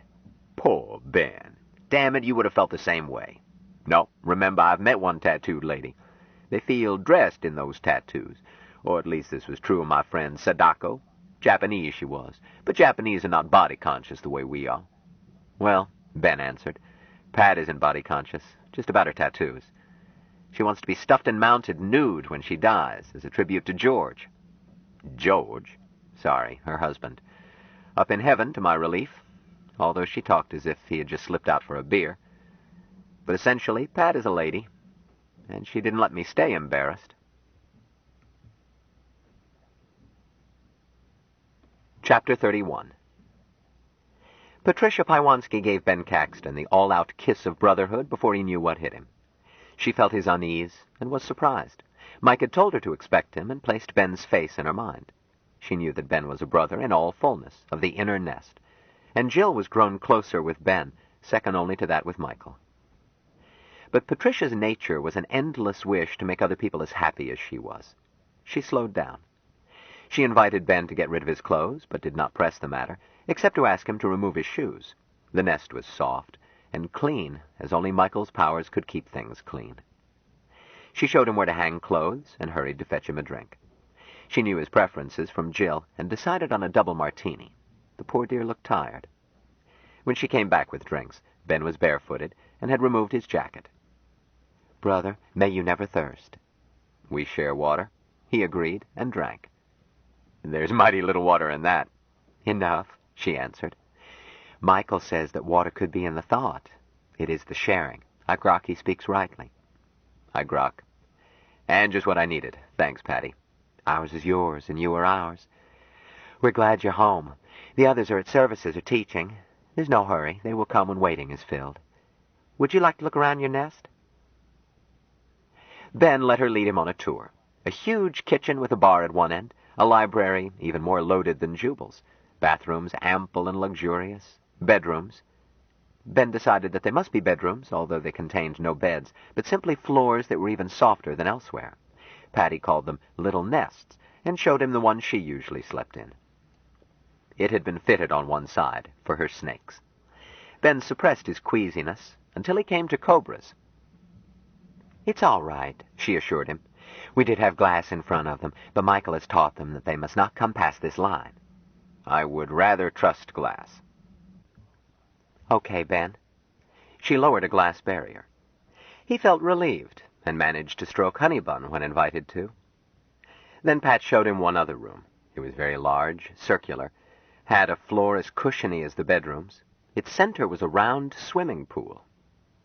"This," she told him, "is the innermost temple where we receive new brothers into the nest." She dabbled a foot in water.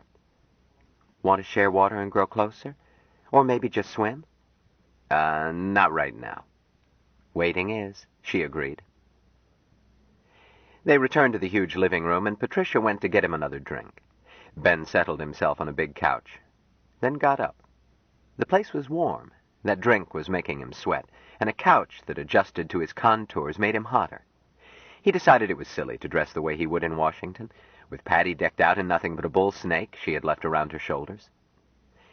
He compromised on jockey shorts and hung the rest in the foyer. Then he noticed a sign on the entrance door. "Did you remember to dress?" He decided that in this household the warning might be necessary. He saw nothing else that he had missed on coming in. On each side of the door was a huge brass bowl filled with money. More than filled. Federation notes of various denominations spilled out on the floor. He was staring at this when Patricia returned. "Here's your drink, Brother Ben. Grow close in happiness." Thanks." His eyes returned to the money. She followed his glance. "I'm a sloppy housekeeper, Ben. Michael makes it so easy, cleaning and such, that I forget." She retrieved the money, stuffed it into the less crowded bowl. "Patty, why in the world?" "Oh, we keep it here because this door leads to the street.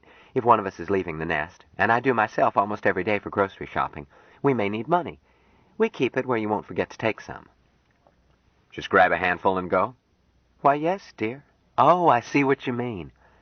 There is never anyone here but us. If we have friends outside, and all of us do, there are rooms lower down, the sort outsiders are used to, where we visit. This isn't where it can tempt a weak person." "Huh, I'm pretty weak myself." She chuckled. "How can it tempt you when it's yours?" How about burglars?" He tried to guess how much money those bowls contained. Most of the notes seemed to be larger than singles. Hell, he could see one with 3 zeros on the floor. Patty had missed it. "One did get in last week." "So, how much did he steal?" "Oh, he didn't. Michael sent him away." "Called the cops?" "Oh, no. Michael would never turn anybody over to cops. Michael just..." She shrugged. "Made him go away." Then Duke fixed the hole in the skylight in the garden room. Did I show you that? It's lovely, a grass floor. You have a grass floor, Jill told me. That's where Michael first saw one. Is it grass all over? "Just my living room." "If I ever get to Washington, can I walk on it? Lie down on it, please?" "Of course, Patty. It's yours." "I know, dear, but it is good to ask." I'll lie on it and feel the grass against me, and be filled with happiness to be in my brother's little nest. You're most welcome, Patty. He hoped she would leave her snakes behind. When will you be there? I don't know, when waiting is filled. Maybe Michael knows. Well, warn me if possible, so I'll be in town. If not, Jill always knows my door code. Patty, doesn't anybody keep track of this money? What for, Ben? People usually do. We don't. Just help yourself, then put back any you have left when you come home, if you remember. Michael told me to keep the grouch bag filled. If it runs low, I get more from him. Ben dropped the matter, stonkered by its simplicity. He had some idea of the moneyless communism of Martian culture. He could see that Mike had set up an enclave of it here. These bowls marked transition from Martian to Terran economy. He wondered if Patty knew that it was fake, propped up by Mike's wealth. Patty, how many are there in the nest? He felt a mild worry, then shoved back the thought. Why would they sponge on him? He didn't have pots of gold inside his door. Let me see. Almost 20, counting novitiate brothers who don't think in Martian yet and aren't ordained. Are you ordained, Patty? Oh, yes. Mostly I teach. Beginners' classes in Martian, and I help novitiates and such. And Dawn and Jill are high priestesses. Dawn and I are pretty well-known Fosterites, so we work together to show other Fosterites that the Church of All World doesn't conflict with the faith, any more than being a Baptist keeps a man from joining the Masons. She showed Ben Foster's kiss, explained it, and showed him its miraculous companion placed by Mike. They know what Foster's kiss means and how hard it is to win it, and they've seen some of Mike's miracles, and are about ripe to buckle down and climb into a higher circle. It's an effort?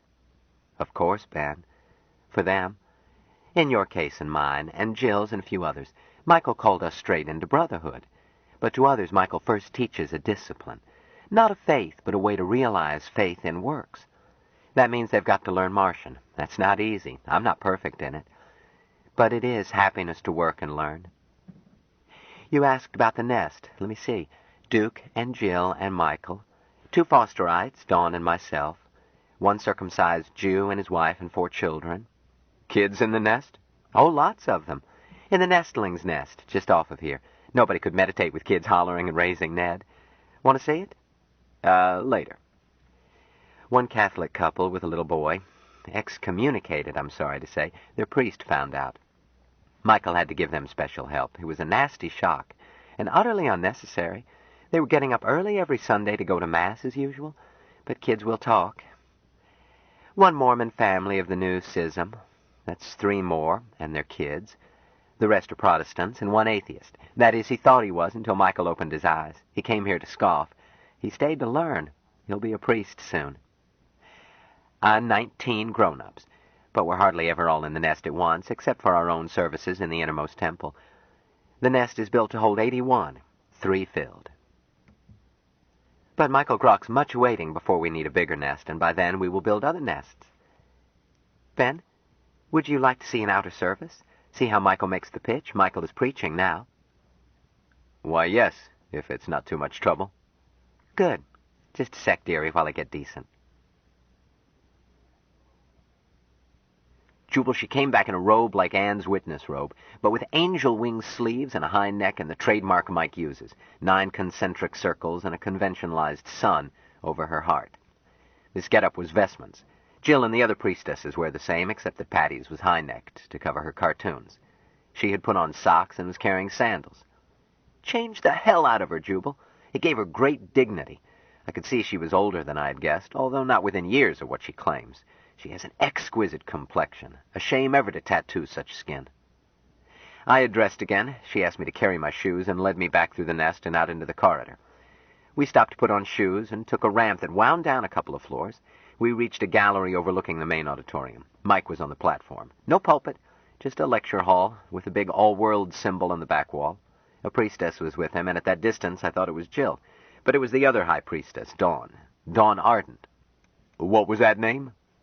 Dawn Ardent, née Higgins, if you want to be fussy. I've met her. I know you have, you allegedly retired goat. She's got a crush on you. Jubal shook his head. The Dawn Ardent, I mean, I just barely met 2 years ago. She wouldn't remember me. She remembers you. She gets every one of your pieces of commercial cred on tape under every pseudonym she can track down. She goes to sleep by them. They give her beautiful dreams, she says. But they all know you, Jubal. That living room has exactly one ornament, a life-sized color solly of your head. Looks as if you'd been decapitated with your face in a hideous grin. A shot Duke sneaked of you. Why, that brat. Jill asked him to. Double brat. Mike put her up to it. Brace yourself, Jubal. You are the patron saint of the Church of All Worlds. Jubal looked horrified. They can't do that. They already have. Mike gives you credit for having started the whole show by explaining things so well that he was able to figure out how to put over Martian theology to humans. Jubal groaned. Ben went on. In addition, Dawn thinks you're beautiful. Aside from that quirk, she is intelligent and utterly charming. But I digress. Mike spotted us and called out, "Hi, Ben, later," and went on with his spiel. Jubal, you'll have to hear it. He didn't sound preachy and didn't wear robes, just a smart, well-tailored white suit. He sounded like a damned good car salesman. He cracked jokes and told parables. The gist was a sort of pantheism. One parable was the oldie about the earthworm burrowing through the soil who encounters another earthworm and says, "Oh, you're beautiful, will you marry me?" And his answer, "Don't be silly, I'm your other end." You've heard it? Heard it. I wrote it. Hadn't realized it was that old. Mike made good use of it. His idea is that whenever you encounter any other grokking thing, man, woman, or stray cat, you are meeting your other end. The universe is a thing we whipped up among us and agreed to forget the gag. Jubal looked sour. Solipsism and pantheism. Together they explain anything, cancel out any inconvenient fact, reconcile all theories, include any facts or delusions you like. But it's cotton candy, all taste and no substance. As unsatisfactory as solving a story by saying, "Then the little boy fell out of bed and woke up." Don't crab at me, take it up with Mike. Believe me, he made it convincing. Once he stopped and said, "You must be tired of so much talk." And they yelled back, "No!" He really had them. He protested that his voice was tired, and anyhow it was time for miracles. Then he did amazing sleight of hand. Did you know he had been a magician in a carnival? I knew he had been with it. He never told me the nature of his shame. He's a crackerjack. He did stunts that had me fooled. But it would have been okay if he had just used kid tricks. It was his patter that had them spellbound.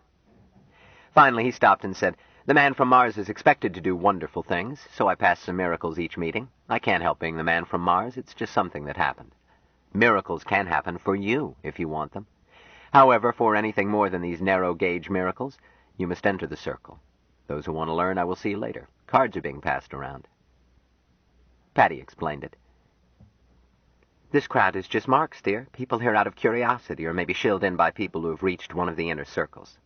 Jubal Mike has rigged the thing in 9 circles, like lodge degrees, and nobody is told that there are circles farther in until they're ripe for it. This is Michael's bally, Pat told me, which he does as easy as he breathes, while he's feeling them out and deciding which ones are possible. That's why he strings it out. Duke is up behind that grill, and Michael tells him who might measure up, where he sits and everything. Michael's about to turn this tip and spill the ones he doesn't want. Then Dawn takes over, after she gets the seating diagram from Duke." "How did they work that?" asked Harshaw. "I didn't see it, Jubal. There are a dozen ways they could cut from the herd, as long as Mike knew which they were, and had some way to signal Duke. Patty says Mike's clairvoyant. I won't deny the possibility. Then they took the collection. Mike doesn't do even this church style, soft music and dignified ushers. He said nobody would believe this was a church if he didn't take a collection. Then, so help me, they passed collection baskets already loaded with money, and Mike told them that this was what the last crowd had given, so help themselves if they were broke or hungry and needed it. But if they felt like giving, give. Do one or the other. Put something in or take something out. I figured he had found one more way to get rid of too much money." Jubal said thoughtfully, "That pitch, properly given, should result in people giving more, while a few just take a little. Probably very few." "I don't know, Jubal. Patty whisked me away when Mike turned the service over to Dawn. She took me to a private auditorium where services were opening for the 7th circle, people who had belonged for months and had made progress. If it is progress. Jubal, we went straight from one to the other, and it was hard to adjust. That outer meeting was half lecture, half entertainment. This one was almost a voodoo rite. Mike was in robes now. He looked taller, ascetic, and intense. His eyes gleamed. The place was dim. There was creepy music. And yet it made you want to dance. Patty and I took a couch that was darn near a bed. What the service was, I couldn't say. Mike would sing out in Martian. They would answer in Martian, except for chants of Thou art God, echoed by some Martian word that would make my throat sore to pronounce it. Jubal made a croaking noise. Was that it? Huh? I believe so, Jubal. Are you hooked? Have you been stringing me along? No, Stinky taught it to me. He says it's heresy of the blackest sort. By his lights, I mean. It's the word Mike translates as Thou art God. Mahmoud says that isn't even close to a translation. It's the universe proclaiming its self-awareness, or its peccavimus, with the total absence of contrition, or a dozen other things. Stinky says that he doesn't understand it even in Martian, except that it's a bad word, the worst possible in his opinion, and closer to Satan's defiance than to the blessing of God. Go on. Was that all? Just a bunch of fanatics yelling Martian? Jubal, they didn't yell, and it wasn't fanatical. Sometimes they barely whispered. Then it might climb a little. They did it in a rhythm, a pattern, like a cantata. Yet it didn't feel rehearsed. It felt more as if they were all one person, humming whatever he felt. Jubal, you've seen Fosterites work themselves up. Too much, I'm sorry to say. Well, this was not that sort of frenzy. This was quiet and easy, like dropping off to sleep. It was intense, all right, and got steadily more so, but... Jubal, ever try a spiritualist seance? I have. I've tried everything I could, Ben. Then you know how tension can grow without anybody moving or saying a word. This was more like that than like a revival, or even the most sedate church service. But it wasn't mild. It packed terrific wallop. The word is Apollonian. Huh? As opposed to Dionysian. People simplify Apollonian into mild and calm and cool.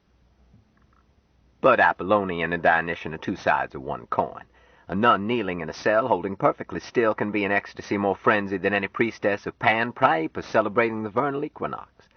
Ecstasy is in the skull, not the setting up exercises. Jubal frowned. Another error is to identify Apollonian with good, merely because our most respectable sects are Apollonian in ritual and precept. Mere prejudice. Proceed. Well, things weren't as quiet as a nun's devotions. They wandered about swapped seats, and there was necking going on. Nothing more, I believe, but the lighting was low. One gal started to join us, but Patty gave her some sign, so she kissed us and left. Ben grinned. Kissed quite well, too.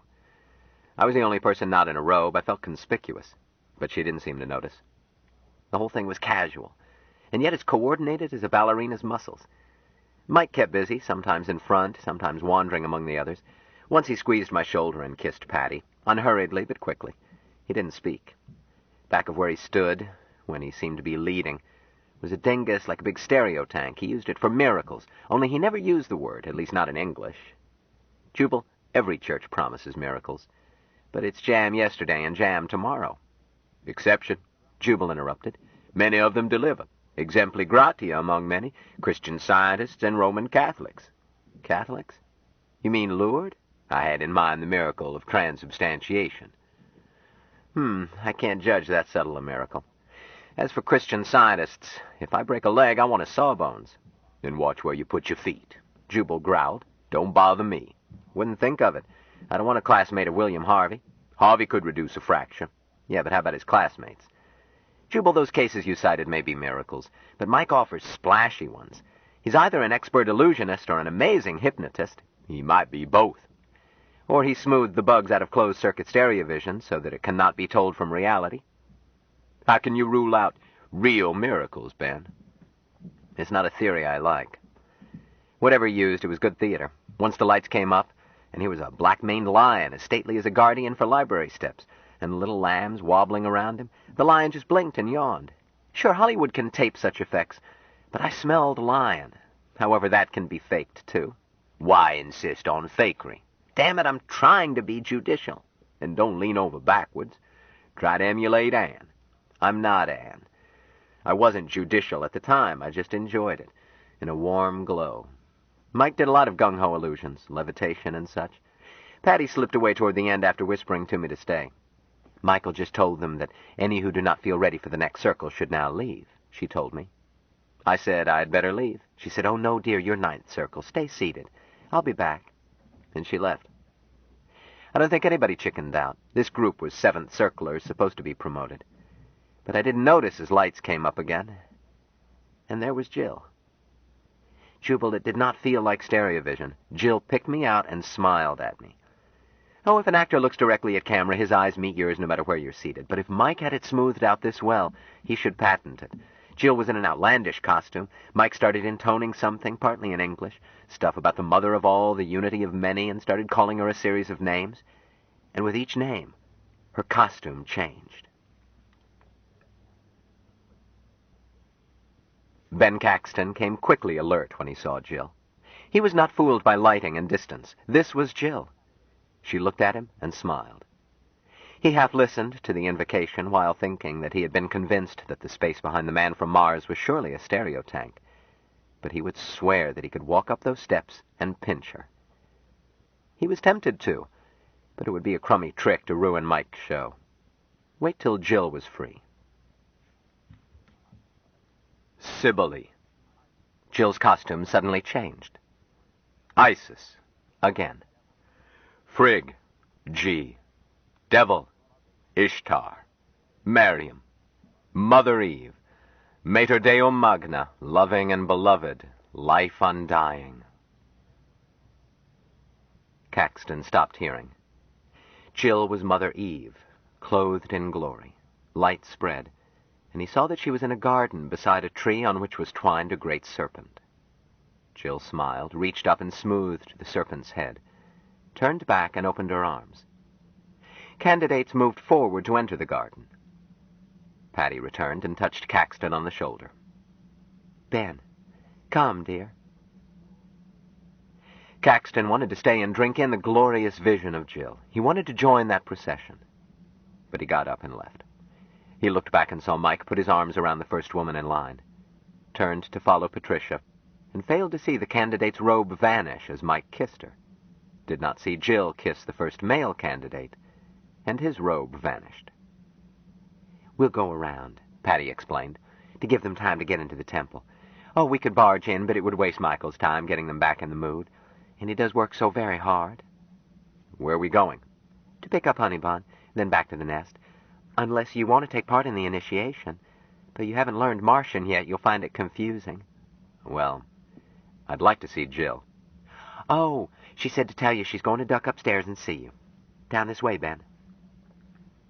A door opened. Ben found himself in that garden. The serpent raised her head as they came in. "There, dear," Patricia said. "You a Mama's good girl." She unwrapped the boa and flaked it down into a basket. "Duke brought her down, but I have to arrange her on the tree and tell her not to wander off. You were lucky, Ben. The transition to eighth happens very seldom." Ben carried Honeybun and learned that a 14-foot snake is a load. The basket had steel braces. When they reached the top, Patricia stopped. "Put her down, Ben." She took off her robe and handed it to him, then draped the snake around her. This is Honeybun's reward for being a good girl. She expects to cuddle up to Mama. "I've got a class almost at 1, so I'll carry her until the last moment. It's not a goodness to disappoint a snake. They're like babies. They can't grok in fullness." They walked 50 yards to the entrance of the nest proper.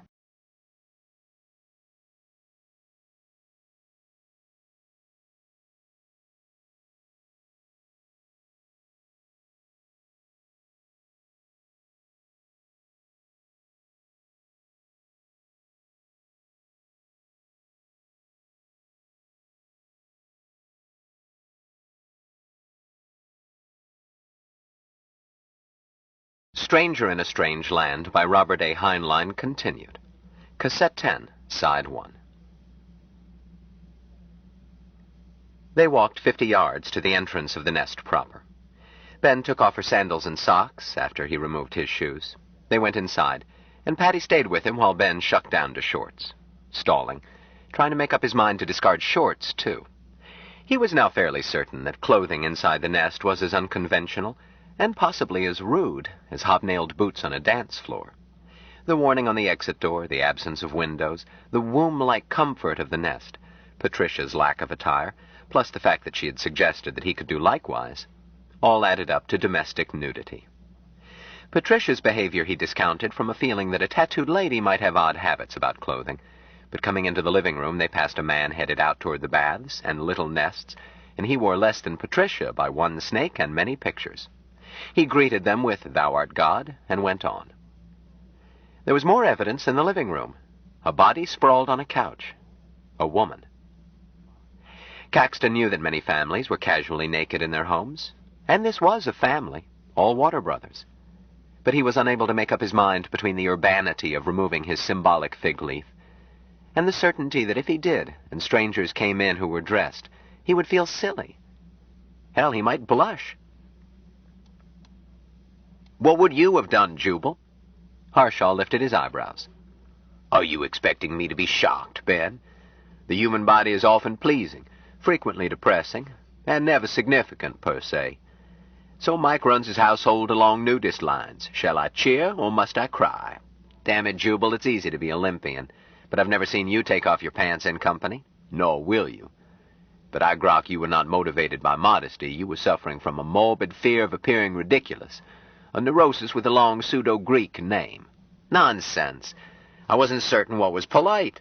"Nonsense to you, sir. You knew what was polite, but were afraid of looking silly, or feared being surprised in the gallant reflex. But I grok Mike has reasons for this custom. Mike always has reasons." "Oh, yes. Jill told me." Ben was in the foyer, his back to the living room and his hands on his shorts, having told himself to take the plunge, when arms came snugly around his waist. "Ben, darling, how wonderful!" Then Jill was in his arms, her mouth warm and greedy against his, and he was glad he had not finished stripping. She was no longer Mother Eve. She was wearing a priestess robe. Nevertheless, he was happily aware that he held a double armful of live, warm, and gently squirming girl. "Golly," she said, breaking from the kiss. "I've missed you, you old beast. Thou art God." "Thou art God," he conceded. "Jill, you're prettier than ever." "Yes," she agreed. "It does that. What a thrill it gave me to catch your eye at the blow-off." "Blow-off?" "Jill means," Patricia put in, "the end of the service where she is all-mother, Mater Deo Magna. Kids, I must rush." "Never hurry, patty cake." "I gotta rush so I won't have to hurry. Ben, I must put Honey Bun to bed and go down and take my class. So kiss me goodnight, please." Ben found himself kissing a woman wrapped in a giant snake. He tried to ignore Honey Bun and treat Patty as she deserved. Pat then kissed Jill. "Night, dears." She left, unhurriedly. "Ben, isn't she a lamb?" "She is. Although she had me baffled at first." "I grok. Patty baffles everybody. Because she never has doubts. She automatically does the right thing. She's much like Mike. She's the most advanced of any of us. She ought to be high priestess. But she won't take it because her tattoos would make some duties difficult, be a distraction, and she doesn't want them taken off." "How could you take off that much tattooing? With a flensing knife? It would kill her." "Not at all, dear. Mike could take them off, not leave a trace, and not hurt her. But she doesn't think of them as belonging to her. She's just their custodian. Come, sit down. Dawn will fetch supper. I must eat while we visit, or I won't have a chance until tomorrow. Tell me what you think. Dawn tells me you saw an outsider's service." "Yes." "Well?" "Mike," Caxton said slowly, "could sell shoes to snakes." Ben, I grok something is bothering you." "No," he answered. "Not anything I can put my finger on." "I'll ask you again in a week or two. No hurry." "I won't be here in a week." "You have columns on the Spike?" 3, but I shouldn't stay that long." "I think you will. Then you'll phone in a few, probably about the church. By then you will grok to stay much longer." "I don't think so." "Waiting is, until fullness. You know it's not a church?" Patty said something of the sort. "Let's say it's not a religion. It is a church in every legal and moral sense. But we're not trying to bring people to God. That's a contradiction. You can't say it in Martian. We're not trying to save souls. Souls can't be lost. We're not trying to get people to have faith. What we offer is not faith, but truth. Truth they can check. Truth for here and now. Truth as matter of fact as an ironing board. and as useful as bread, so practical that it can make war and hunger and violence and hate as unnecessary as, well, as clothes in the nest. But they have to learn Martian. That's the hitch. Finding people honest enough to believe what they see, willing to work hard. It is hard to learn the language it must be taught in. This truth can't be stated in English any more than Beethoven's Fifth can be. She smiled. But Mike never hurries. He screens thousands, finds a few, and some trickle into the nest, and he trains them further. Someday Mike will have us so thoroughly trained that we can start other nests. Then it can snowball. But there's no hurry. None of us is really trained. Are we, dear? Ben looked up at Jill's last words, was startled to find bending over to offer him a plate, a woman he recognized as the other high priestess. Dawn, yes, that was right. His surprise was not reduced by her being dressed in Patricia's fashion, minus tattoos. Dawn smiled. Your supper, my brother Ben. Thou art God. Thou art God. Thanks. She kissed him, got plates for herself and Jill, sat down on his right and began to eat. Ben was sorry that she did not sit where he could see her better. She had the best attributes associated with goddesses. No, Dawn agreed. Not yet, Jill, but waiting will fill. For example, Jill continued, I took a break to eat, but Mike hasn't eaten since the day before yesterday, and won't until he's not needed. Then he'll eat like a pig, and that will carry him as long as necessary. Besides that, Dawn and I get tired, don't we, sweet? We surely do. But I'm not tired, Jillian. Let me take this service and you stay with Ben. Give me that robe. You're crazy in your little pointy head, my love. Ben, she's been on duty almost as long as Mike. We can take a long stretch, but we eat when we're hungry, and sometimes we need sleep. Speaking of robes, Dawn, this was the last in the 7th temple. I meant to tell Patty she'd better order a gross or two. She has. I should have known. This one seems tight. Jill wiggled in a fashion that disturbed Ben. Are we putting on weight? A little. Good. We were too skinny. Ben, you notice that Dawn and I have the same figure? Height, bust, waist, hips, weight, everything, not to mention coloration. We were almost alike when we met. Then with Mike's help, we matched exactly. Even our faces are more alike. But that comes from doing and thinking the same things. Stand up and let Ben look at us, dear. Dawn put her plate aside and did so, in a pose that reminded Ben of Jill, more than resemblance justified. Then he realized it was the pose Jill had been in when she stood revealed as Mother Eve. Jill said with her mouth full, See, Ben? That's me. Dawn smiled. A razor's edge of difference, Jillian. Pooh. I'm almost sorry we'll never have the same face. It's handy, Ben, for us to be alike. We must have 2 high priestesses. It's all 2 can do to keep up with Mike.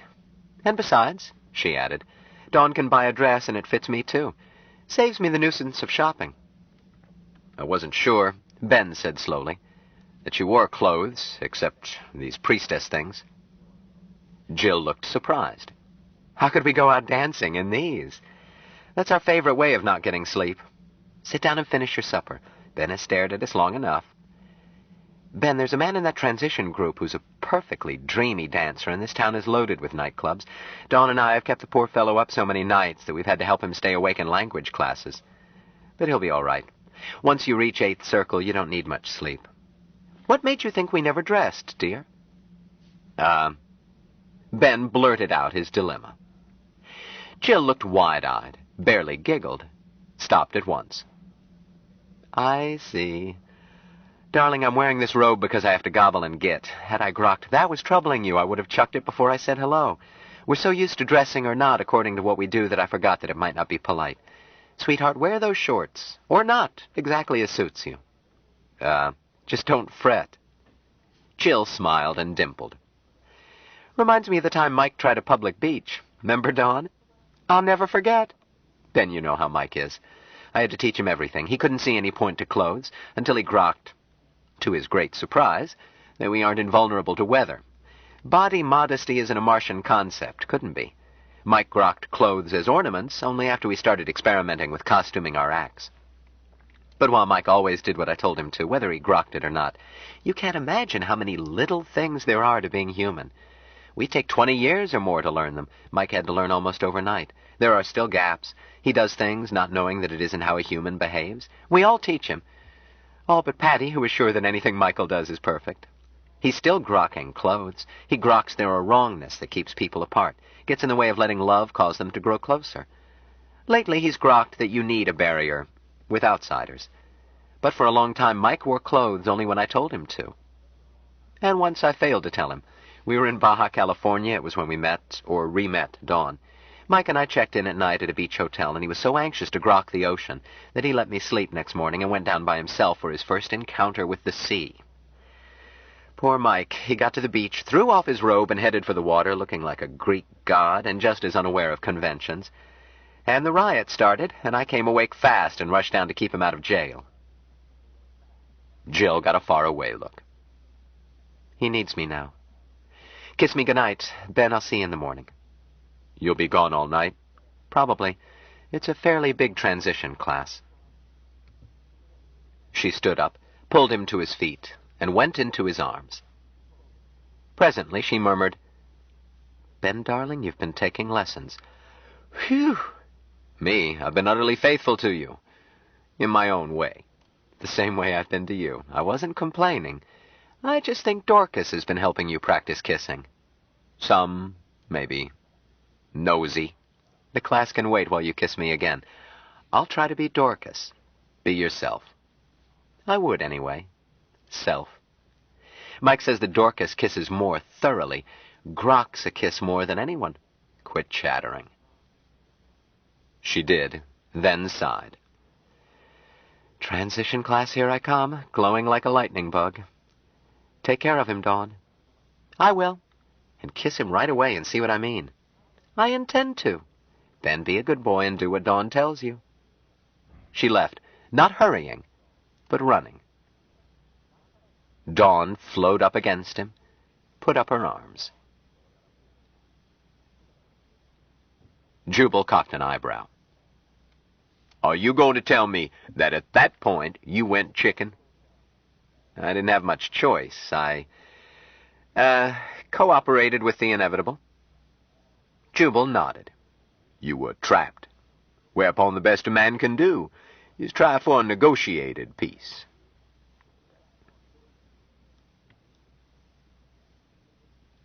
Chapter 32. Jubal, Caxton said earnestly, I wouldn't say a word about Dawn. I wouldn't tell any of this if it weren't necessary for explaining why I'm worried about them. All of them. Duke and Mike and Dawn, as well as Jill and Mike's other victims.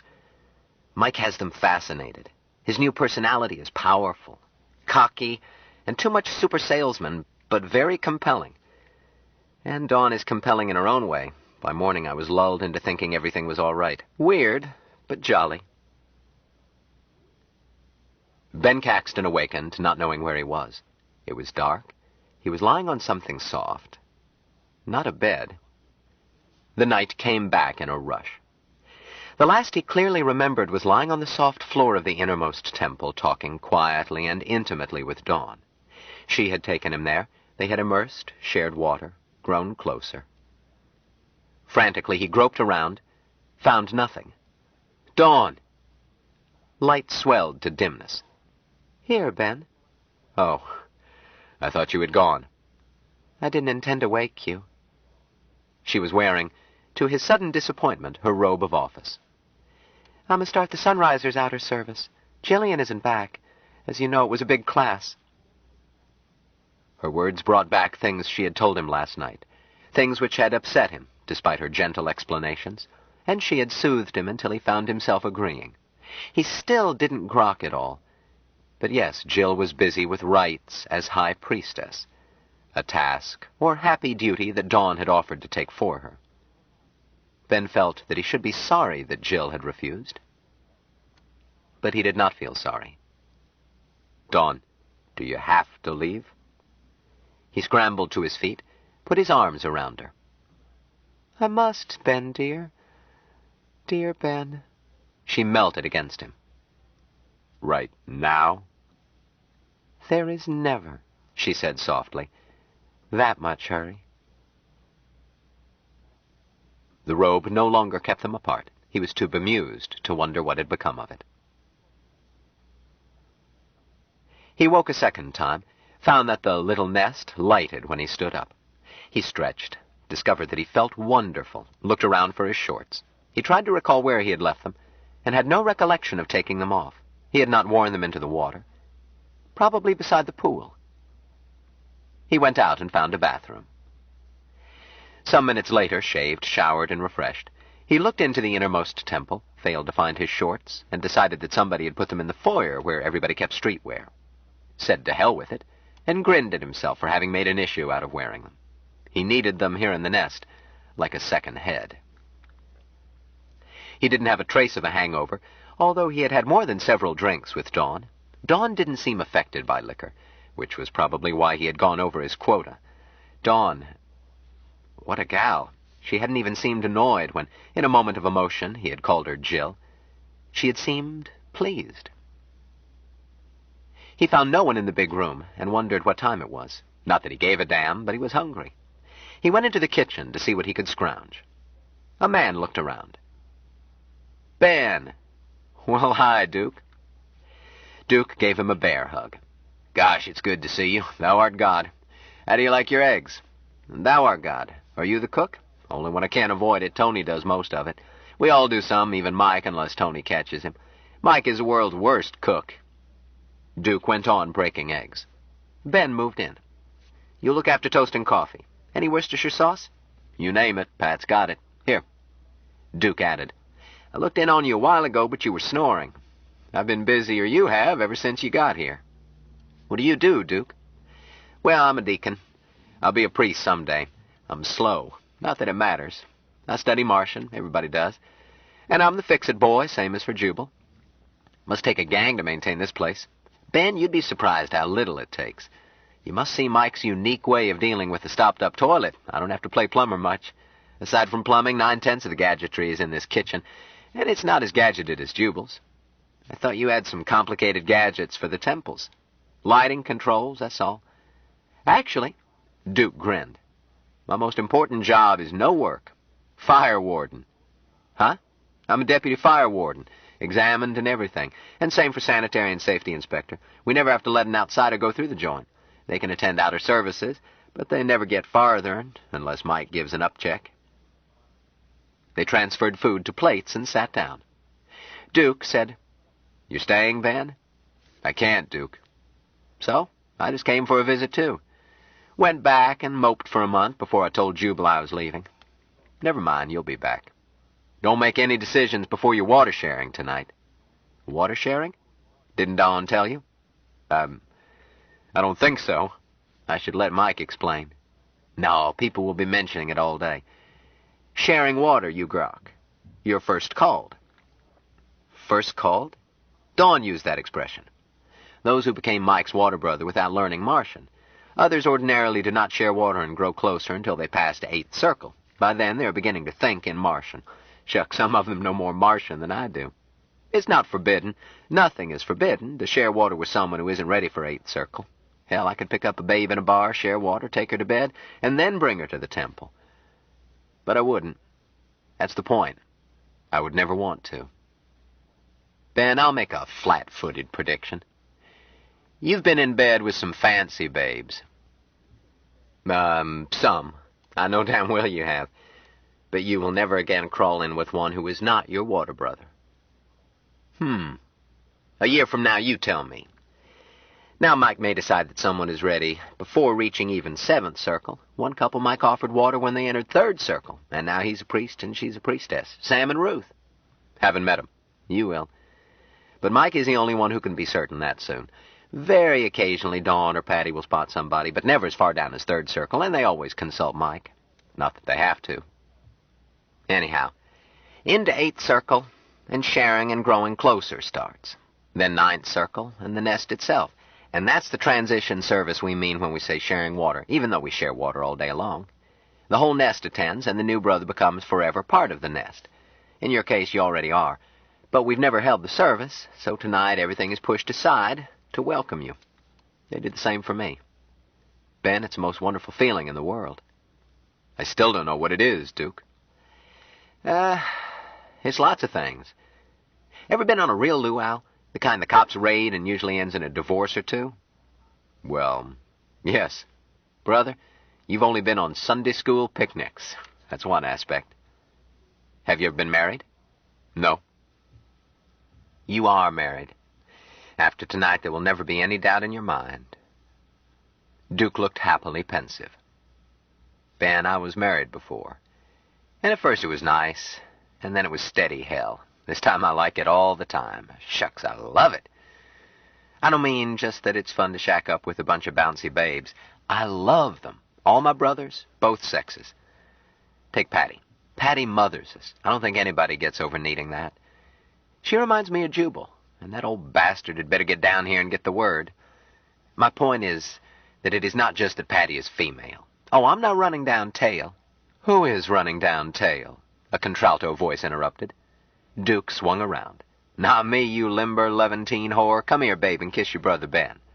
Never charged for it in my life, the woman denied as she glided toward them. Started giving it away before anybody told me. She kissed Ben carefully and thoroughly. Thou art God, brother. Thou art God. Share water. Never thirst. Don't mind Duke. From the way he behaves, he must have been a bottle baby. She kissed Duke even more lingeringly while he patted her ample fundament. She was short, plump, brunette to swarthiness, and had a mane of heavy, blue-black hair almost to her waist. Duke, did you see a Ladies' Home Journal when you got up? She took his fork and started eating his scrambled eggs. Good. You didn't cook these, Duke? Ben did. Why would I want a Ladies' Home Journal? Ben, stir up a couple of dozen more and I'll scramble them in relays. There's an article I want to show Patty, dear. Okay, agreed Ben. Don't get any ideas about redecorating this dump and leave some of that for me. You think us men can do our work on mush? Tut, tut, Dukey, darling. Water divided is water multiplied. Ben, Duke's complaints never mean anything. As long as he has enough women for 2 men and food for 3, he's a perfect lamb. She shoved a forkful into Duke's mouth. Quit making faces, brother. I'll cook you a second breakfast. Or will it be your third? Not even the first yet. You ate it. Ruth, I was telling Ben about how you and Sam pole vaulted to 9th. He's uneasy about the sharing water tonight. She pursued the last bite on Duke's plate, moved over and started preparations to cook. Duke, I'll send you out something other than mush. Take your coffee and skedaddle. Ben, I was worried too. But don't you be, dear. Michael does not make mistakes. You belong here or you wouldn't be here. You're going to stay? I can't. Ready for the first installment? Pour them in. You'll be back. Someday you'll stay. Duke is correct. Sam and I pole vaulted. It was too fast for a middle-aged, prim and proper housewife. Middle-aged? Ben, one bonus of the discipline is that as it straightens out your soul, your body straightens out too. That's a matter in which Christian Scientists are right. Notice any medicine bottles in the bathrooms? No. There aren't any. How many people have kissed you? Several. As a priestess, I kiss more than several. But there's never so much as a sniffle in the nest. I used to be the sort of whiny woman who was never quite well and given to female complaints. She smiled. Now I'm more female than ever. But I'm 20 pounds lighter, years younger, and have nothing to complain about. I like being female. As Duke flattered me, a Levantine whore, and unquestionably more limber. I sit in lotus position when I'm teaching, whereas it used to be all I could do just to bend over. But it did happen fast. Ruth went on. Sam was a professor of Oriental languages. He started coming because it was the only way to learn Martian. Strictly professional. He wasn't interested in the church. I went along to keep an eye on him. I was jealous, even more possessive than the average. So we worked up to 3rd circle, Sam learning rapidly and myself grimly studying because I didn't want him out of my sight. Then boom, the miracle happened. We began to think in it, a little. And Michael felt it and had to stay after service one night. And Michael and Jillian gave us water. Afterwards I knew that I was all the things I despised in other women, and I despised my husband for letting me, and hated him for what he had done. All this in English with the worst parts in Hebrew. So I wept and moaned and made myself a stinking nuisance to Sam, and couldn't wait to share and grow closer again. After that things were easier, but not easy as we were pushed through the circles as fast as possible. Michael knew we needed help and wanted to get us into the safety of the nest. When it came time for our sharing water, I was still unable to discipline myself without help. I wanted to enter the nest, but wasn't sure I could merge with 7 other people. I was scared silly. On the way over, I almost begged Sam to turn around and go home. She looked up. unsmiling but beatific, a plump angel with a big spoon in one hand.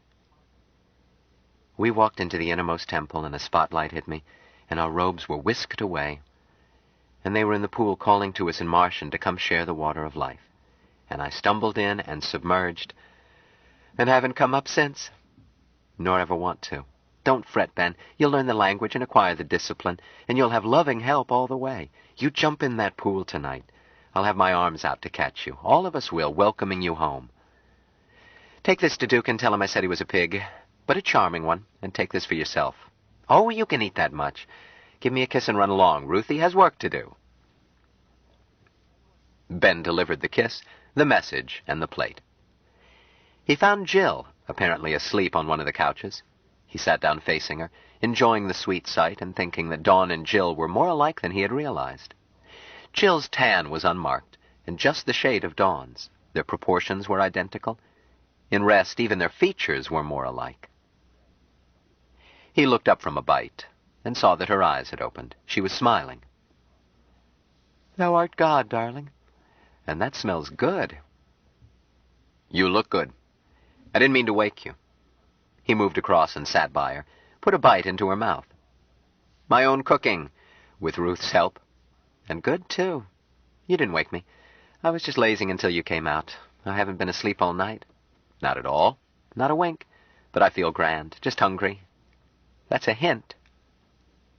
So he fed her. She let him do so, not stirring. "Did you get any sleep?" she asked presently.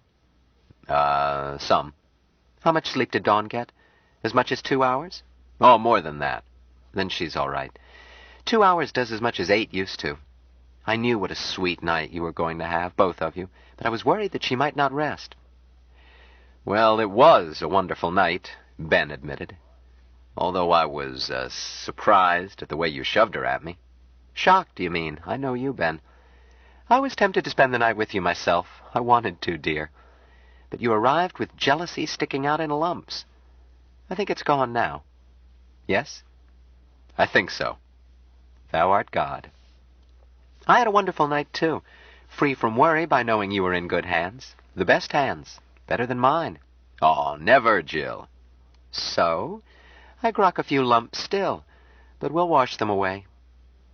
She sat up, touched his cheek, said soberly, "Before tonight, dear, because of all my beloved brothers, I would not have your sharing water be less than perfect." Ben stopped. "Waiting is," she said, and reached toward the end of the couch. It looked to Caxton as if a pack of cigarettes jumped into her hand. Glad to change the subject, he said, "You've picked up some sleight of hand, too." Jill smiled. "Nothing much. I am only an egg, to quote my teacher." "How did you do that?" "Why, I whistled to it in Martian. First you grok a thing, then you grok what you want it to." "Mike!" She waved. "We're over here, dear." "Coming." The man from Mars came straight to Ben, pulled him to his feet. "Let me look at you, Ben. Golly, it's good to see you." "It's good to see you, and to be here." "What's this about 3 days? 3 days indeed. I'm a working man, Mike." "We'll see. The girls are all excited, getting ready for your welcome tonight. Might just as well shut down. They won't be worth a damn." "Patty is rescheduled," Jill told Mike. "Dawn and Ruth and Sam are taking care of what's necessary. Patty sloughed the matinee, so you're through for the day." "That's good news." Mike sat down, pulled Jill's head into his lap, pulled Ben down, put an arm around him, and sighed. He was dressed as Ben had seen him in the outer meeting. Smart tropical business suit. "Ben, don't take up preaching. I spend night and day rushing from one job to another, telling people why they must never hurry. I owe you, along with Jill and Jubal, more than anyone on this planet. Yet this is the first time I've been able to say hello. How have you been? You're looking fit.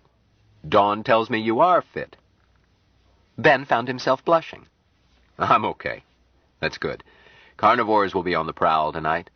I'll grok close and sustain you. You'll be fresher at the end than at the start.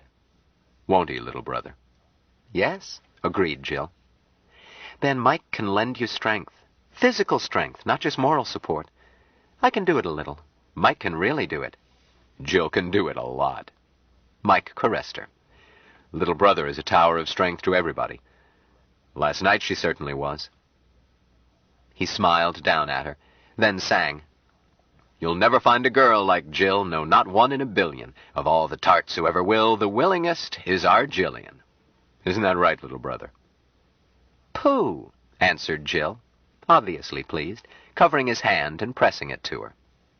"Dawn is exactly like me, and every bit as willing." But Dawn is downstairs interviewing the possibles out of the tip. She's busy. You ain't. That's an important difference. Isn't it, Ben? Could be. Caxton was finding their behavior embarrassing, even in this relaxed atmosphere.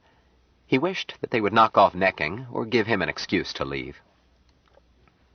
Mike went on cuddling Jill while keeping an arm around Ben's waist, and Ben was forced to admit that Jill encouraged him. Mike said very seriously, "Ben, a night like last night, helping a group to make the big jump to 8th Circle, gets me terribly keyed up. Let me tell you something out of the lessons for 6th. We humans have something that my former people don't even dream of.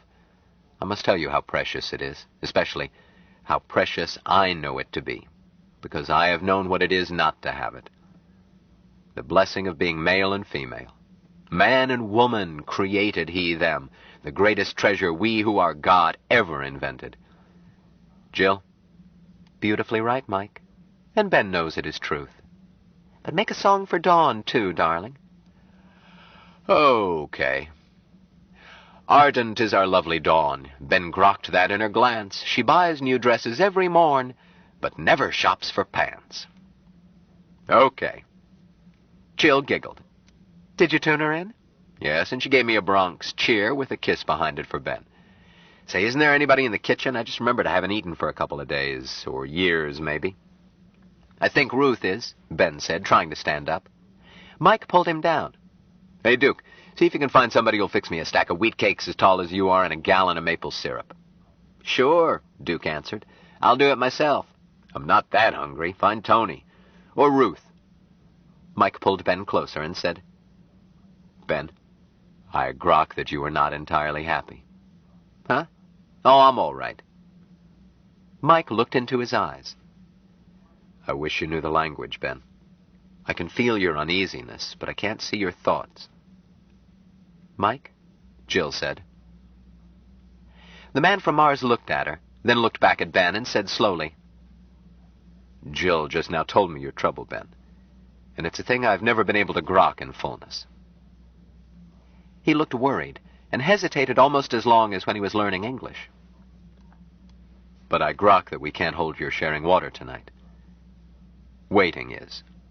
Mike shook his head. "I'm sorry, but waiting will fill." Jill sat up. "No, Mike, we can't let Ben leave without it. Not Ben." "I do not grok it, little brother," Mike said reluctantly. A long pause followed, silence more tense than speech. At last Mike said doubtfully to Jill, "You speak rightly?" "You will see." Jill got up suddenly and sat down on Ben's other side, put her arms around him. "Ben, kiss me and stop worrying."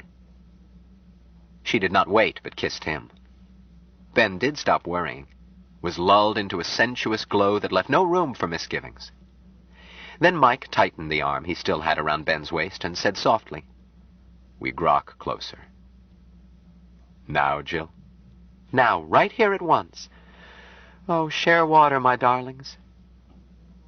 Ben turned his head and was snatched out of euphoria by utter surprise. Somehow the man from Mars had rid himself of every stitch of clothing. Chapter 33. "Well," said Jubal. "did you accept the invitation?" "Huh? I got out of there fast, grabbed my clothes, ignored the sign, jumped into the bounce tube with my arms full." "You did?" "I think if I were Jill, I would be offended." Caxton turned red. "I had to leave, Jubal." Then what?" "Why, I put on my clothes, found I'd forgotten my bag, and didn't go back. In fact, I left so fast I darn near killed myself. You know how the ordinary bounce tube?" "I do not." "Uh-huh. Well, if you don't dial it to lift, you sink slowly like cold molasses. But I didn't sink, I fell. 6 stories. When I was about to splash, something caught me. Not a safety net, some sort of field. Scared me silly on top of everything else. Put not your faith in gadgets. I'll stick to stairs, and when unavoidable, elevators. Well, the bugs aren't out of that gadget. Duke is safety inspector, but whatever Mike says is gospel to Duke. Mike's got him hypnotized. Hell, he's got 'em all hypnotized. When the crash comes, it'll be worse than any faulty bounce tube. Jubal, what can we do? I'm worried sick. Harshaw jutted out his lips. What aspects did you find disquieting? Huh? All of it. So, you gave me to think that you enjoyed your visit, up to the point where you behaved like a scared rabbit. So I did. Mike had me hypnotized, too. Caxton looked puzzled.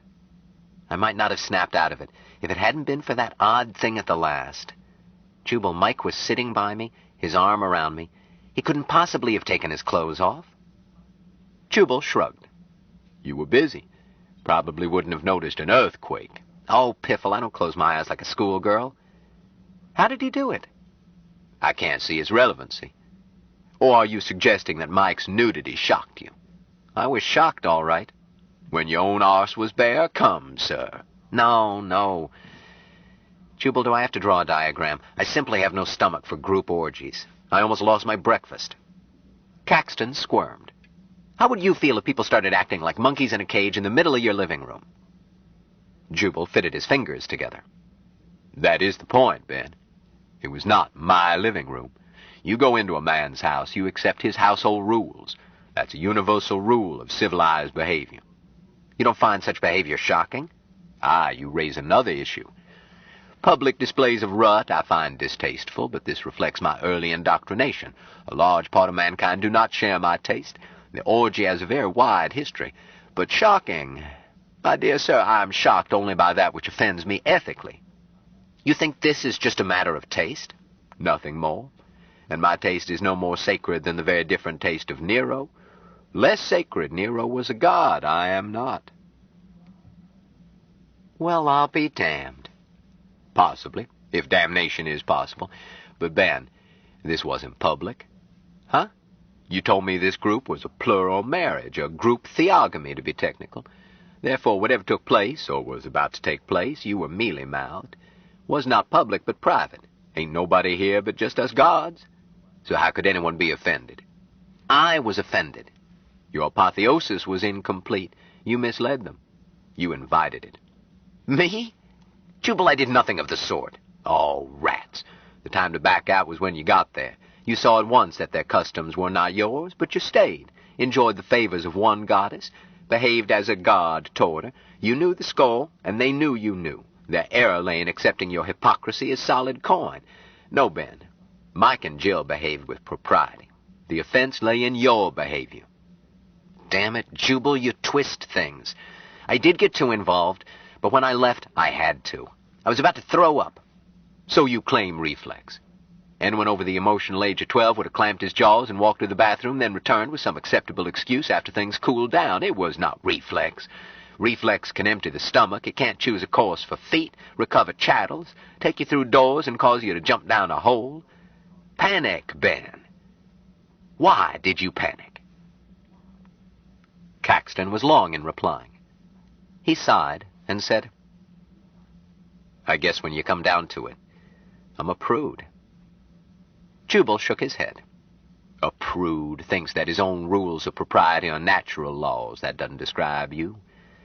You adjusted to many things that did not fit your code of propriety, whereas a true blue prude would have affronted that delightful tattooed lady and stomped out. Dig deeper. All I know is that I'm unhappy over the whole thing. I know you are, Ben, and I'm sorry. Let's try a hypothetical question. You mentioned a lady named Ruth. Suppose Jillian had not been present. Assume that the others were Mike and Ruth, and that they offered you the same shared intimacy. Would you have been shocked? Huh? Why, yes, it's a shocking situation. I think so, even though you say it's a matter of taste. How shocking? Nausea? Panic flight? Caxton looked sheepish. Damn you, Jubal. All right, I would just have found an excuse to go out to the kitchen or something, then left as soon as possible. Very well, Ben. You have uncovered your trouble. I have. What element was changed? Caxton looked unhappy. At last he said, "You're right, Jubal. It was because it was Jill. Because I love her." Close, Ben, but not dead center. Eh? Love is not the emotion that caused you to flee. What is love, Ben? What? Oh, come off it. Everybody from Shakespeare to Freud has taken a swing at that. Nobody has answered it yet. All I know is it hurts. Jubal shook his head. I'll give you an exact definition. Love is that condition in which the happiness of another person is essential to your own. Ben said slowly, "I'll buy that, because that's the way I feel about Jill." Good. Then you are asserting that your stomach turned and you fled in panic because of a need to make Jill happy. Hey, wait a minute. I didn't say... Or was it some other emotion? I simply said... Caxton stopped. Okay, I was jealous. But, Jubal, I would have sworn I wasn't. I knew I had lost out. I had accepted it long ago. Hell, I didn't like Mike the less for it. Jealousy gets you nowhere. Nowhere one would wish, certainly. Jealousy is a disease. Love is a healthy condition. The immature mind often mistakes one for the other, or assumes that the greater the love, the greater the jealousy. In fact, they're almost incompatible. One emotion hardly leaves room for the other. Both at once can produce unbearable turmoil. And I grok that was your trouble, Ben. When your jealousy reared its head, you couldn't look it in the eye, so you fled. It was the circumstances, Jubal. This hands-around harem upsets the hell out of me. Don't misunderstand me. I would love Jill if she were a two-peso whore, which she is not. By her lights, Jill is moral. Jubal nodded. I know. Jillian has an invincible innocence that makes it impossible for her to be immoral. He frowned. Ben, I am afraid that you, and I, too, lack the angelic innocence to practice the perfect morality those people live by.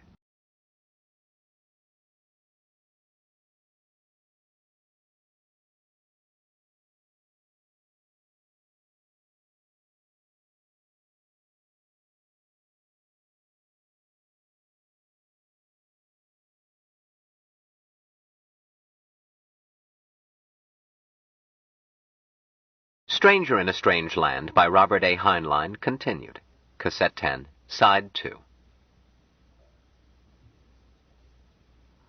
Ben, I'm afraid that you, and I, too, lack the angelic innocence to practice the perfect morality those people live by. Ben looked startled. You think that sort of thing is moral? I meant that Jill doesn't know she is doing wrong. Mike's got her hornswoggled. And Mike doesn't know it's wrong either. He's the man from Mars. He didn't get a fair start. Jubal frowned. Yes, I think what those people, the entire nest, not just our kids, are doing is moral. I haven't examined details, but... yes, all of it. Bacchanalia, unashamed swapping, communal living, an anarchistic code, everything. Jubal, you astound me. If you feel that way, why don't you join them? They want you. They'll hold a jubilee. Dawn is waiting to kiss your feet and serve you. I wasn't exaggerating. Jubal sighed. No. 50 years ago, but now...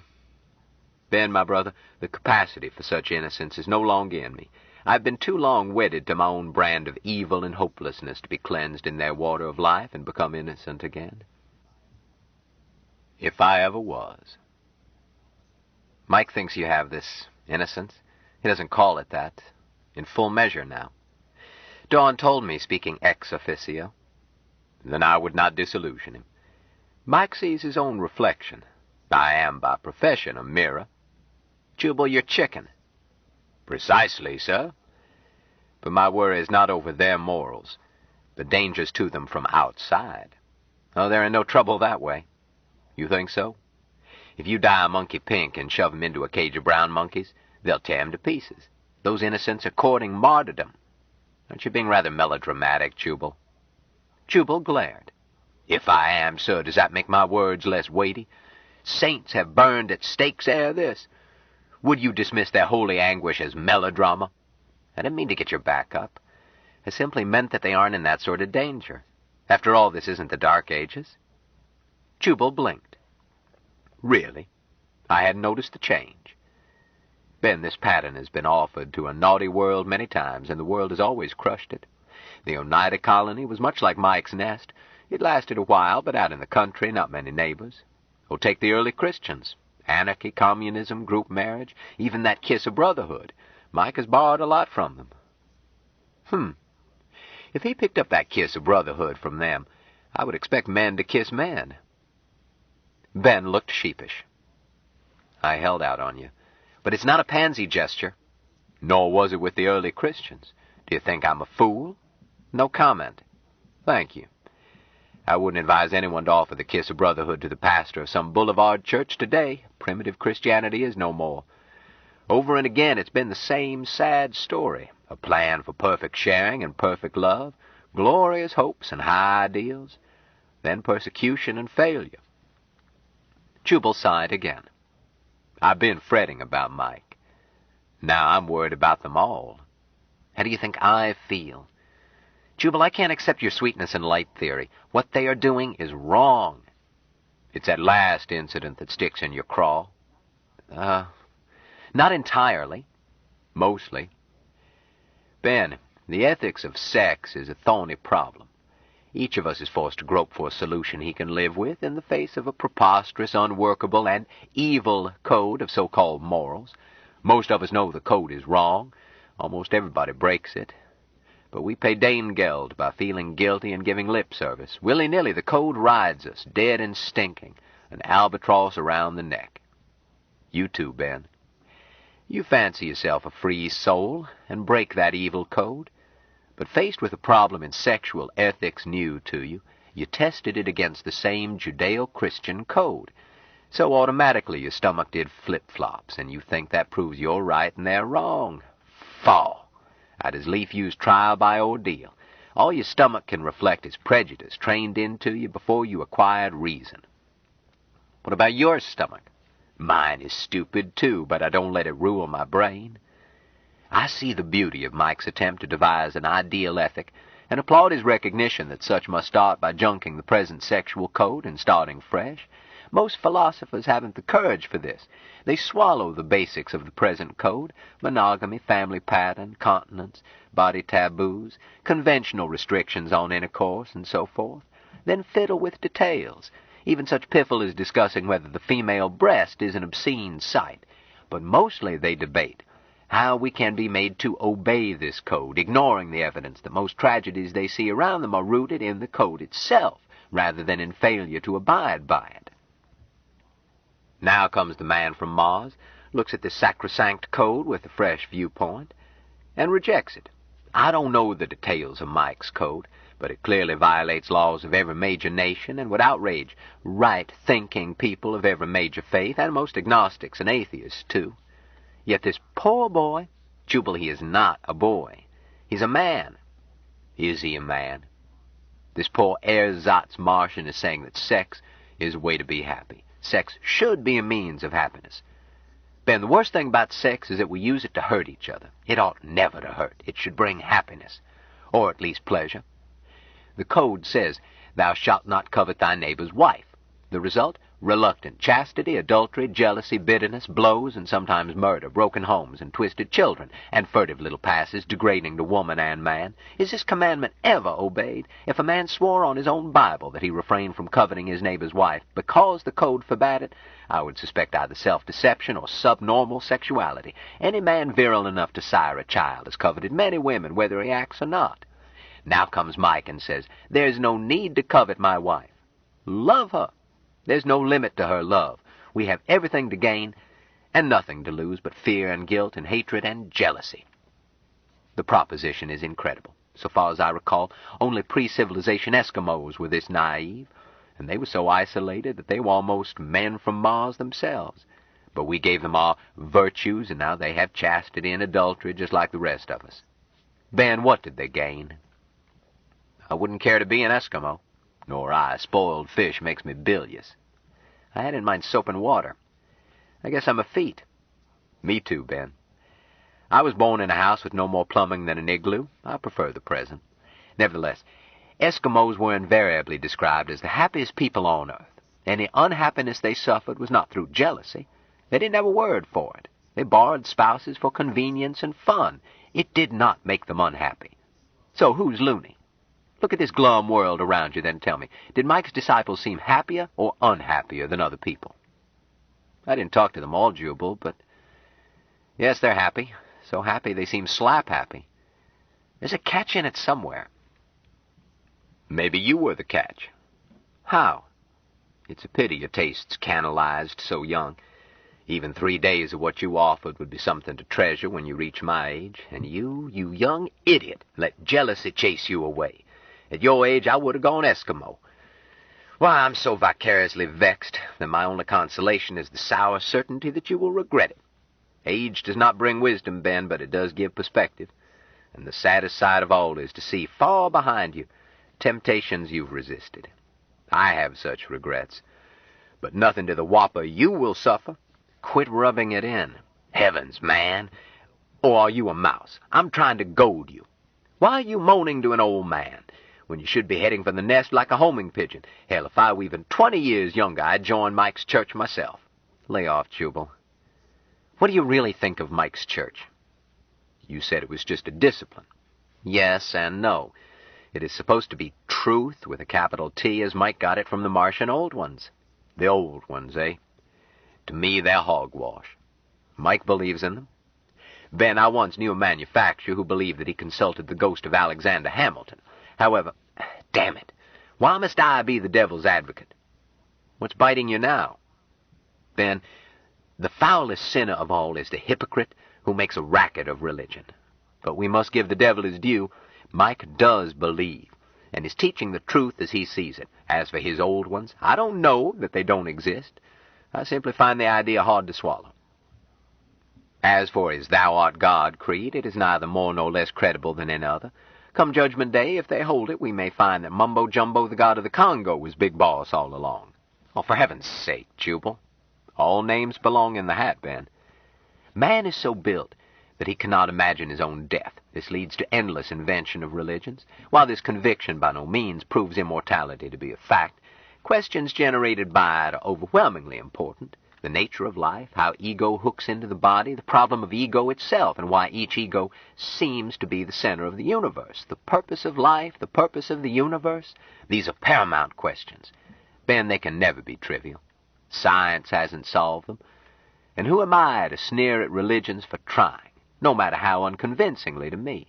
Old Mumbo Jumbo may eat me yet. I can't rule him out because he owns no fancy cathedrals, nor can I rule out one God-struck boy leading a sex cult in an upholstered attic. He might be the Messiah.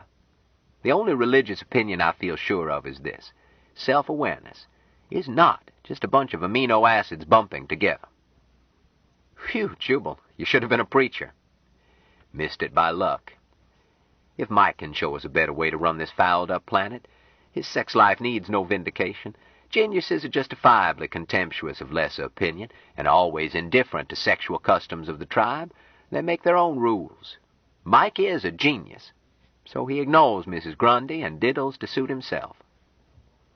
But from a theological standpoint, Mike's sexual behavior is as orthodox as Santa Claus. He preaches that all living creatures are collectively God, which makes Mike and his disciples the only self-aware gods on this planet, which rates him union card by all the rules for godding. Those rules always permit God's sexual freedom, limited only by their own judgment. You want proof? Leda and the swan, Europa and the bull, Osiris, Isis, and Horus. The incredible incests of the Norse gods? I won't cite Eastern religions. Their gods do things that a mink breeder wouldn't tolerate. But look at the relations of the Trinity in one, of the most widely respected Western religion. The only way that religion's precepts can be reconciled with the inner relations of what purports to be a monotheos is by concluding that breeding rules for deity are not the rules for mortals. But most people never think about it. They seal it off and mark it holy, do not disturb. One must allow Mike any dispensation granted other gods. One god alone splits into at least two parts and breeds. Not just Jehovah, they all do it. A group of gods will breed like rabbits, and with as little regard for human proprieties. Once Mike entered the godding business, orgies were as predictable as sunrise. So forget the standards of podunk and judge them by Olympian morals. Jubal glowered. Ben, to understand this, You must start by conceding their sincerity. Oh, I do. It's just that... Do you?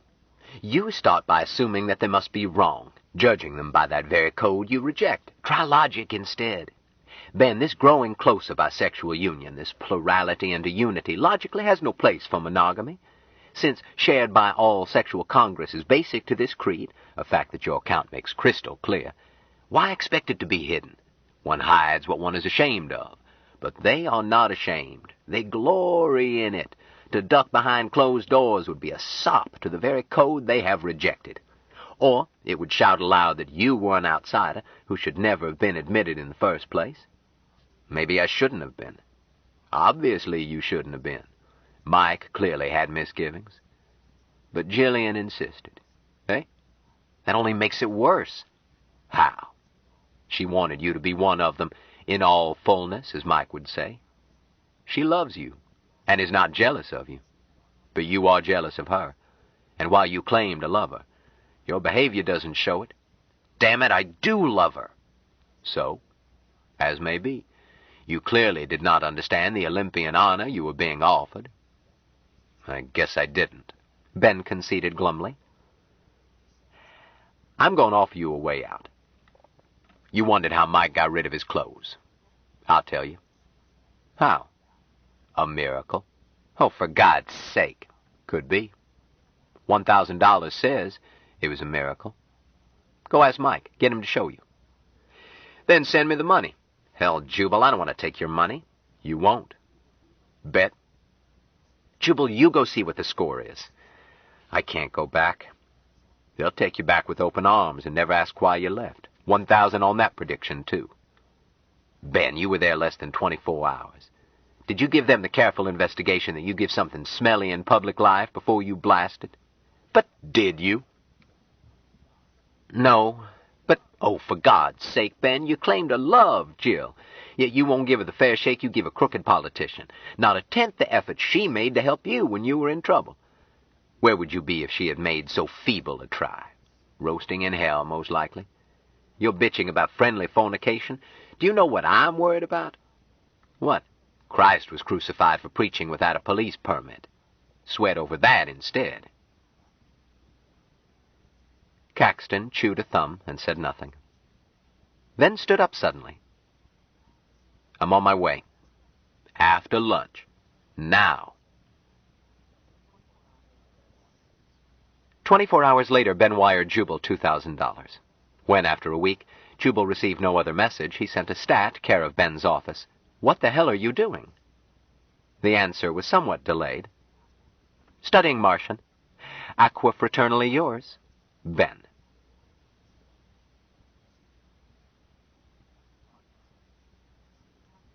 Part 5. His Happy Destiny.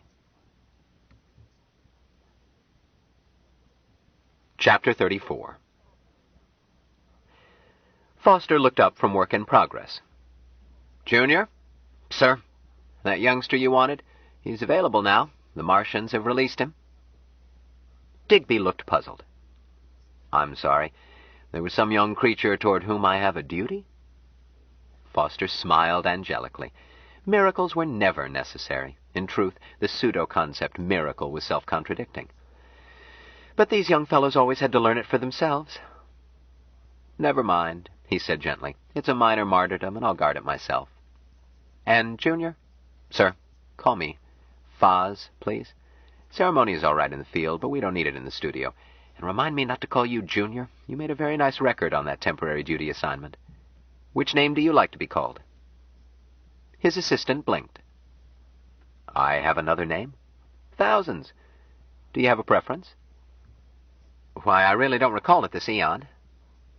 Well, would you like to be called Digby? Yes. That's a very nice name. Thanks. Don't thank me. You earned it. Archangel Foster turned back to his work, not forgetting the minor duty he had assumed. Briefly, he considered how this cup might be taken from little Patricia, then chided himself for such unprofessional, almost human thought. Mercy was not possible in an angel. Angelic compassion left no room for it. The Martian old ones had reached an elegant trial solution to their major aesthetic problem and put it aside for a few filled threes to let it generate new problems, at which time, unhurriedly and almost absent-mindedly, the alien nestling which they had returned to his proper world was tapped of what he had learned of his people, and dropped after cherishing, since he was of no further interest to their purposes. They took the data he had accumulated and, with a view to testing that trial solution, began to work toward considering an inquiry leading to an investigation of aesthetic parameters involved in the possibility of the artistic necessity of destroying Earth. But much waiting would be before fullness would grok decision. The Daibutsu at Kamakura was again washed by a giant wave secondary to a seismic disturbance 280 kilometers off Honshu. The wave killed 13,000 people and lodged a male infant high in the Buddha's image interior, where it was found and succored by surviving monks. This infant lived 97 Terran years after the disaster that wiped out his family, and produced no progeny, nor anything of note aside from a reputation for sustained belching. Cynthia Duchess entered a nunnery with all benefits of modern publicity, and left without fanfare 3 days later. Ex-Secretary General Douglas suffered a stroke which impaired the use of his left hand, but not his ability to conserve assets entrusted to him. Lunar Enterprises Limited published a prospectus on a bond issue for the wholly-owned subsidiary Ares Chandler Corporation. The Lyle Drive exploratory vessel Mary Jane Smith landed on Pluto. Fraser, Colorado, reported the coldest February of its recorded history. Bishop Oxtongue at the new Grand Avenue Temple preached on the text, Matthew 24:24, For there shall arise false Christs and false prophets, and shall show great signs and wonders, insomuch that, if it were possible, they shall deceive the very elect. He made clear that his diatribe did not refer to Mormons, Christian Scientists, Roman Catholics, nor Fosterites, especially not the last, nor to any fellow travelers whose good works counted more than inconsequential differences in creed or ritual, but solely to upstart heretics who were seducing faithful contributors away from the faiths of their fathers. In a subtropical resort city in the same nation, 3 complainants swore on information charging public lewdness on the part of a pastor, 3 of his assistants, and John Doe, Mary Rowe et al., plus charges of running a disorderly house and contributing to delinquency of minors. The county attorney had no interest in prosecuting, as he had on file a dozen like it. Complaining witnesses always failed to appear at arraignment. He pointed this out. Their spokesman said, You'll have plenty of backing this time. Supreme Bishop Short is determined that this Antichrist shall flourish no longer. The prosecutor was not interested in Antichrists, but there was a primary coming up. Well, just remember, I can't do much without backing. You'll have it. Dr. Jubal Harshaw was not aware of this incident, but knew of too many others for peace of mind. He had succumbed to that most insidious vice, the news. Thus far he had merely subscribed to a clipping service instructed for Man from Mars, V.M. Smith, Church of All Worlds, and Ben Caxton. But the monkey was on his back. Twice lately he fought off an impulse to order Larry to set up the babble box. Damn it, why couldn't those kids tape him an occasional letter, instead of letting him worry? Front. Anne came in, but he continued to stare out at snow and an empty swimming pool. Anne, he said, rent us a tropical atoll and put this mausoleum up for sale. Yes, boss. But get a lease before you hand this back to the Indians. I will not put up with hotels. How long has it been since I wrote pay copy? 43 days. Let that be a lesson to you. Begin, Death Song of a Woods Colt. The depths of winter longing are ice within my heart. The shards of broken covenants lie sharp against my soul. The wraiths of long-lost ecstasy still keep us two apart. The sullen winds of bitterness still keen from turn to pole. The scars and twisted tendons, the stumps of struck-off limbs, the aching pit of hunger and throb of unset bone, my sanded, burning eyeballs, as light within them dims, add nothing to the torment of lying here alone. The shimmering flames of fever trace out your blessed face. My broken eardrums echo, yet your voice inside my head. I do not fear the darkness that comes to me apace. I only dread the loss of you that comes when I am dead. There, he added briskly, sign it Louisa M. Alcott and send it to Togetherness magazine. Boss, is that your idea of pay copy? Huh? It will be worth something later. Put it on file, and my literary executor can use it to help settle death duties. That's the catch in artistic pursuits. The best work is worth most after the workman can't be paid. The literary life, Dreck. It consists in scratching the cat till it purrs. Poor Jubal. Nobody ever feels sorry for him, so he has to feel sorry for himself. Sarcasm yet. No wonder I don't get any work done. Not sarcasm, boss. Only the wearer knows where the shoe pinches. My apologies. All right, here's pay copy. Title, One for the Road. There's amnesia in a hang-knot and comfort in the axe, but the simple way of poison will make your nerves relax. There's surcease in a gunshot and sleep that comes from racks, but a handy draft of poison avoids the harshest tax. You find rest upon the hot squat, or gas can give you packs, but the closest corner chemist has peace in packaged stacks. There's refuge in the church lot when you tire of facing facts, and the smoothest route is poison prescribed by kindly quacks. Chorus, with an ugh and a groan and a kick of the heels, death comes quiet or it comes with squeals, but the pleasantest place to find your end is a cup of cheer from the hand of a friend. Jubal, Anne said worriedly, is your stomach upset? Always. That's for file, too? Huh? That's for the New Yorker.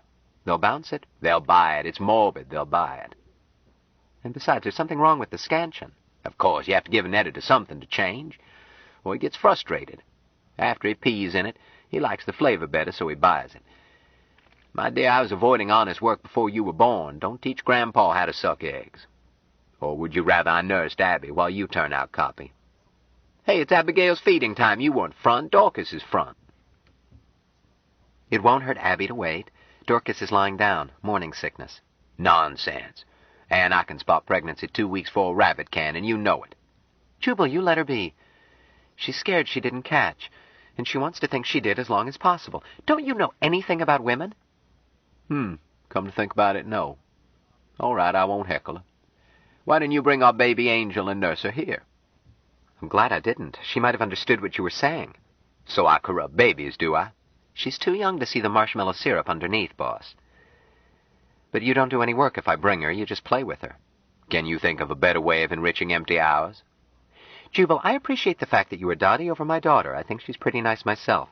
But you've been spending all your time either playing with Abby or moping. How soon do we go on relief? That's not the point. If you don't crank out stories, you get spiritually constipated. It's reached the point where Dorcas and Larry and I are biting our nails. When you yell front, we jitter with relief, but it's always a false alarm. If there's money to meet the bills, what are you worried about?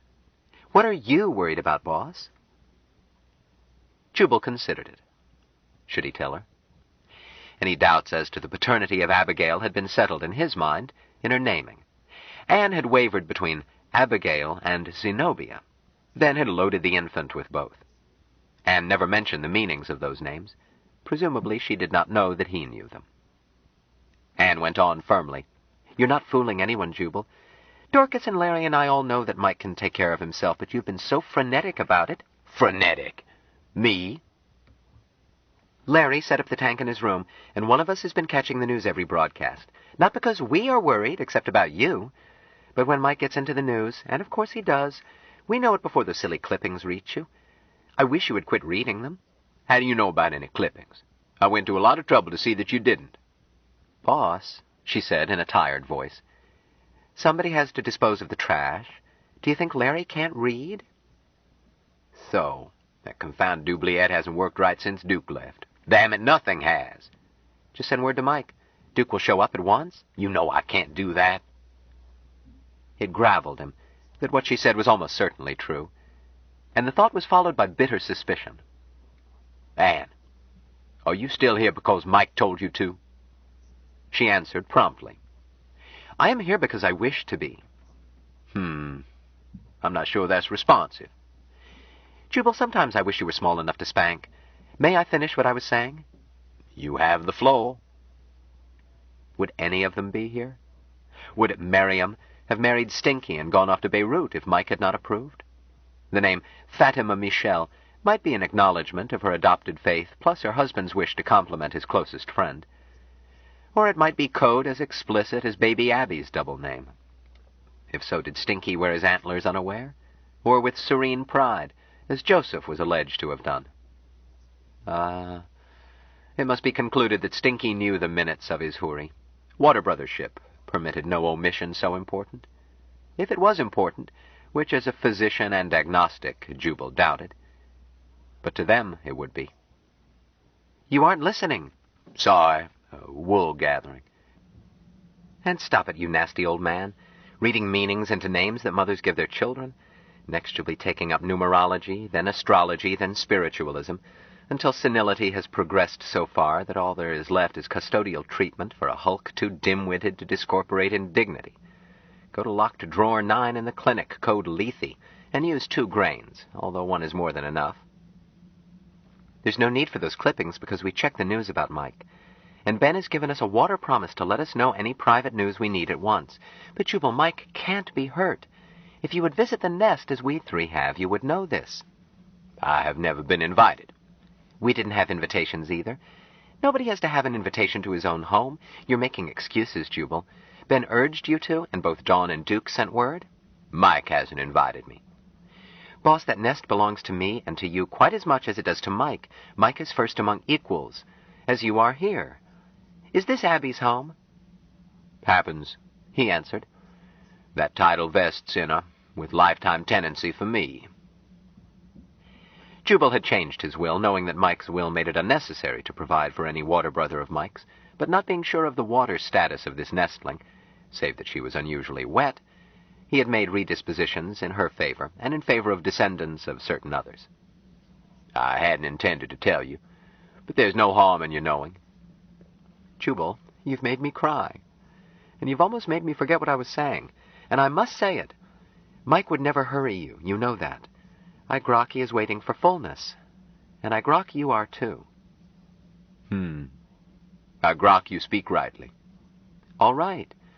I think you are especially glum today because Mike has been arrested again. But that's happened many—" "Arrested? I hadn't heard about this." He added, "Damn it, girl." Jubal.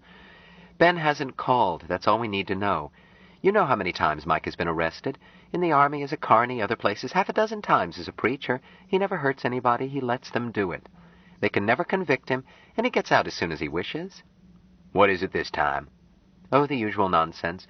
Public lewdness, statutory rape, conspiracy to defraud, keeping a disorderly house, contributing to the delinquency of minors, conspiracy to evade truancy laws." "Huh?" "Their license to operate a parochial school was canceled. The kids didn't go back to public school. No matter, Jubal. None of it matters. The one thing they are technically guilty of can't be proved. Jubal, if you had seen the nest, you would know that even the FDS couldn't sneak a spy eye into it. So relax.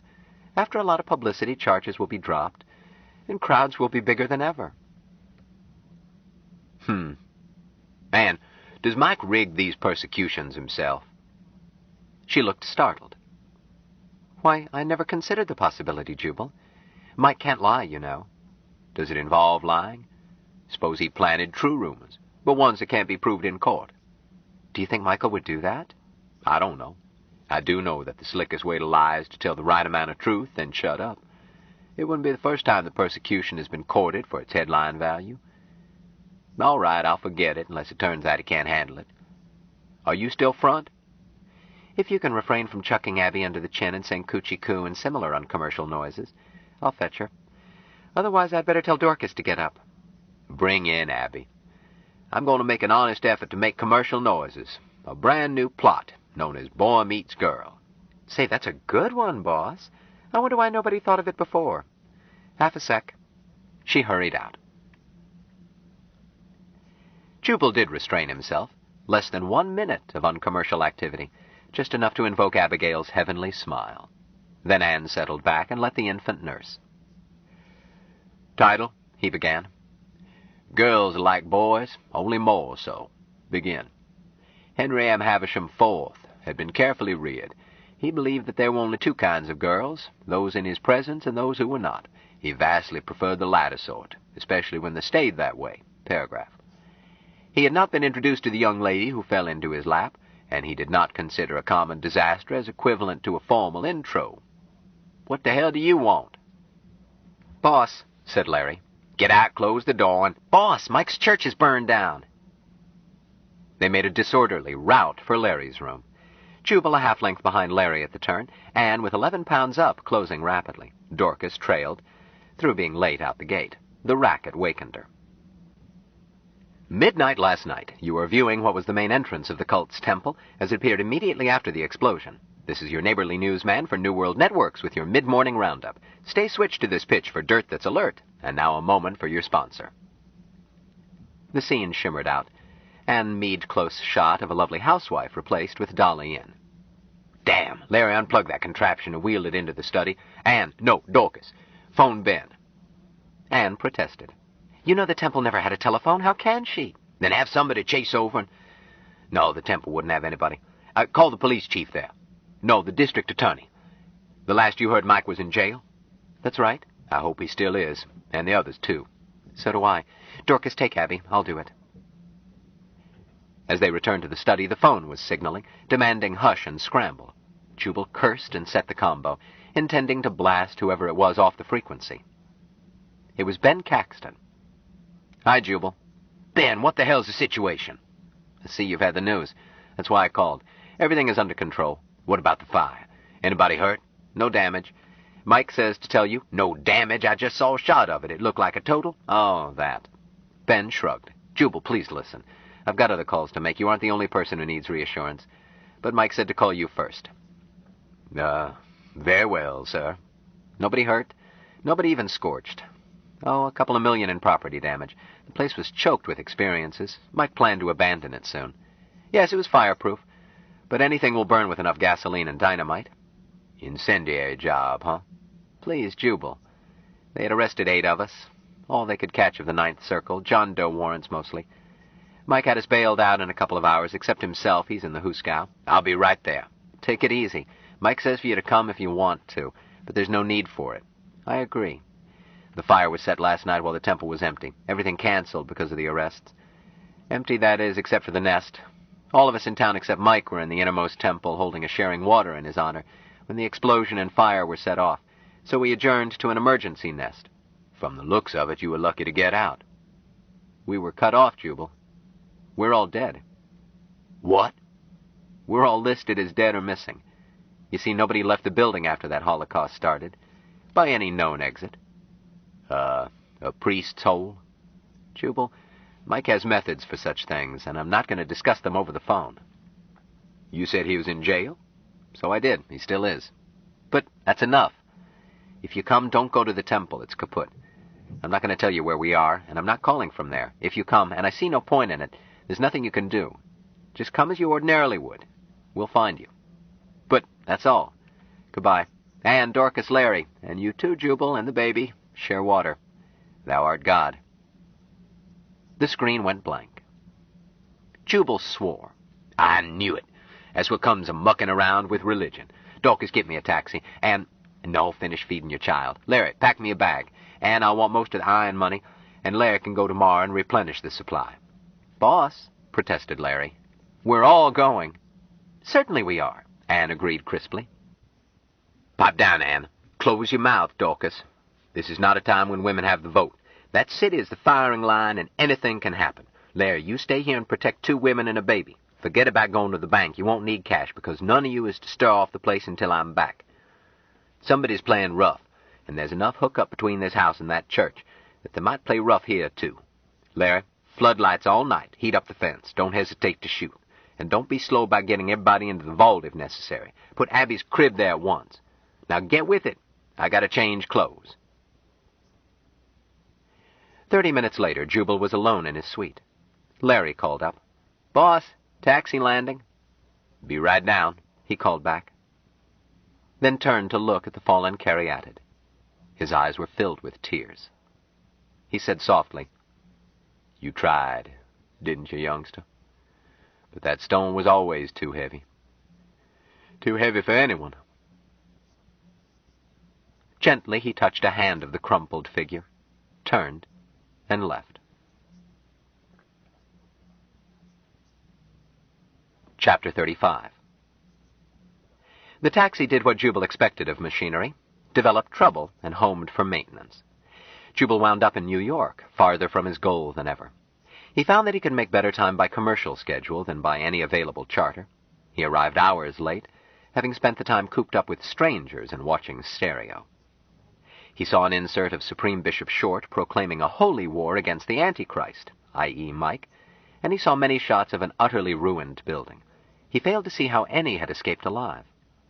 Augustus Greaves viewed with alarm everything about it, but pointed out that in every spite-fence quarrel, one neighbor supplies the incitements, and in his weasel-worded opinion the so-called man from Mars was at fault. At last, Jubal stood on a municipal landing flat, sweltering in winter clothes, noted that palm trees still looked like a poor grade of feather duster, regarded bleakly the sea beyond, thinking that it was a dirty, unstable mass contaminated with grapefruit shells and human excrement, and wondered what to do. A man wearing a uniform cap approached. "Taxi, sir?" Yes." He could go to a hotel, call in the press, and give an interview that would publicize his whereabouts. "This way, sir." The cabbie led him to a battered yellow cab. As he put his bag in after Jubal, he said quietly, "I offer you water." "Eh? Never thirst." "Thou art God." The cab pilot sealed the door and got into his own compartment. They wound up on one wing of a big beach hotel, a private 4-car space, the hotel's landing flat being on another wing. The pilot set the cab to home in alone, took Jubal's bag, and escorted him in. "You couldn't have come in via the lobby," he said, "as the foyer on this floor is filled with cobras, so if you go down to the street, be sure to ask somebody, me or anybody. I'm Tim." "I'm Jubal Harshaw." "I know, Brother Jubal." "In this way. Mind your step." They entered a suite of the large, extreme luxury sort, and on into a bedroom with bath. Tim said, "This is yours," put Jubal's bag down, and left. On a table, Jubal found water, glasses, ice cubes, and brandy, his preferred brand. He mixed himself a quick one, sipped it, and sighed, took off his winter jacket. A woman came in bearing a tray of sandwiches. Her dress Jubal took to be the uniform of a hotel chambermaid, since it was unlike the shorts, halters, sarongs, and other ways to display rather than conceal that characterized this resort. But she smiled at him and said, "Drink deep and never thirst, our brother," put the tray down, went into his bath and started a tub, then checked around in bath and in bedroom. "Is there anything you need, Jubal?" "Me? Oh, no, everything is fine. Is Ben Caxton around?" "Yes, he said you would want to bathe and get comfortable first. If you want anything, just say so. Ask anyone. Or ask for me. I'm Patty." "Oh, the life of Archangel Foster." She dimpled, and suddenly was much younger than the 30-ish Jubal had guessed. "Yes." "I'd like very much to see it. I'm interested in religious art." "Now?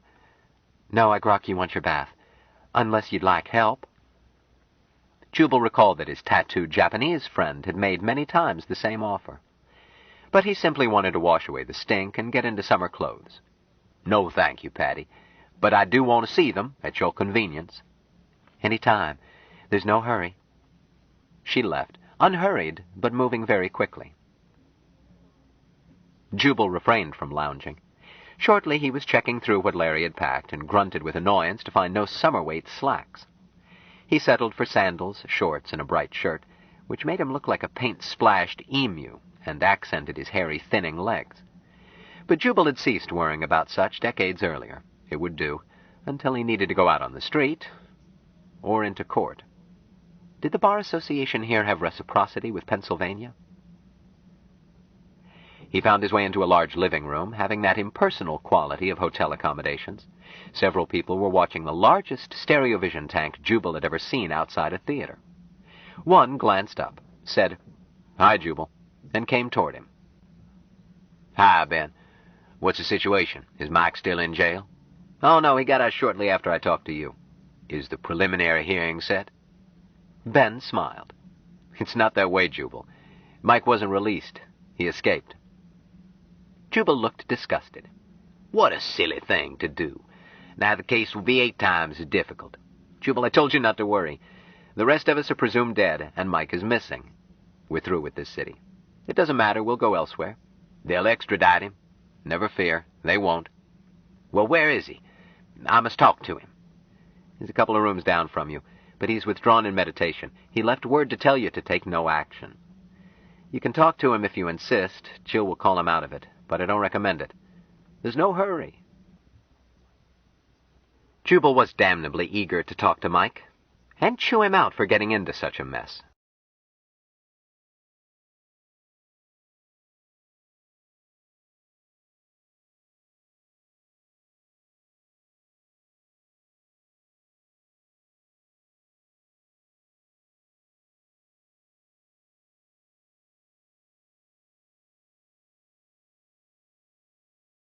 Stranger in a Strange Land by Robert A. Heinlein continued.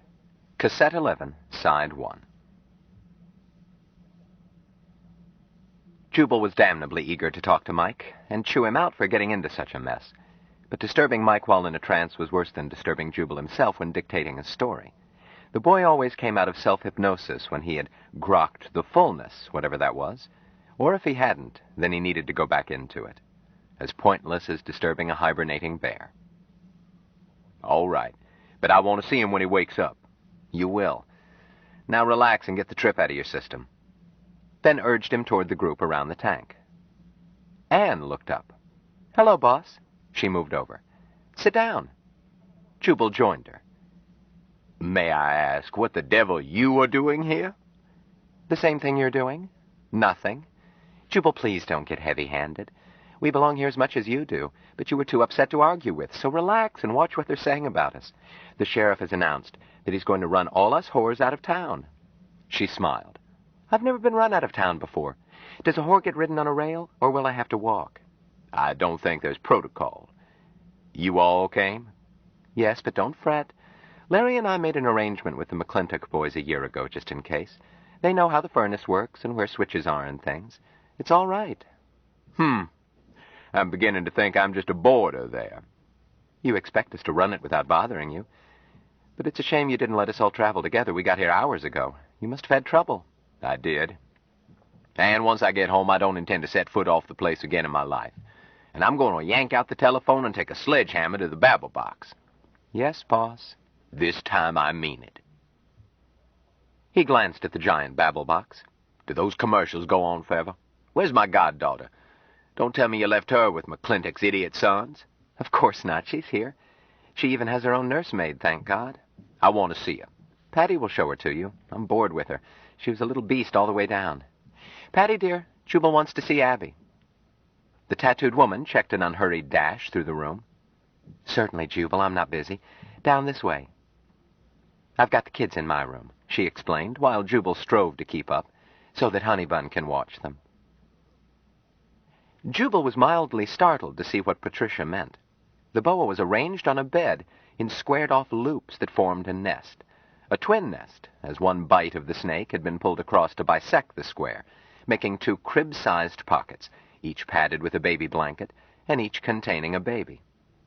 The Ophidian nursemaid raised her head inquiringly as they came in. Patty stroked it and said, It's all right, dear. Father Jubal wants to see them. Pet her a little and let her grok you, so she will know you next time. Jubal coochie-cooed at his favorite girlfriend when she gurgled at him and kicked, then petted the snake. It was the handsomest specimen of boidae he had ever seen. Longer, he estimated, than any other boa constrictor in captivity. Its crossbars, sharply marked, and brighter colors of the tail, quite showy. He envied Patty her blue ribbon pet, and regretted that he would not have time in which to get friendly with it. The snake rubbed her head against his hand like a cat. Patty picked up Abby, said, Honey Bun, why didn't you tell me? She tells me at once if one of them gets tangled up or needs help, since she can't do much except nudge them back if they try to crawl out. But she just can't grok that a wet baby ought to be changed. Honey Bun doesn't see anything wrong about that. And neither does Abby. I know, we call her Old Faithful. Who's the other cutie pie? That's Fatima Michelle. I thought you knew. Are they here? I thought they were in Beirut. Why, they did come from one of those foreign parts. Miriam told me, but it wouldn't mean anything to me. I've never been anywhere. I grok all places are alike. Just people. There. Do you want to hold Abigail while I check Fatima? Jubal did, and assured her that she was the most beautiful girl in the world. Then assured Fatima of the same thing. He was sincere each time, and the girls believed him. Jubal had said the same thing on countless occasions, starting in the Harding administration, had always meant it, and had always been believed. Regretfully, he left, after petting Honey Bun and telling her the same thing. They ran into Fatima's mother. Boss, honey. She kissed him and patted his tummy. I see they've kept you fed. Some. I've been smooching with your daughter. She's an angel, Miriam. Pretty good baby, huh? We're going to sell her down to Rio. I thought the market was better in Yemen. Stinky says not. Got to sell her to make room. She put his hand on her belly. Feel? Stinky and I are making a boy. Got no time for daughters. Miriam, Patricia said chidingly. That's no way to talk. Sorry, Patty. I won't talk that way about your baby. Aunt Patty is a lady, and Grox I'm not. I'll grok you on too, you little hellion. But if Fatima is for sale, I'll give you twice your best commercial offer. Take it up with Aunt Patty. I'm merely allowed to see her occasionally. And you don't bulge, so you may want to keep her yourself. Let me see your eyes. Could be. Is. Mike grokked it most carefully and tells Stinky he's made a boy. How can Mike grok that? I'm not even sure you're pregnant. Oh, she is, Jubal, Patricia confirmed. Miriam looked at him serenely. Still the skeptic, boss? Mike grokked it while we were still in Beirut, before Stinky and I were sure we had caught, so Mike phoned us. So Stinky told the university that we were taking a sabbatical, so here we are. Doing what? Working. Harder than you made me work, boss. My husband is a slave driver. Doing what? They're writing a Martian dictionary, Patty told him. Martian to English? That must be difficult. Oh, no. Miriam looked almost shocked. That would be impossible. A Martian dictionary in Martian. There's never been one. Martians don't need such things. My part is just clerical. I type what they do. Mike and Stinky, mostly Stinky, worked out a phonetic script for Martian, 81 characters. So we had an IBM typer worked over, using both upper and lower case. Boss, darling, I'm ruined as a secretary. I type touch system in Martian now. Will you love me anyhow? When you shout front and I'm not good for anything, I can still cook. And I'm told I have other talents. I'll dictate in Martian. You will when Mike and Stinky get through with you. I grok. Hey, Patty? You speak rightly, my brother. They returned to the living room. Caxton joined them and suggested finding a quieter place, led Jubal down a passage and into another living room. You seem to have most of this floor. All of it, agreed Ben. 4 suites, the secretarial, the presidential, the royal, and owner's cabin, opened into one and not accessible other than by our own landing flat, except through a foyer that is not very safe. You were warned about that? Yes. We don't need much room right now, but we may. People are trickling in. Ben, how can you hide so openly? The hotel staff will give you away. The staff doesn't come up here. You see, Mike owns this hotel. So much the worse, I would think. Not unless our doughty police officer has Mr. Douglas on his payroll. Mike has it through about 4 links of dummies, and Douglas doesn't snoop into why Mike orders a thing. Douglas doesn't hate me since Oz Kilgallen took over my column, I think, but he doesn't want to surrender control. The owner of record is one of our clandestine ninth circlers. So the owner takes this floor for the season, and the manager doesn't ask why. He likes his job. It's a good hideout. Till Mike groks where we will go. Sounds like Mike had anticipated a need. I'm sure he did. 2 weeks ago, Mike cleared out the nestling's nest, except Miriam and her baby. Miriam is needed. Mike sent parents with children to other cities, places he means to open temples, I think. And when the time came, there were about a dozen of us to move. No sweat. But you barely got out with your lives. You lost all your personal possessions? Oh, everything important was saved. Stuff like Stinky's language tapes and a trick typer that Miriam uses. Even that horrible Madame Tussaud of you. And Mike grabbed some clothes and cash.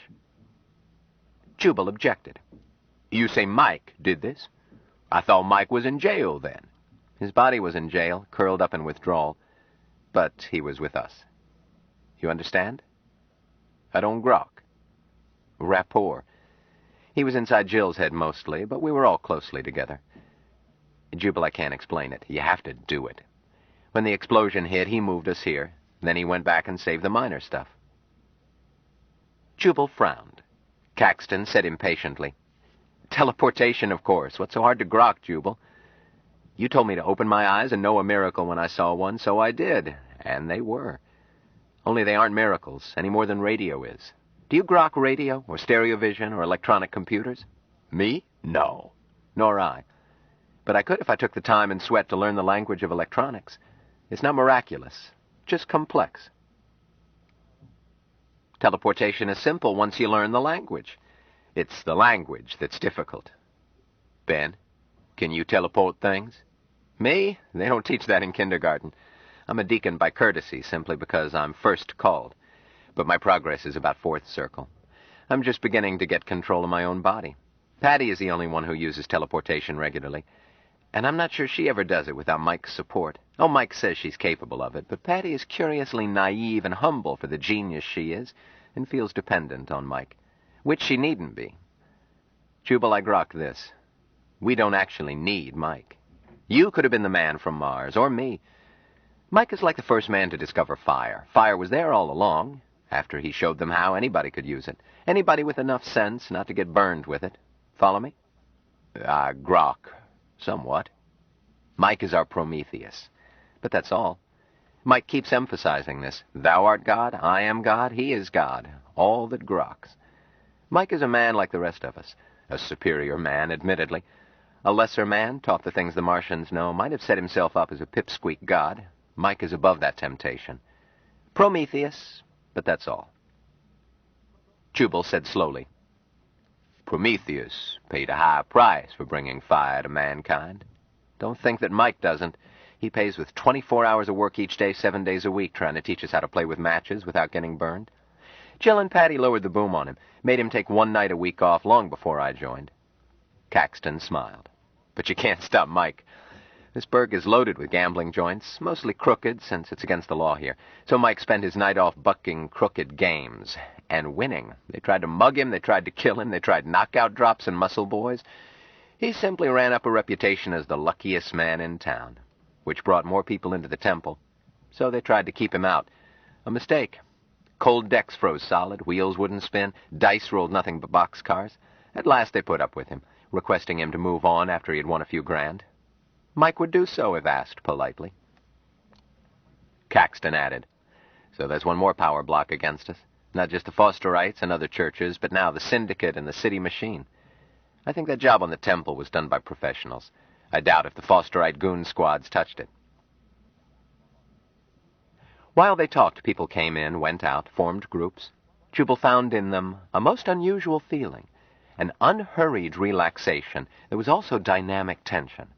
No one seemed excited, never in a hurry, yet everything they did seemed purposeful, even gestures as apparently unpremeditated as encountering one another and marking it with a kiss or a greeting.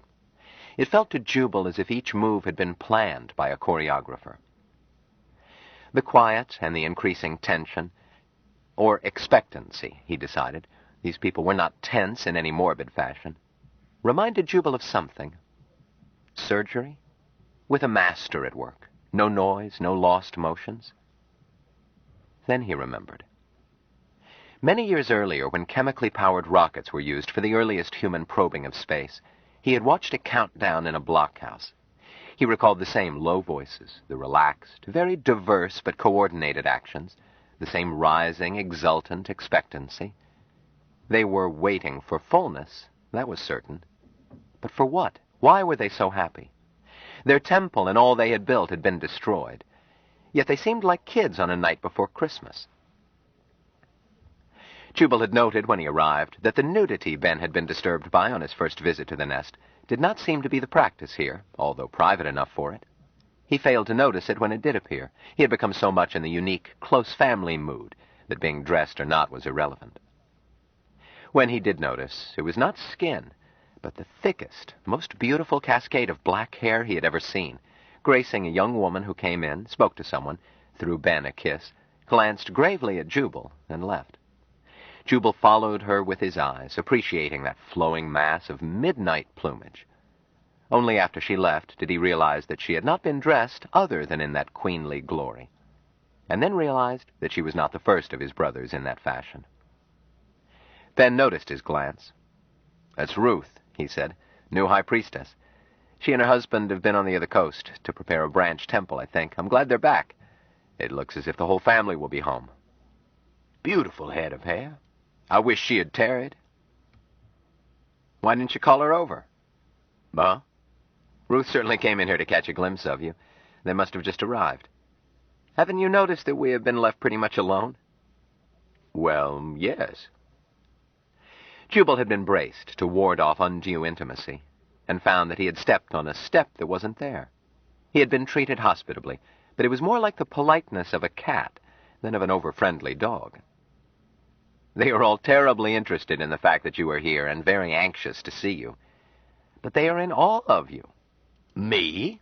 Oh, I told you last summer you're a myth, not quite real and more than life-size. Mike has told them that you are the only human he knows who can grok in fullness without learning Martian. Most of them suspect that you read minds as perfectly as Mike does. What poppycock! I hope you disabuse them. Who am I to destroy a myth? If you do, you wouldn't admit it. They are a bit afraid of you. You eat babies for breakfast, and when you roar, the ground trembles. Any of them would be delighted to have you call them over. But they won't force themselves on you. They know that even Mike stands at attention when you speak. Jubal dismissed the idea with one explosive word. Certainly, Ben agreed. Mike has blind spots. I told you he was human. But you're the patron saint, and you stuck with it. Well, there's somebody I know just came in. Jill, turn around, dear. The woman turned hesitantly. I'm Dawn, but thank you. She came over, and Jubal thought that she was going to kiss him. But she dropped to one knee, took his hand, and kissed it. Father Jubal, we welcome and drink deep of you. Jubal snatched his hand away. Oh, for heaven's sake, child, get up and sit down. Share water. Yes, Father Jubal. Huh? Call me Jubal. And spread the word that I don't appreciate being treated like a leper. I'm in the bosom of my family, I hope. You are, Jubal. So I expect to be called Jubal and treated as a water brother, no more, no less. The first one who treats me with respect will stay after school. Grok? Yes, Jubal, she agreed. I've told them. Huh? Dawn means, explained Ben, that she's told Patty probably, and that Patty is telling everybody who can hear with his inner ear, and they are passing the word to any who are still a bit deaf, like myself. Yes, agreed Dawn. Except that I told Jill. Patty has gone outside for something Michael wants. Jubal, have you been watching Stereo? It's very exciting. No. You mean the jailbreak, Dawn? Yes, Ben. We hadn't discussed that. Jubal, Mike didn't merely crash out and come home. He gave them miracles to chew on.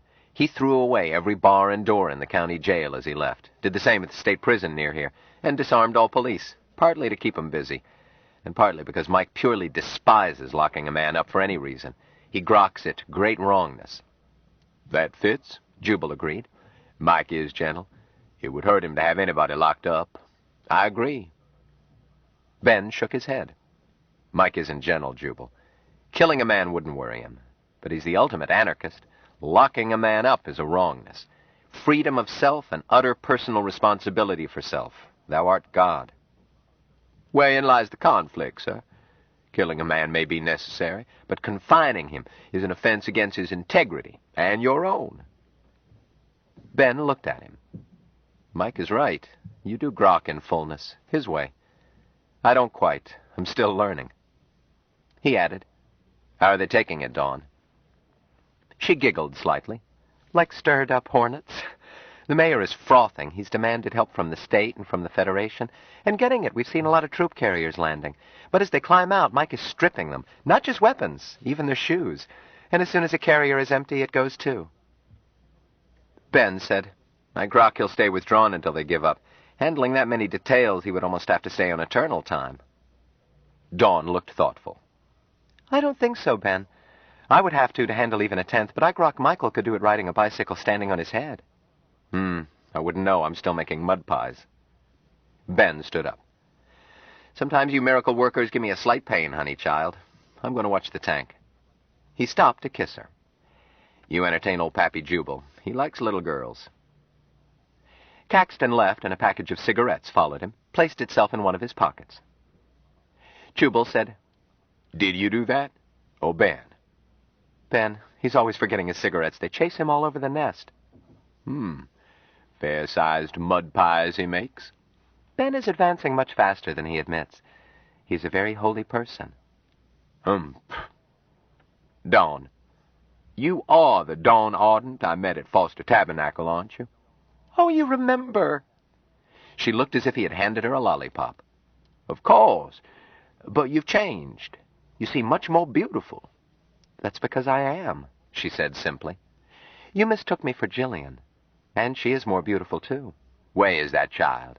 I expected to see her at once. She's working. Dawn paused. But I told her and she's coming in.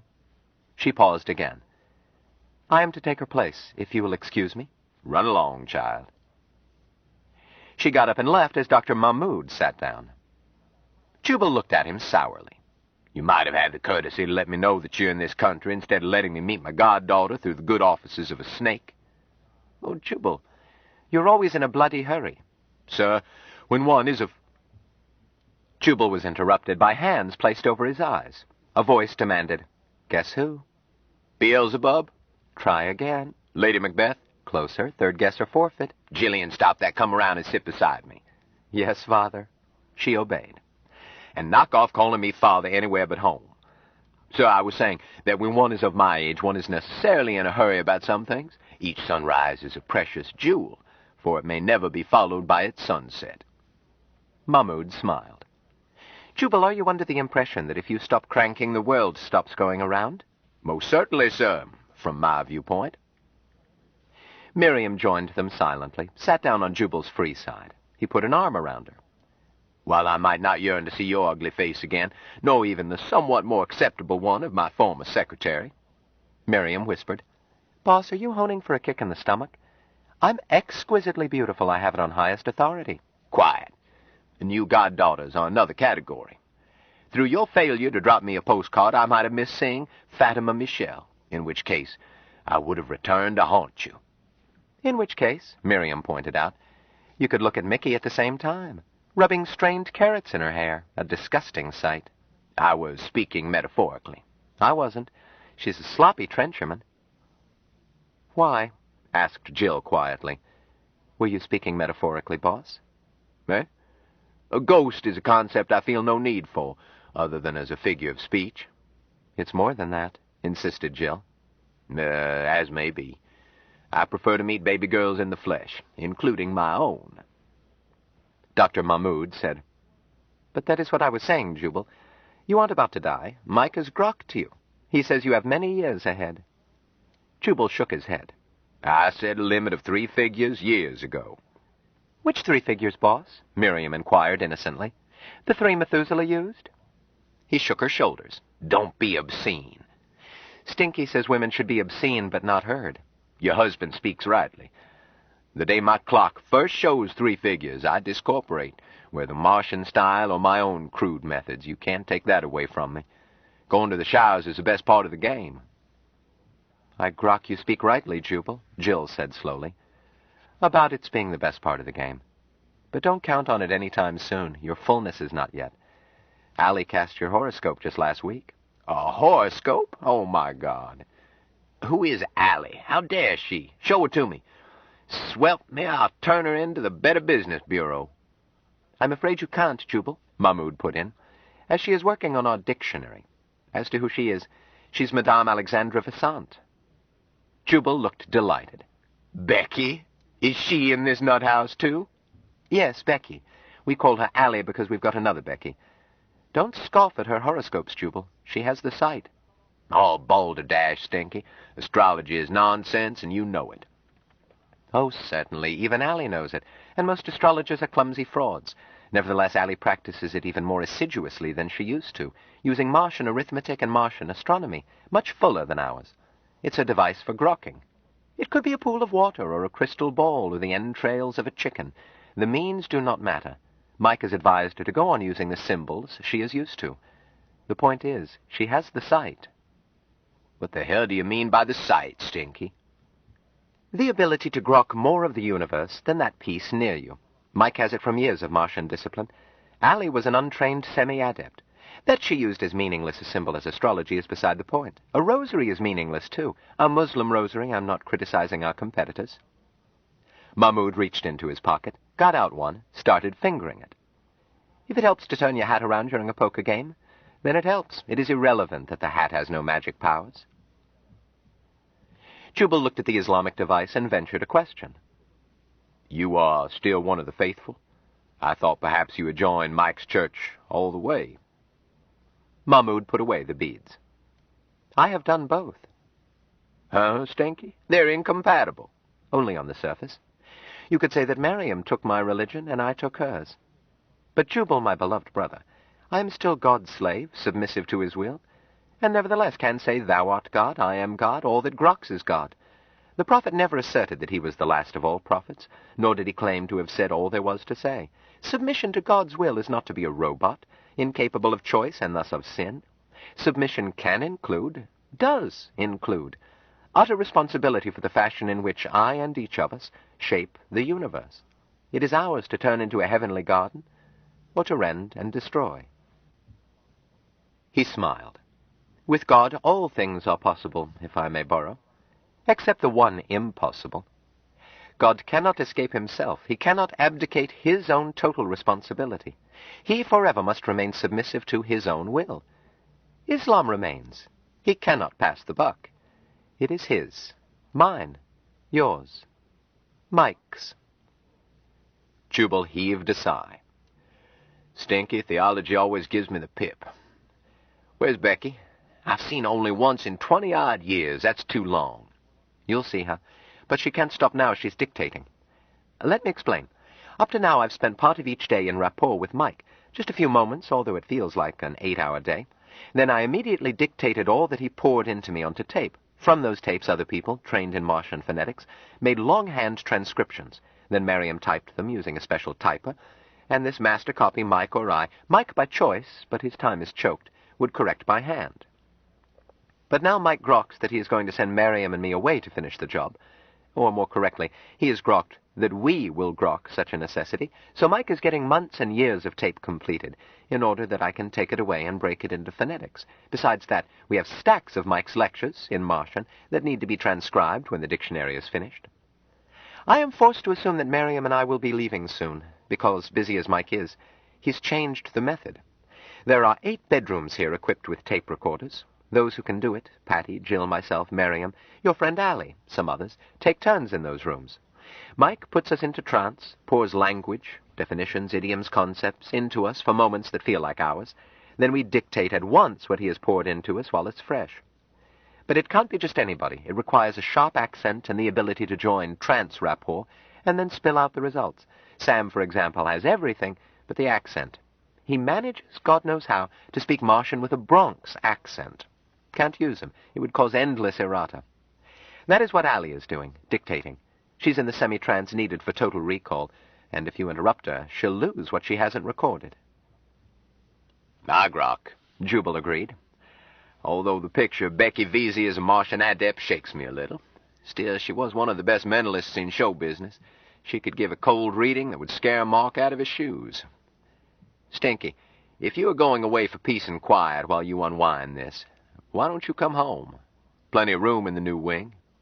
Perhaps we shall. Waiting is. Sweetheart, Miriam said earnestly, that's a solution I would love, if Mike pushes us out of the nest. If we grok to leave the nest, you mean?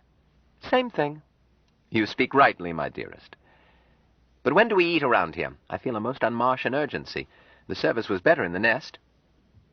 You can't expect Patty to work on your dratted old dictionary, see to it that everyone is comfortable, run errands for Mike, and still have food on the table the instant you get hungry, my love. Jubal, Stinky will never achieve priesthood. He's a slave to his stomach. Well, so am I. You girls might give Patty a hand, her husband added. That's a crude hint. You know we do all she'll let us, and Tony will hardly allow anyone in his kitchen. She stood up. Come on, Jubal, let's see what's cooking. Tony will be flattered if you visit his kitchen. Jubal went with her, met Tony, who scowled until he saw who was with Miriam, then was beamingly proud to show off his workshop, accompanied by invective at the scoundrels who had destroyed his kitchen and the nest. In the meantime, a spoon, unassisted, continued to keel a pot of spaghetti sauce. Shortly thereafter, Jubal refused to sit at the head of a long table, grabbed a place elsewhere. Patty sat at one end. The head chair remained vacant, except for a feeling which Jubal suppressed, that the man from Mars was sitting there, and that everyone but himself could see him.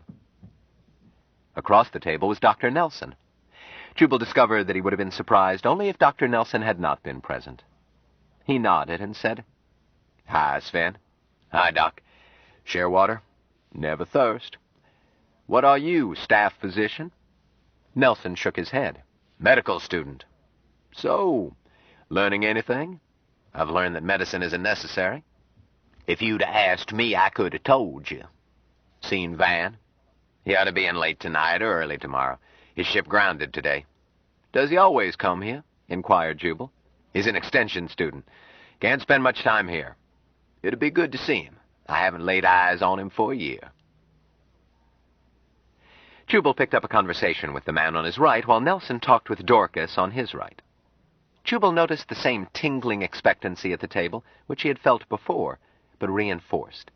There was nothing he could put his finger on. A quiet family dinner in relaxed intimacy. Once a glass of water was passed all around the table. When it reached Jubal, he took a sip and passed it to the girl on his left, round-eyed and too awed to make chit-chat with him, and said, "I offer you water." She managed to answer, "I thank you for water, Jubal." That was all he got out of her. When the glass completed the circuit, reaching the vacant chair at the head of the table, there was a half-inch of water in it. It raised itself, poured, and water disappeared. The tumbler placed itself on the cloth. Jubal decided that he had taken part in a sharing water of the innermost temple, probably in his honor, although it was not like the bacchanalian revels he had thought accompanied such welcome. Was it because they were in strange surroundings? Or had he read into unexplicit reports what his own id wanted to find? Or had they toned it down out of deference to him? That seemed a likely theory, and it vexed him. He told himself that he was glad to be spared the need to refuse an invitation that he did not want, and would not have relished at any age, his tastes being what they were. But just the same, damn it. Don't anybody mention ice skating. Grandma is too old and frail, and it wouldn't be polite. Hilda, you suggest dominoes, and we'll all chime in. Grandma likes dominoes. We'll go skating some other time, okay, kids? Jubal resented the idea. He would almost prefer to go skating anyhow, even at the cost of a broken hip. He put it out of his mind, and with the help of the man on his right. His name, Jubal learned, was Sam. This setback is only apparent, Sam assured him. The egg was ready to hatch, and now we'll spread out. Of course, we'll go on having trouble because no society will allow its basic concepts to be challenged with impunity, and we are challenging everything from the sanctity of property to the sanctity of marriage. Property, too? Property the way it is today. So far, Michael has merely antagonized a few crooked gamblers. But what happens when there are thousands, tens of thousands, hundreds of thousands, and more of people who can't be stopped by bank vaults and have only self-discipline to restrain them from taking anything they want? To be sure, that discipline is stronger than any legal restraint, but no banker can grok that until he himself travels the thorny road to discipline. And he'll no longer be a banker. What happens to the market when Illuminati know which way a stock will move? Do you know? Sam shook his head. Not interested. But Saul over there, that other big heeb, my cousin, gives it grokking with Allie. Michael has them be cautious, no big killings, and they use a dozen dummy accounts. But any of the disciplined can make any amount of money at anything. Real estate, stocks, horse races, gambling, you name it, when competing with the unawakened. Nah, money and property will not disappear. Michael says that both concepts are useful. But they're going to be turned upside down, and people will have to learn new rules, the hard way, just as we have, or be hopelessly outclassed. What happens to lunar enterprises when the common carrier between here and Luna City is teleportation? Should I buy or sell? Ask Saul. He might use the present corporation, or bankrupt it, or it might be left untouched a century or two. But consider any occupation. How can a teacher handle a child who knows more than she does? What becomes of physicians when people are healthy? What happens to the cloak and suit industry when clothing isn't necessary? And women aren't so engrossed in dressing up. They'll never lose interest entirely. And nobody gives a damn if he's caught with his arse bare. What shape does the farm problem take when weeds can be told not to grow and crops can be harvested without benefit of international harvester? Just name it. The discipline changes it beyond recognition. Take one change that will shake both marriage in its present form and property. Jubal, do you know how much is spent each year in this country on Malthusian drugs and devices? I have some idea, Sam. Almost $1 billion on oral contraceptives alone, more than half on worthless patent nostrums. Oh, yes, you're a medical man. Only in passing. What happens to that industry, and to the shrill threats of moralists when a female conceives only as an act of volition, when she is immune to disease, cares only for the approval of her own sort, and has her orientation so changed that she desires intercourse with a wholeheartedness that Cleopatra never dreamed of, but any male who tried to rape her would die so quickly, if she so grokked, that he wouldn't know what hit him. When women are free of guilt and fear, but invulnerable, Hell, the pharmaceutical industry will be a minor casualty. What other industries, laws, institutions, attitudes, prejudices, and nonsense must give way? I don't grok its fullness, admitted Jubal. It concerns a subject of little personal interest to me. One institution won't be damaged. Marriage. So? Very much so. Instead, it will be purged, strengthened, and made endurable. Endurable. Ecstatic. See that wench down there with the long black hair? Yes, I was delighting in its beauty earlier. She knows it's beautiful, and it's grown 1.5 feet since we joined the church. That's my wife. Not much over a year ago, we lived together like bad-tempered dogs. She was jealous, and I was inattentive. Bored. Hell, we were both bored, and only our kids kept us together. That and her possessiveness. I knew she would never let me go without a scandal, and I didn't have any stomach for trying to put together a new marriage at my age anyhow. So I grabbed a little on the side when I could get away with it. A professor has many temptations, few safe opportunities, and Ruth was quietly bitter, or sometimes not quiet. And then we joined up. Sam grinned happily. And I fell in love with my wife.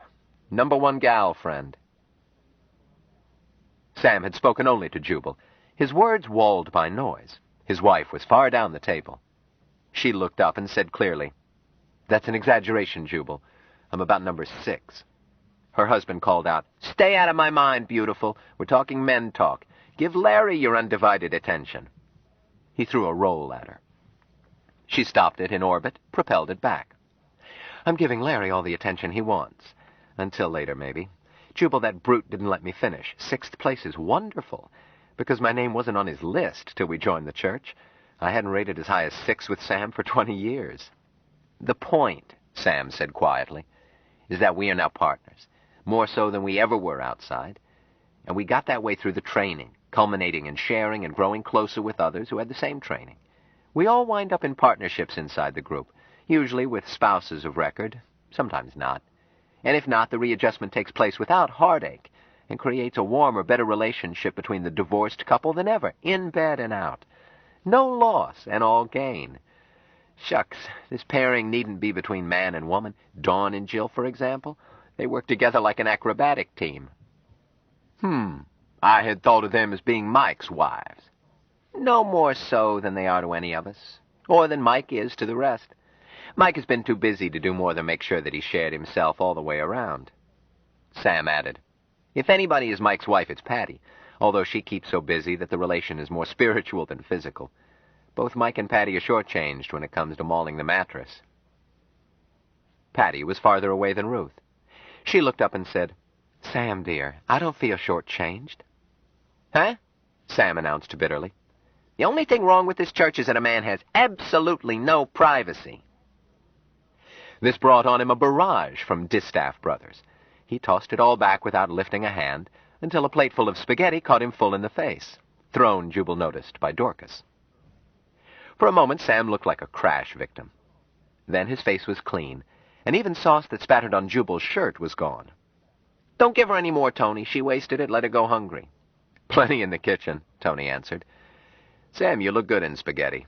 Pretty good sauce, huh?" Dorcas's plate sailed out, returned loaded. "Very good sauce," agreed Sam. "I salvaged some that hit me in the mouth. What is it? Or shouldn't I ask?" "Chopped policeman," Tony answered. Nobody laughed. Jubal wondered if the joke was a joke. Then he recalled that his brothers smiled a lot, but rarely laughed. And besides, policemen should be good food. But the sauce couldn't be long pig or it would taste like pork. This had a beef flavor. He changed the subject. "The thing I like best about this religion—" "Religion?" Sam interposed. "Well, call it a church." "Yes," Sam agreed. "It fills every function of a church, and its quasi-theology matches up with some real religions. I jumped in because I used to be a stalwart atheist, and now I'm a high priest and don't know what I am." "I understood you to say you were Jewish." "From a long line of rabbis. So I wound up atheist. Now look at me. But Saul and my wife Ruth are Jews in the religious sense. Talk to Saul. You'll find it's no handicap. Ruth, once she broke past the barriers, progressed faster than I did. She was a priestess long before I became a priest. But she's the spiritual sort. She thinks with her gonads. Me, I have to do it the hard way, between my ears." "The discipline," repeated Jubal. "That's what I like. The faith I was reared in didn't require anybody to know anything. Just confess and be saved, and there you were, safe in the arms of Jesus. A man might be too stupid to count sheep, yet conclusively presumed to be one of God's elect, guaranteed an eternity of bliss because he had been converted. He might not even be a Bible student, and certainly didn't have to know anything else. This church doesn't accept conversion, as I grok it. You grok correctly. A person must start with a willingness to learn, and follow it with long, hard study. I grok that is salutary. More than salutary, agreed Sam, indispensable. The concepts can't be thought about without the language and the discipline that results in this horn of plenty of benefits, from how to live without fighting to how to please your wife, all derived from conceptual logic, understanding who you are, why you're here, how you tick, and behaving accordingly. Happiness is functioning the way a being is organized to function. But the words in English are a tautology, empty. In Martian, they are a complete set of working instructions. Did I mention that I had cancer when I came here? Eh? No. Didn't know it myself. Michael grokked it, sent me out for x-rays and so forth so that I would be sure. Then we got to work on it. Faith healing, a miracle. The clinic called it spontaneous remission, which I grok means I got well. Jubal nodded. Professional double talk. Some cancers go away, we don't know why. I know why this one went away. By then I was beginning to control my body. With Mike's help, I repaired the damage. Now I can do it without help. Want to feel a heart stop beating? Thanks, I have observed it in Mike. My esteemed colleague Croker Nelson would not be here if what you were talking about was faith healing. It's voluntary control. I grok. Sorry. We all know that you do. I can't call Mike a liar because he isn't. But the lad is prejudiced in my case. Sam shook his head. I've been talking with you all through dinner. I wanted to check in myself, despite what Mike said. You grok. I'm wondering what you could disclose if you had trouble to learn the language. Nothing. I'm an old man with little to contribute. I reserve my opinion. All the other first called have had to tackle the language to make any real progress. Even the 3 you've kept with you have had powerful coaching, kept in trance during most of the few occasions we've had them with us. All but you. And you don't need it. Unless you want to wipe spaghetti from your face without a towel, which I grok you uninterested in. Only to observe it. Most had left the table, without formality, when they wished. Ruth came over and stood by them. Are you two going to sit here all night, or shall we move you out with the dishes? I'm henpecked. Come on, Jubal. Sam paused to kiss his wife. They stopped in the room with the stereo tank. Anything new? Asked Sam. The county attorney, someone said, has been orating that today's disasters are our doing, without admitting that he doesn't know how it was done. Poor fellow, he's bitten a wooden leg and his teeth hurt. They found a quieter room. Sam said, I had been saying that these troubles can be expected, and will get worse before we will control enough public opinion to be tolerated. But Mike is in no hurry. We close down the Church of All Worlds.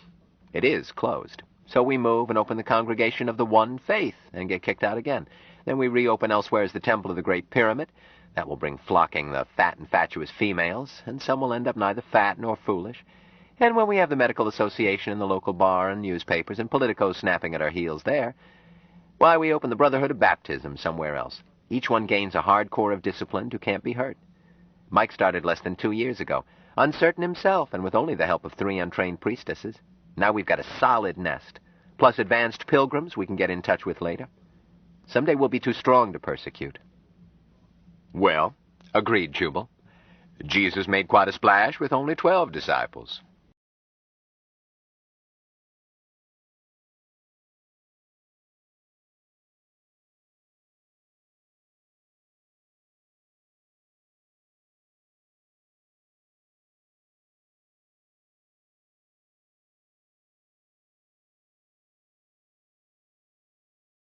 Stranger in a Strange Land by Robert A. Heinlein continued. Cassette 11, Side 2. Well, agreed Jubal. Jesus made quite a splash with only 12 disciples. Sam grinned happily. A Jew boy, thanks for mentioning him. He's the top success story in my tribe, and we all know it, even though many of us don't talk about him. He was a Jew boy who made good, and I'm proud of him. Please note that Jesus didn't try to get it all done by Wednesday. He set up a sound organization and let it grow. Mike is patient, too. Patience is so much part of the discipline. That it isn't patience. It's automatic. Never any sweat. A sound attitude at any time. Not an attitude. The functioning of discipline. Jubal, I grok you were tired. Would you become untired? Or would you rather go to bed? If you don't, our brothers will keep you up all night talking. We don't sleep much, you know. Jubal yawned. I choose a long, hot soak and 8 hours sleep. I'll visit with our brothers tomorrow. And other days. And many other days, agreed Sam. Jubal found his room, was immediately joined by Patty, who drew his tub, turned back his bed without touching it, placed his setup for drinks by his bed, mixed one and placed it on the shelf of the tub. Jubal did not hurry her out. She had arrived, displaying all her pictures. He knew enough about the syndrome which can lead to full tattooing to be sure that if he did not ask to examine them, she would be hurt. Nor did he feel the fret that Ben had felt on a similar occasion. He undressed, and discovered with wry pride that it did not matter, even though it had been years since the last time he had allowed anyone to see him naked. It seemed to matter not at all to Patty. She simply made sure that the tub was just right before letting him step into it. Then she remained, and told him what each picture was, and in what sequence to view them.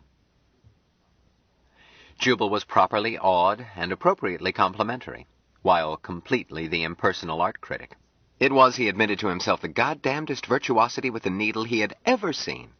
It made his Japanese friend look like a cheap carpet as compared with the finest Princess Bokhara. They've been changing a little, she told him. Take the Holy Breath scene here. That rear wall is beginning to look curved, and the bed almost looks like a hospital table. I'm sure George doesn't mind. There hadn't been a needle touched to me since he went to heaven, and if miraculous changes take place, I'm sure he has a finger in it. Jubal decided that Patty was dotty, but nice. He preferred people who were a little dotty. The salt of the earth bored him. Not too dotty, he amended. Patty had whisked his discarded clothes into his wardrobe without coming near them. She was probably a clear proof that one didn't have to be sane, whatever that was, to benefit by this discipline. The boy apparently could teach anyone. He sensed when she was ready to leave, and suggested it by asking her to kiss his goddaughters good night. He had forgotten. I was tired, Patty. She nodded. And I'm called for dictionary work. She leaned over and kissed him, warmly but quickly. I'll take that one to our babies. And a pat for Honeybun. Yes, of course.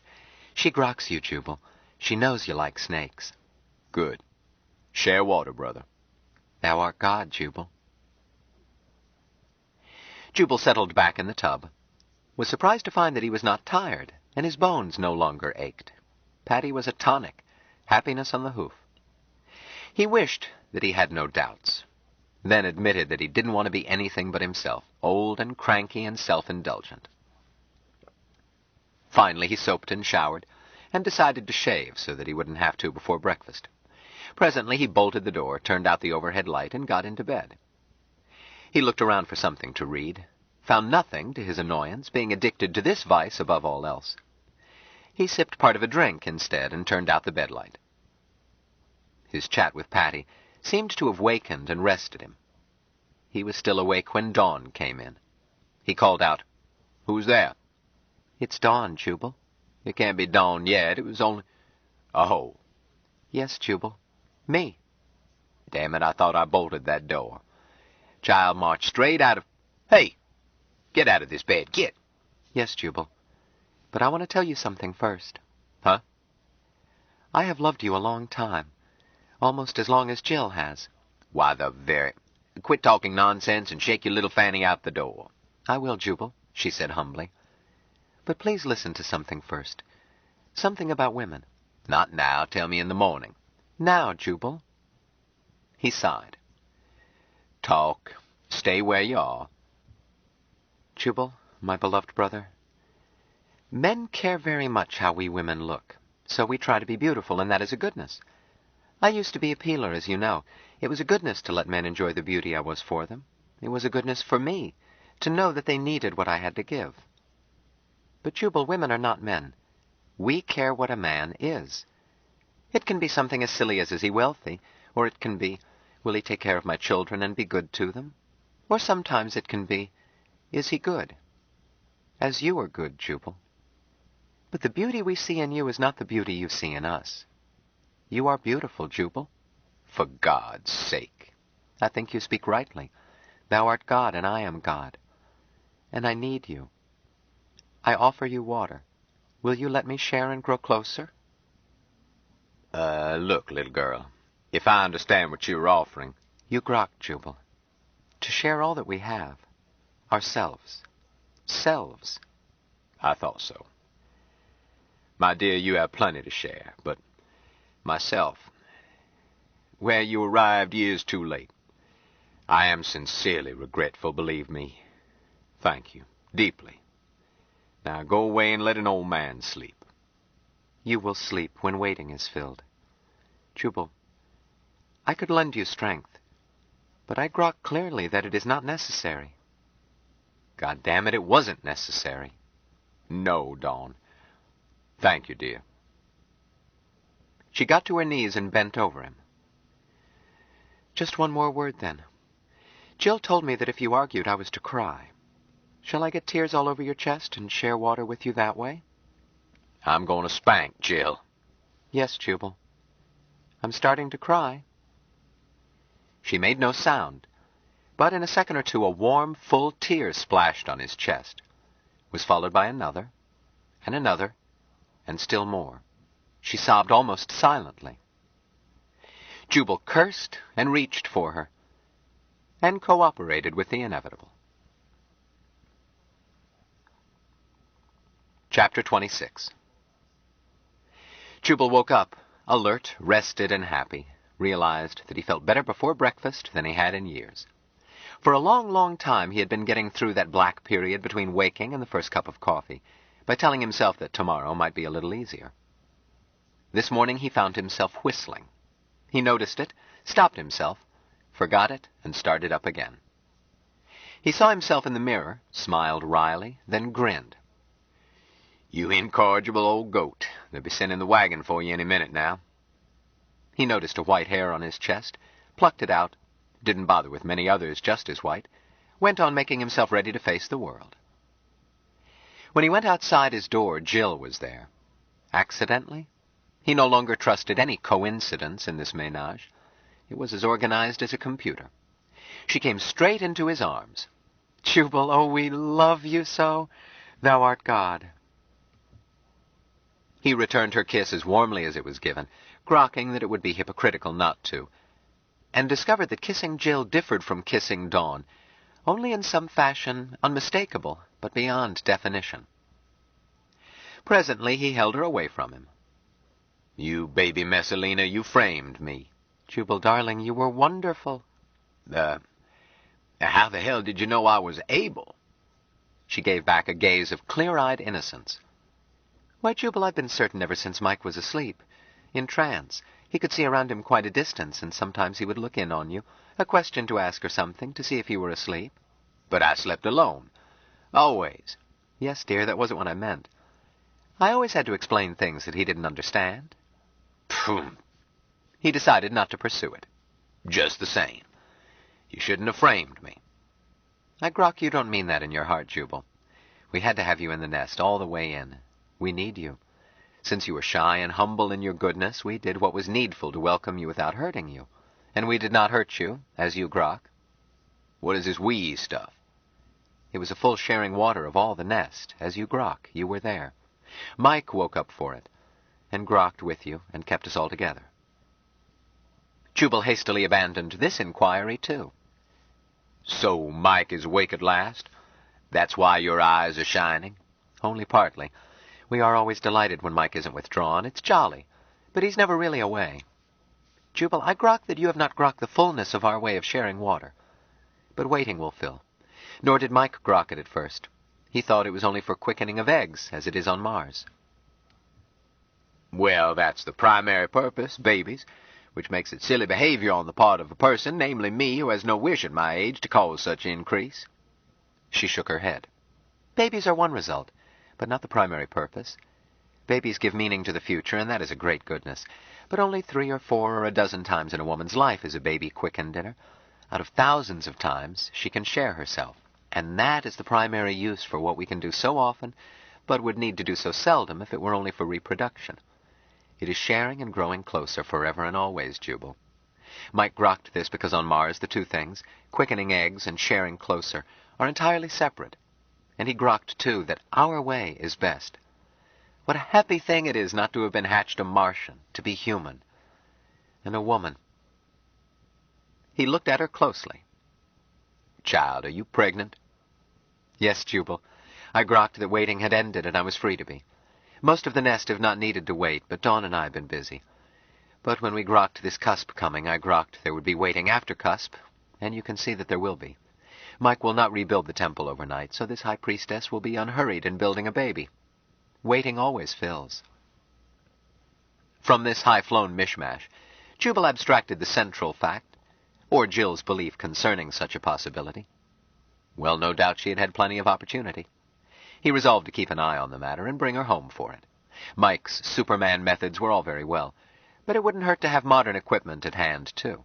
Using Jill to eclampsia or some other mishap he would not let happen, even if he had to get tough with the kids. He wondered about another such possibility, decided not to mention it. "Where's Dawn? And where's Mike? The place seems awfully quiet." No one else was in sight, and he heard no voices. And yet that odd feeling of happy expectancy was even stronger. He would have expected a release from tension after the ceremony he had apparently joined in himself, unbeknownst, but the air was more charged than ever. It suddenly reminded him of how he had felt as a very small boy when waiting for his first circus parade, and someone had called out, "There come the elephants!" Jubal felt as if, were he just a little taller, he could see the elephants past the excited crowd. But there was no crowd. "Dawn told me to give you a kiss for her. She'll be busy for the next 3 hours, about. And Mike is busy, too. He went back into withdrawal." "Oh." "Don't sound so disappointed. He'll be free soon. He's making a special effort so that he will be free on your account, and to let us all be free. Duke spent all night scouring the city for the high-speed recorders we use for the dictionary, and now we've got everybody who can possibly do it being jammed full of Martian phonics symbols, and then Mike will be through and can visit. Dawn has just started dictating. I finished one session, ducked out to say good morning, and I'm about to go back and get poured full of my last part of the chore, so I'll be gone a little longer than Dawn will be. And here's Dawn's kiss. The first one was just from me." She put her arms around his neck and put her mouth greedily to his, at last said, "My goodness, why did we wait so long? Bye for a little."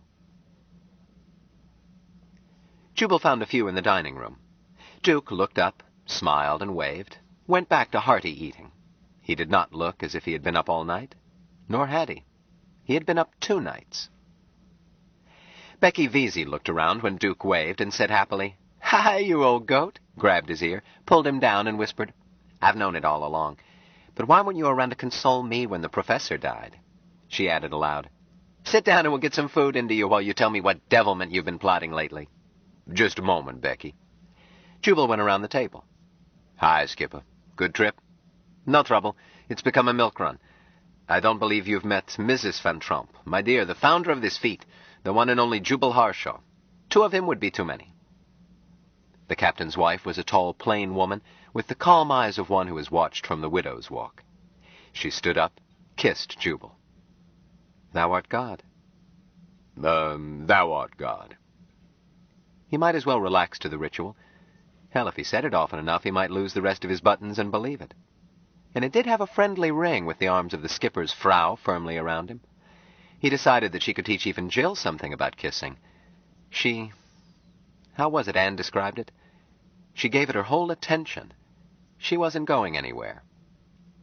"I suppose, Van," he said, "that I shouldn't be surprised to find you here." "Well," answered the spaceman, "a man who commutes to Mars ought to be able to palaver with the natives, don't you think?" "Just for powwow, huh?" "There are other aspects." Van Tromp reached for a piece of toast. The toast cooperated. "Good food? Good company?" Yes." "Jubal," Madame Vassant called out. "Soup's on." Jubal returned to his place, found eggs on horseback, orange juice, and other choice items. Becky patted his thigh. "A fine prayer meeting, me bucko." "Woman, back to your horoscopes." "Which reminds me, dearie, I want to know the exact instant of your birth." I was born on 3 successive days. They had to handle me in sections." Becky made a rude answer. "I'll find out." "The courthouse burned down when I was 3. You can't." There are ways, want to bet? You keep heckling me and you'll find you're not too big to spank. Have you been, girl? What do you think? How do I look? Healthy. A bit spread in the butt. You've touched up your hair. I have not. I quit using henna months ago. Get with it, pal, and we'll get rid of that white fringe you've got. Replace it with a lawn. Becky, I refuse to grow younger. I came by my decrepitude the hard way, and I propose to enjoy it. Quit prattling and let a man eat. Yes, sir, you old goat. Jubal was just leaving as the man from Mars came in. Father. Oh, Jubal. Mike hugged and kissed him. Jubal gently unwound him. Be your age, son. Sit down and enjoy your breakfast. I'll sit with you. I didn't come here for breakfast. I came looking for you. We'll find a place and talk. All right. They went to an unoccupied living room, Mike pulling Jubal by the hand like an excited small boy welcoming his favorite grandparent. Mike picked a big chair for Jubal and sprawled on a couch near him. They were on the side of the wing having the private landing flat, high French windows open to it. Jubal got up to shift his chair so that he would not be facing the light. He was mildly annoyed to find that the chair shifted itself. Remote control over objects was a labor saver, and probably a money saver, certainly on laundry. His spaghetti-splashed shirt had been so fresh that he had put it on again, and obviously to be preferred to the blind balkiness of mechanical gadgets. Nevertheless, Jubal was not used to telecontrol done without wires or waves. It startled him the way horseless carriages had disturbed decent, respectable horses about the time Jubal was born. Duke came in and served brandy. Mike said, "Thanks, Cannibal.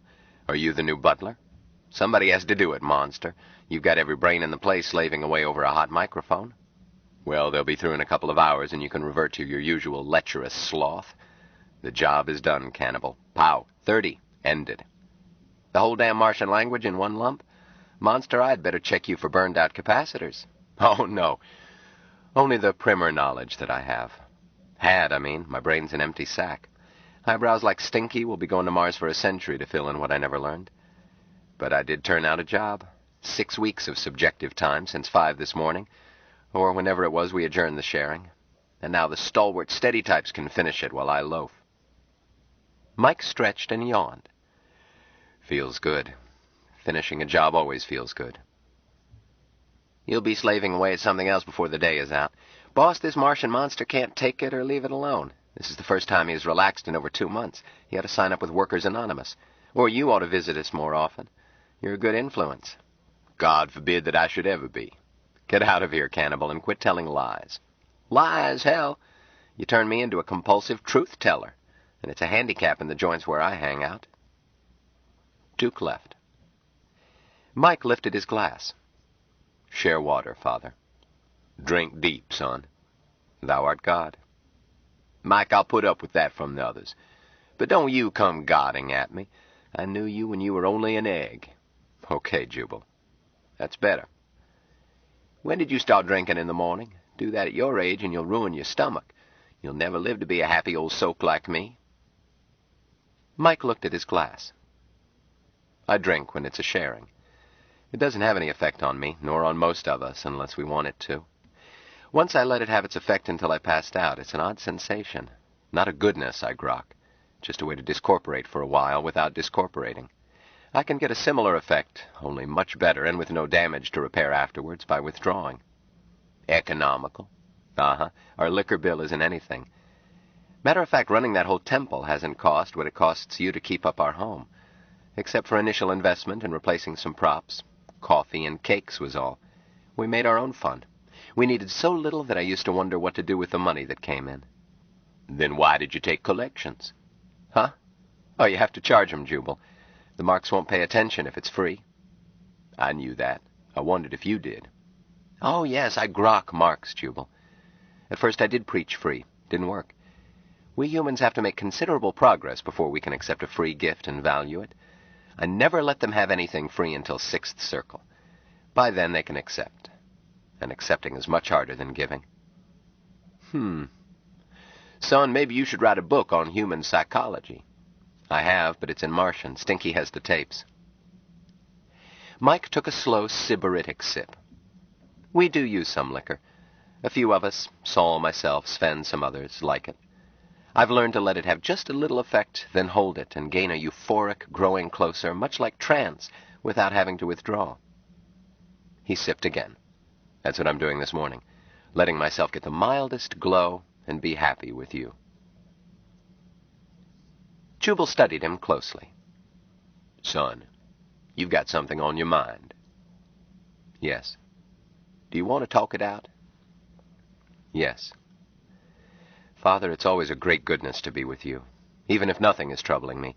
But you are the only human I can talk to and know that you will grok and not be overwhelmed. Jill always groks. But if it hurts me, it hurts her still more. Dawn the same. Patty can always take my hurt away, but she does it by keeping it herself. They are too easily hurt for me to share in full with them anything I can't grok and cherish before I share it.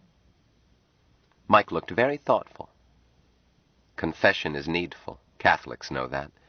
They have a corps of strong men to take it. Fosterites have group confession and pass it around and thin it out. I need to introduce confession in the early purging. Oh, we have it, but spontaneously after the pilgrim no longer needs it. We need strong men for that. Sin is rarely concerned with the real wrongness, but sin is what the sinner groks as sin, and when you grok with him, it can hurt. I know. Mike went on earnestly. Goodness is not enough. Goodness is never enough. That was one of my first mistakes, because among Martians, goodness and wisdom are identical. But not with us. Take Jill. Her goodness was perfect when I met her. Nevertheless, she was all mixed up inside, and I almost destroyed her, and myself too, for I was just as mixed up before we got squared away. Her endless patience, not common on this planet, was all that saved us, while I was learning to be human, and she was learning what I knew. But goodness alone is never enough. A hard, cold wisdom is required for goodness to accomplish good. Goodness without wisdom always accomplishes evil. Mike added most soberly, and that's why I need you, Father, as well as loving you. I need your wisdom and your strength, for I must confess to you. Jubal squirmed. Oh, for Pete's sake, Mike, don't make a production out of it.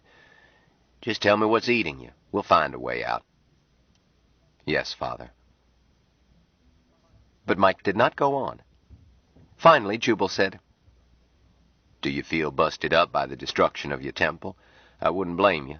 But you aren't broke. You can build again. Oh, no, that doesn't matter at all. Eh?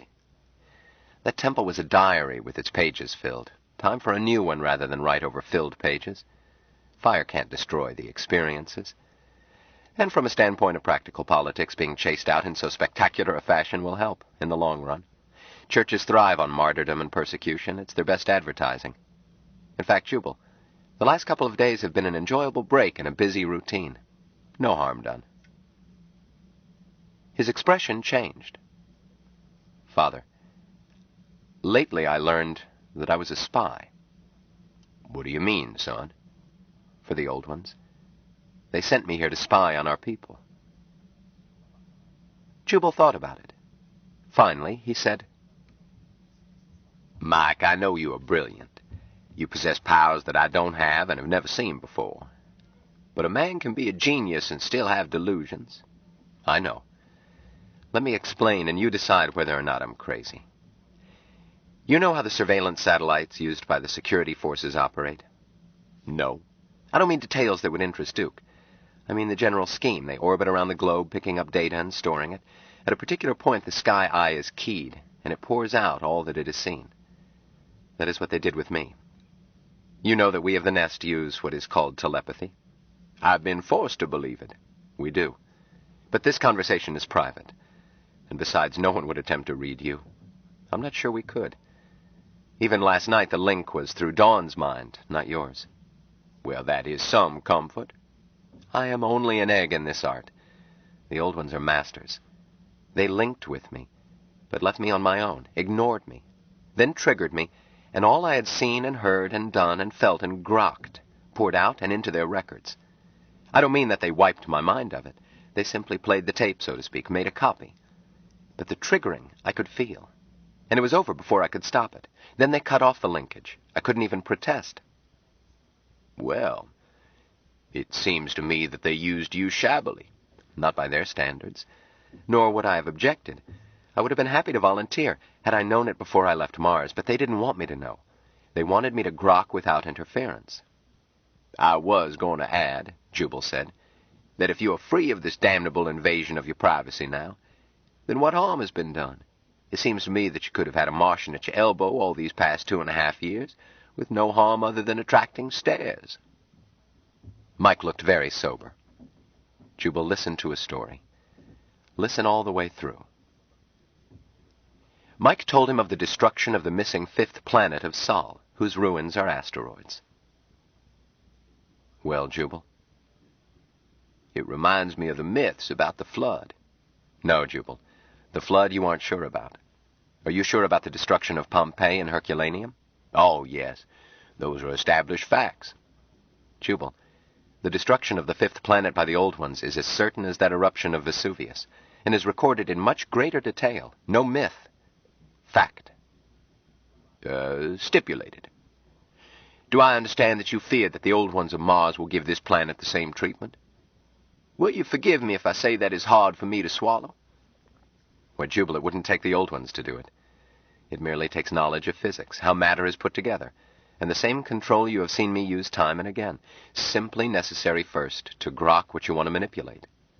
I can do it right now. Say, a piece near the core of Earth, about 100 miles in diameter, much bigger than necessary, but we want to make this fast and painless, if only to please Jill. Feel out its size and place. Grok carefully how it is put together. His face lost all expression, and his eyeballs started to turn up. Hey, broke in Harshaw, stop it. I don't know whether you can or not, but I don't want you to try. The face of the man from Mars became normal. Why, I would never do it. For me, it would be a wrongness. I am human. But not for them? Oh, no. The Old Ones might grok it as beauty. I don't know. Oh, I have the discipline to do it, but not the volition. Jill could do it. That is, she could contemplate the exact method, but she could never will to do it. She is human, too. This is her planet. The essence of the discipline is, first, self-awareness, and then self-control. By the time a human is able to destroy this planet by this method, instead of by clumsy things like cobalt bombs, it is not possible, I grok fully, for him to entertain the volition. He would discorporate, and that would end any threat. Our Old Ones don't hang around the way they do on Mars. Son, as long as we're checking you for bats in your belfry, clear up something else. You've always spoken of these Old Ones, as casually as I speak of the neighbor's dog, but I find ghosts hard to swallow. What does an Old One look like? Why, just like any other Martian. Then how do you know it's not just an adult Martian?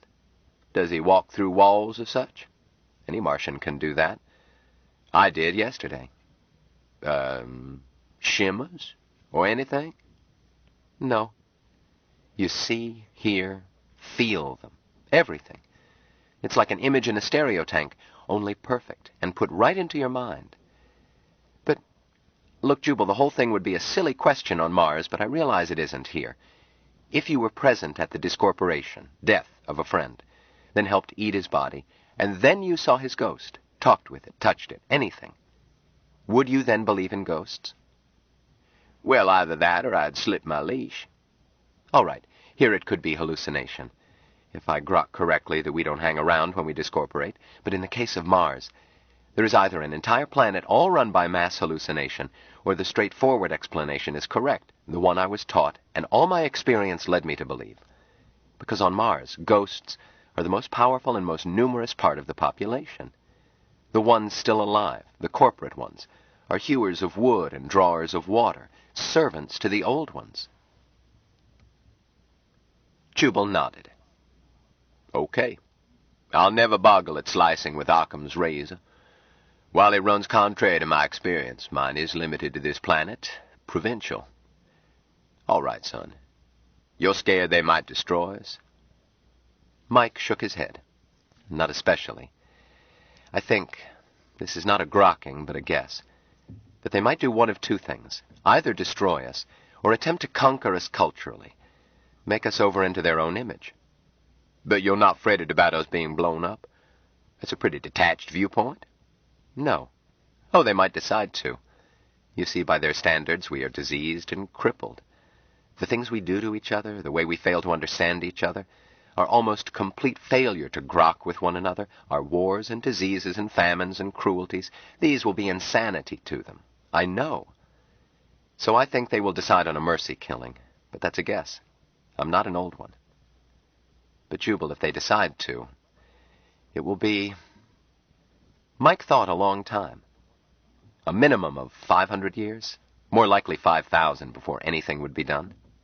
That's a long time for a jury to be out.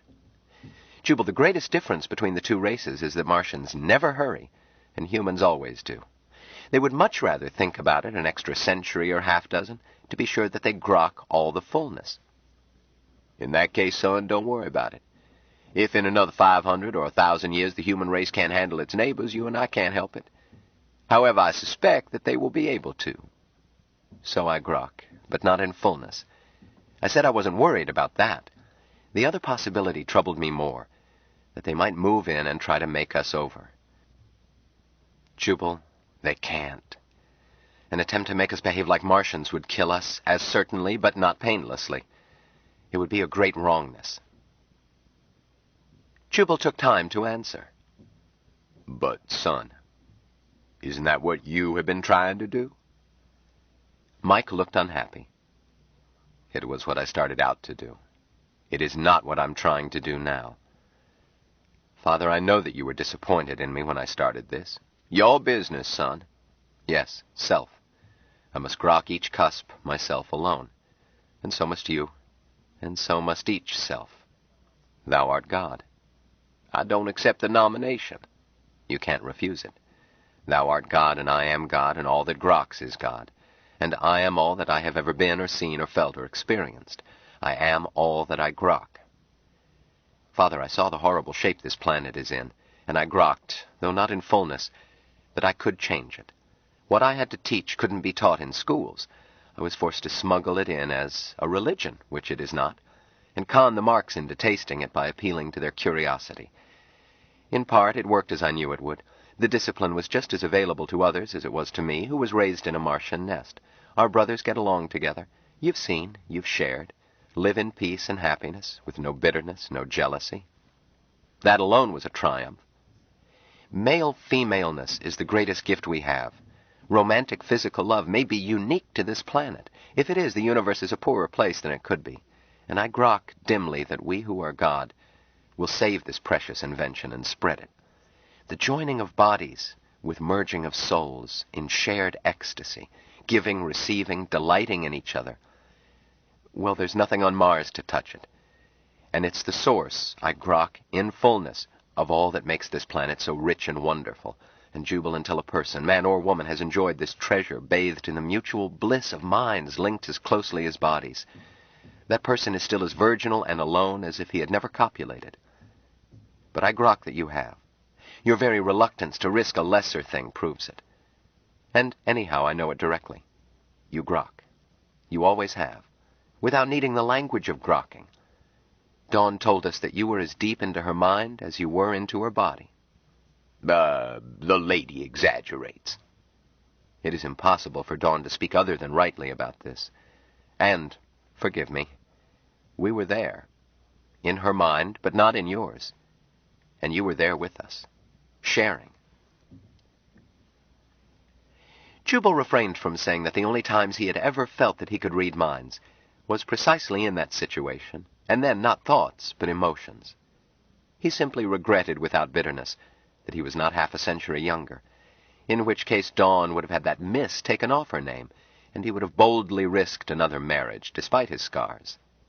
Also that he would not trade the preceding night for all the years that might be left him. In essence, Mike was right. Go on, sir. That's what sexual union should be.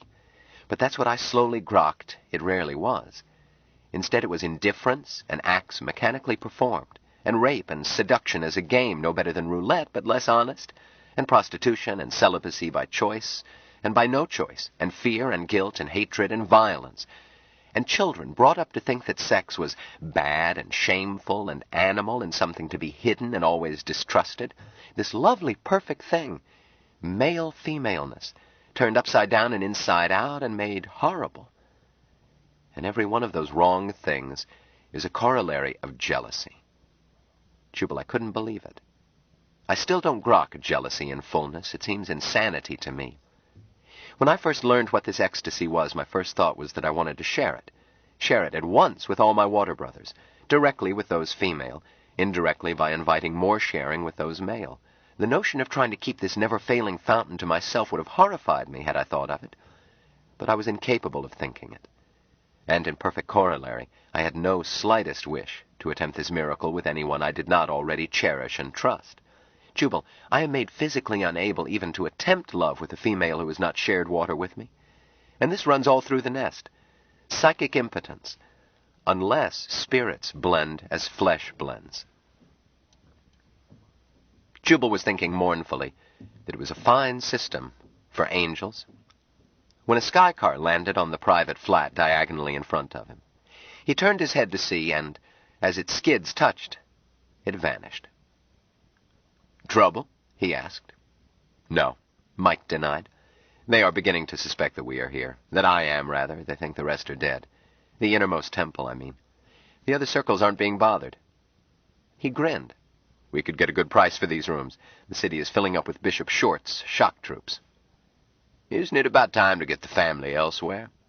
"Jubal, don't worry. That car never had a chance to report, even by radio. I'm guarding us. It's no trouble now that Jill is over her misconceptions about wrongness in discorporating persons who have wrongness in them. I used to have to use complicated expedients to protect us, but now Jill knows that I do it only as fullness is grokked." The man from Mars grinned boyishly. "Last night she helped me with a hatchet job. Nor was it her first time." "What sort of a job?" "Oh, just to follow up on the jailbreak. Some few I couldn't release. They were vicious. So I got rid of them before I got rid of bars and doors. But I've been slowly grokking this whole city for months, and quite a few of the worst were not in jail. I have been waiting, making a list, making sure of fullness in each case. So now that we are leaving this city, they don't live here anymore. They were discorporated and sent back to the foot of the line to try again. Incidentally, that was the grokking that changed Jill's attitude from squeamishness to hearty approval, when she finally grokked in fullness that it is impossible to kill a man, that all we were doing was much like a referee removing a player for unnecessary roughness. "Aren't you afraid of playing God, lad?" Mike grinned with unashamed cheerfulness. "I am God. Thou art God. And any jerk I remove is God, too. Jubal, it is said that God notes each sparrow that falls, and so he does. But the closest it can be said in English is that God cannot avoid noting the sparrow because the sparrow is God.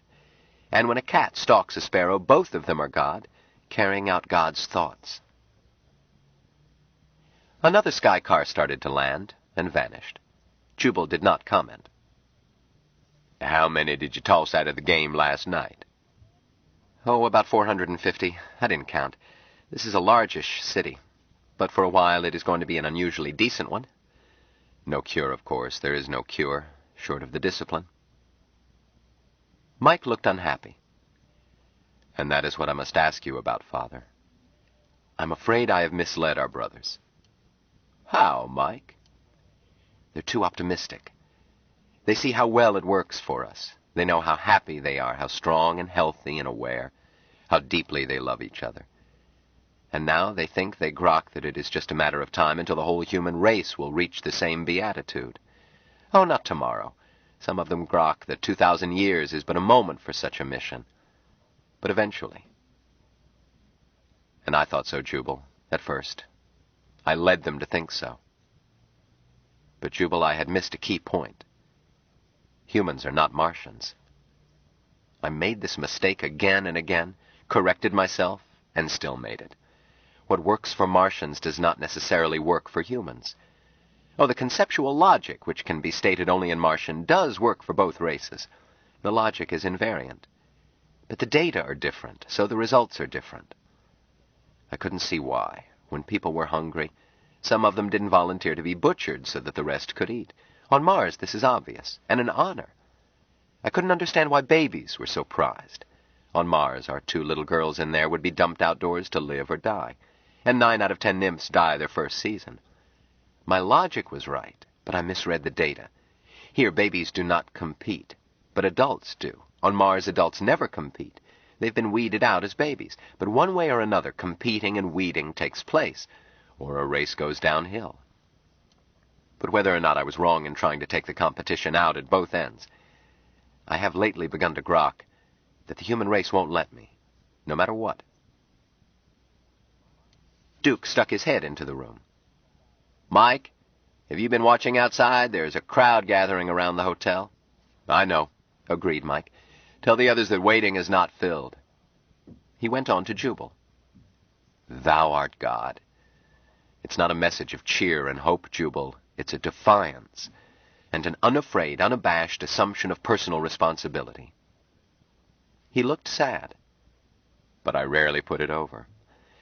A very few, just these few here with us, our brothers, understood me and accepted the bitter along with the sweet, stood up and drank it, grokked it.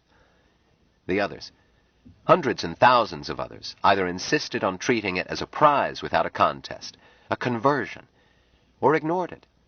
No matter what I said, they insisted on thinking of God as something outside themselves, something that yearns to take every indolent moron to his breast and comfort him. The notion that the effort has to be their own, and that the trouble they are in is all their own doing, is one that they can't or won't entertain. The man from Mars shook his head. "My failures so greatly outnumber my successes that I wonder if full grokking will show that I'm on the wrong track, that this race must be split up, hating each other, fighting, constantly unhappy, and at war even with their own individual selves, simply to have that weeding out that every race must have. Tell me, Father. You must tell me." "Mike, what in hell led you to believe that I was infallible?"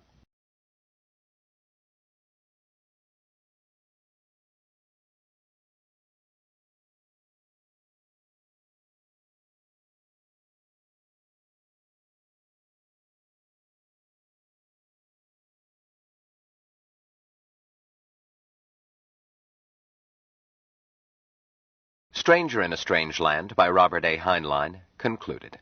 Cassette 12, Side 1. Tell me, Father. You must tell me. "Mike, what in hell led you to believe that I was infallible?" Perhaps you are not, but every time I've needed to know something, you have always been able to tell me, and fullness always showed that you spoke rightly. Damn it, I refuse this apotheosis. But I do see one thing, son. You have always urged everyone else never to hurry. Waiting will fill, you say. That is right. Now you are violating your own rule. You have waited only a little, a very short time by Martian standards, and you want to throw in the towel. You've proved that your system works for a small group, and I'm glad to confirm it. I've never seen such happy, healthy, cheerful people. That ought to be enough for the short time you've put in. Come back when you have 1,000 times this number, all working and happy and unjealous, and we'll talk it over again. Fair enough? You speak rightly, Father. I ain't through. You've been fretting that since you failed to hook 99 out of 100, the race couldn't get along without its present evils. Had to have them for weeding out, but damn it, lad, you've been doing the weeding. Or rather, the failures have been doing it by not listening to you. Had you planned to eliminate money and property? Oh, no. Inside the nest, we don't need it, but nor does any healthy family.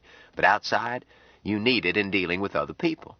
Sam tells me that our brothers, instead of getting unworldly, are slicker with money than ever. Right? Oh, yes. Money-making is a simple trick once you grok. You've just added a new beatitude. Blessed is the rich in spirit, for he shall make dough. How do all people stack up in other fields? Better or worse than average? Oh, better, of course. You see, Jubal, it's not a faith. The discipline is simply a method of efficient functioning in anything. You've answered yourself, son. If all you say is true, and I'm not judging, I'm asking, you're answering, then competition, far from being eliminated, is rougher than ever. If 1/10 of 1% of the population is capable of getting the news, then all you have to do is show them. And in a matter of some generations, the stupid ones will die out, and those with your discipline will inherit the earth. Whenever that is, in 1,000 years or 10,000, we'll be soon enough to worry about some new hurdle to make them jump higher. But don't get faint-hearted because only a handful have turned into angels overnight. I never expected any to manage it. I thought you were making a damn fool of yourself by pretending to be a preacher. Mike sighed and smiled. I was beginning to be afraid I was, worrying that I had let my brothers down. I still wish you had called it cosmic halitosis or some such, but the name doesn't matter. If you've got the truth, you can demonstrate it. Talking doesn't prove it. Show people. Mike did not answer. His eyelids drooped. He held perfectly still. His face was without expression. Jubal stirred restlessly, afraid that he had said too much, crowded the lad into a need to withdraw. Then Mike's eyes opened. He grinned merrily. "You've got me all squared away, Father. I'm ready to show them now. I grok the fullness." The man from Mars stood up. Waiting is ended.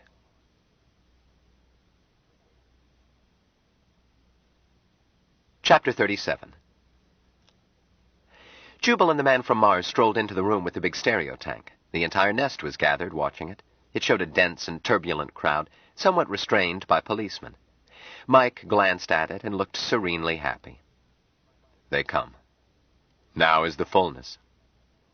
The sense of ecstatic expectancy Jubal had felt growing ever since his arrival swelled greatly, but no one moved. "It's a mite big tip, sweetheart," Jill agreed. "And ready to turn," added Patty. "I'd better dress for it," Mike commented. "Have I got any clothes around this dump, Patty?" "Right away, Michael." Jubal said, "Son, that mob looks ugly to me.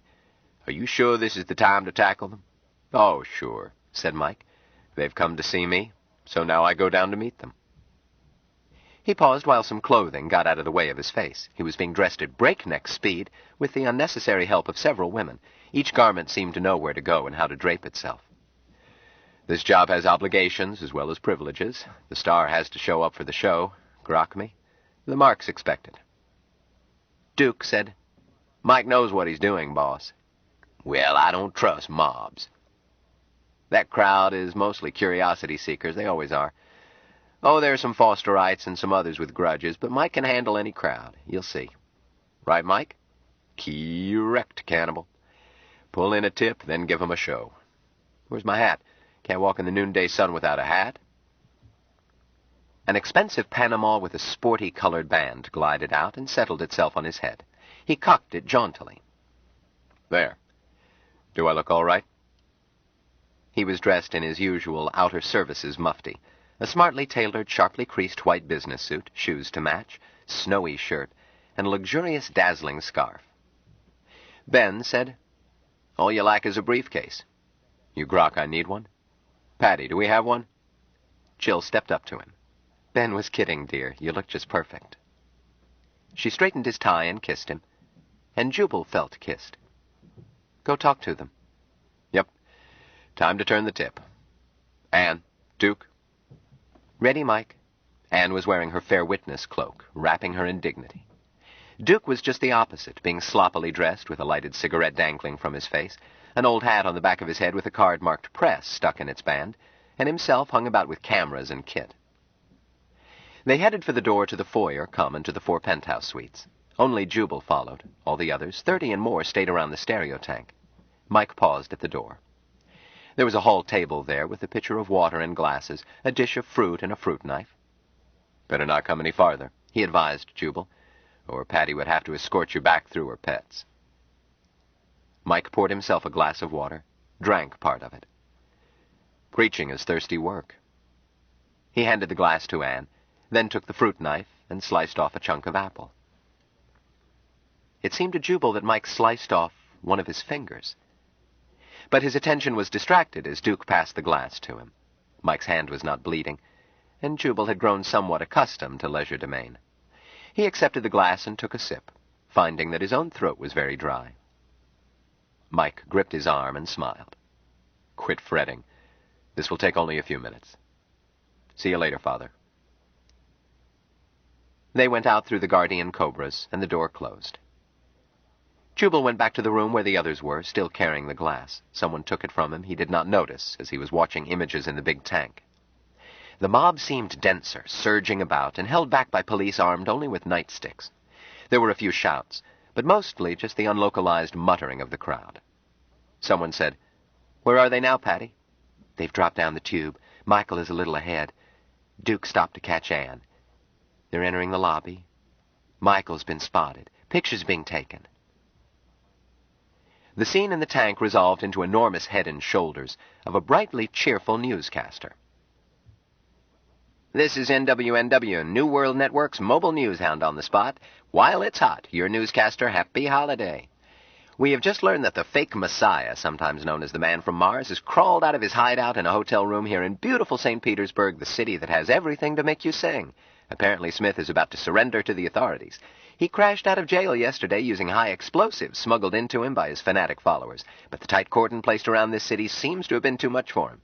We don't know yet. I repeat, we don't know yet. So stay with the chap who covers the map. And now a word from your local sponsor who has given you this keyhole peep at the latest leap." Thank you, happy holiday, and all you good people watching via NWNW. What price paradise? Amazingly low. Come out and see for yourself at Elysian Fields. Just opened as home sites for a restricted clientele. Land reclaimed from the warm waters of the glorious Gulf, and every lot guaranteed at least 18 inches above mean high water, and only a small down payment on a happy... Later, friends. Phone Gulf 92828. And thank you, Jick Morris and the developers of Elysian Fields. I think we've got something, folks. Yes, sir, I think we do. "They're coming out the front entrance," Patty said quietly. "The crowd hasn't spotted Michael yet." "Maybe not yet, but soon. You are now looking at the main entrance of the magnificent Sans Souci Hotel, gem of the Gulf, whose management is in no way responsible for this hunted fugitive, and who have cooperated with the authorities throughout, according to a statement just issued by Police Chief Davis. And while we're waiting to see what will happen, a few highlights in the strange career of this half-human monster raised on Mars."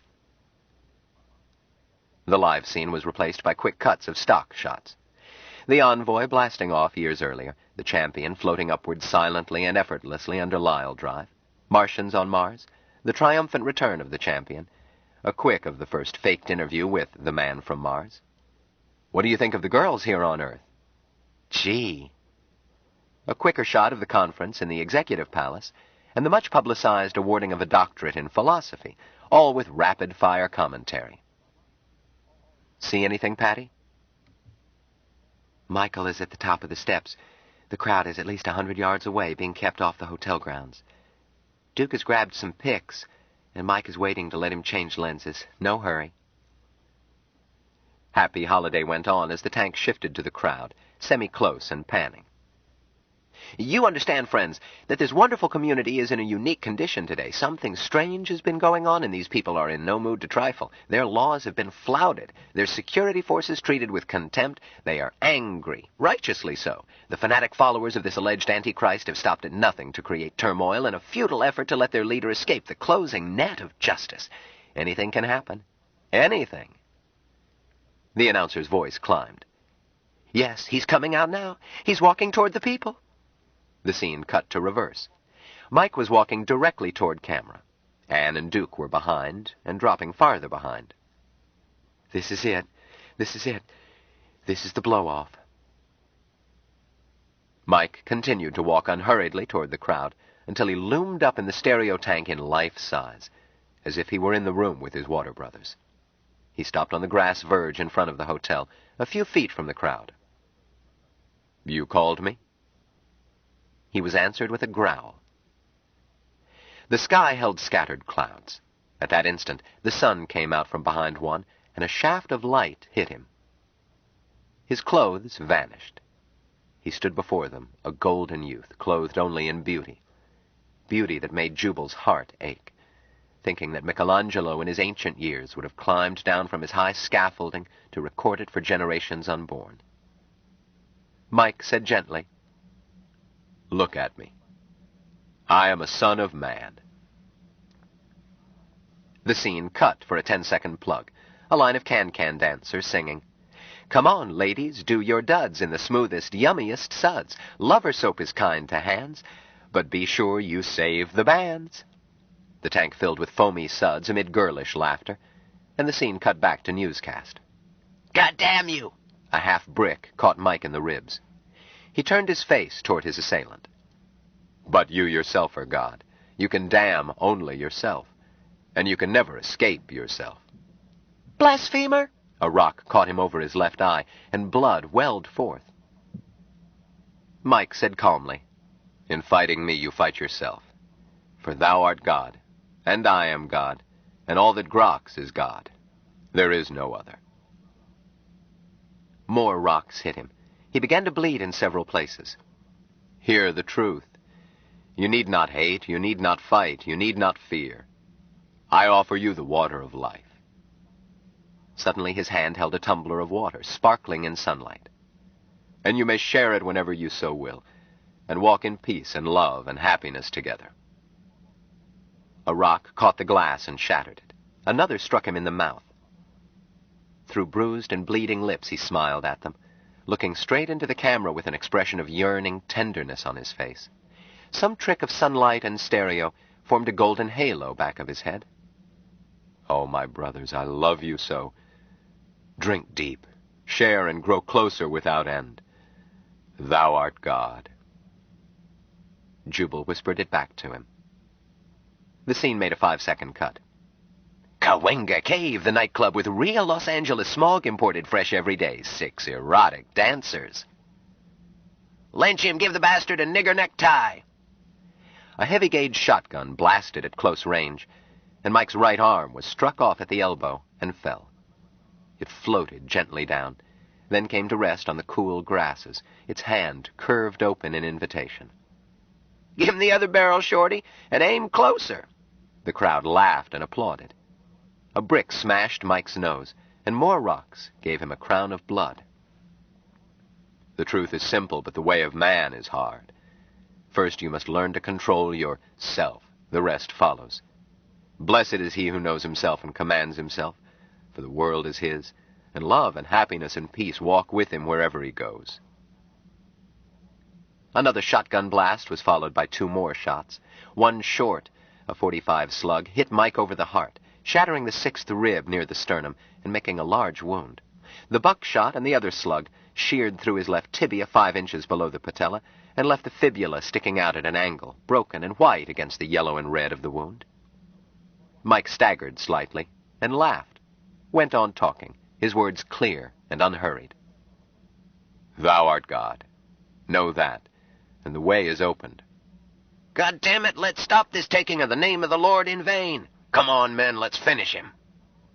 The mob surged forward, led by one bold with a club. They were on him with rocks and fists, and then with feet as he went down.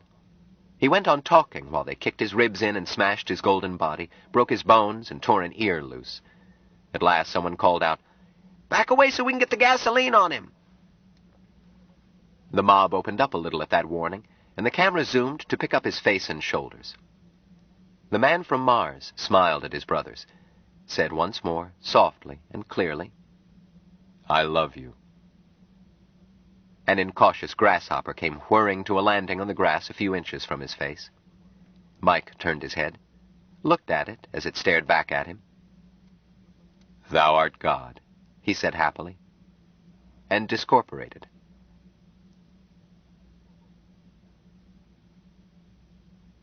Chapter 38.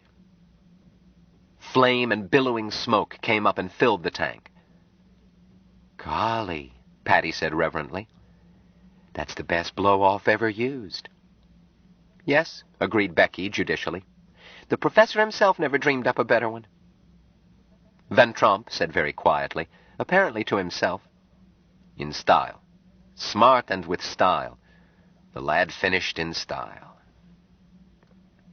Jubal looked around at his brothers. Was he the only one who felt anything?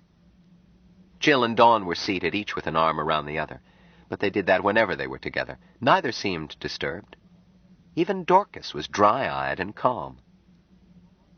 The inferno in the tank cut to smiling Happy Holiday, who said, "And now, folks, a few moments for our friends at Elysian Fields who so graciously gave up their—" Patty cut him off. "Anne and Duke are on their way back up," she said. I'll let them to the foyer, and then we'll have lunch. She started to leave. Jubal stopped her. Patty, did you know what Mike was going to do? She seemed puzzled. Huh? Why, of course not, Jubal. It was necessary to wait for fullness. None of us knew. She turned and left. Jubal. Jill was looking at him.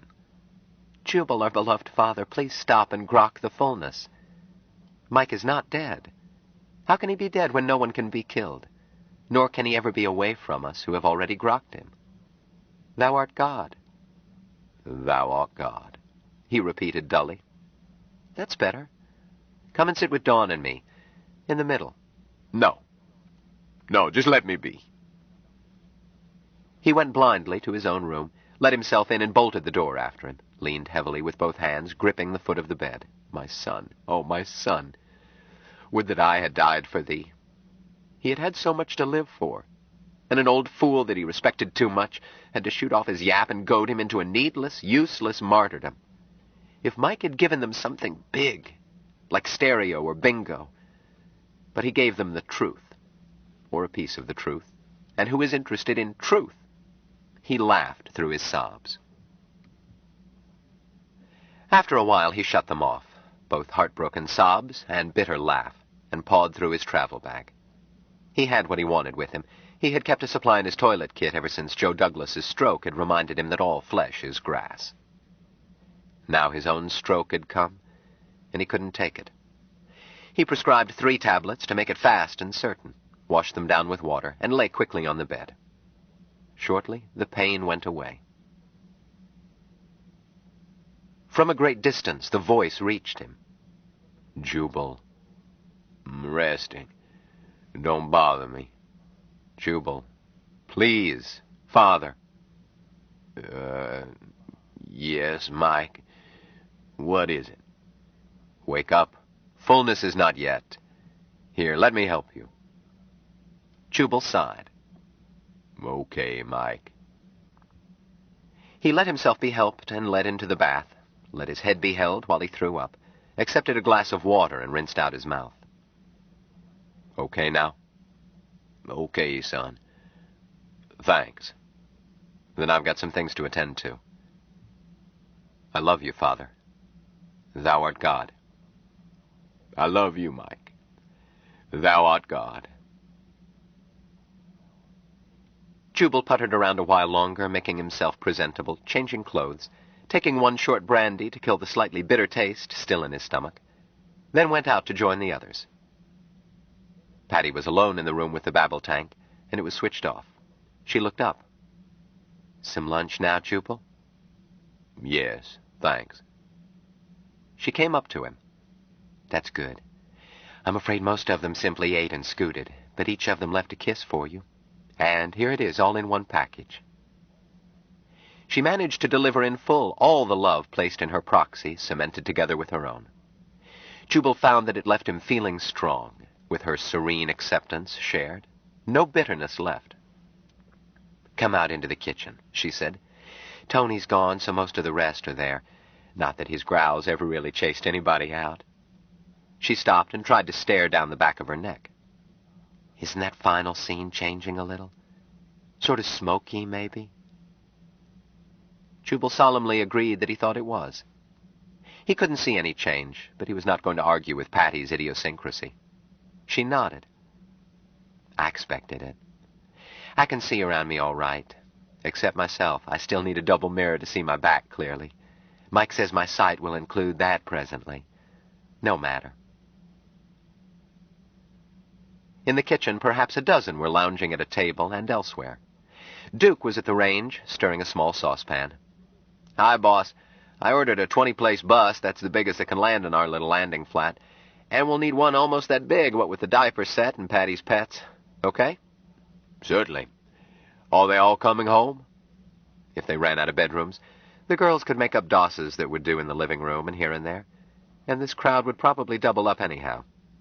Come to think of it, he might not be allowed to sleep solo himself. He made up his mind not to fight it.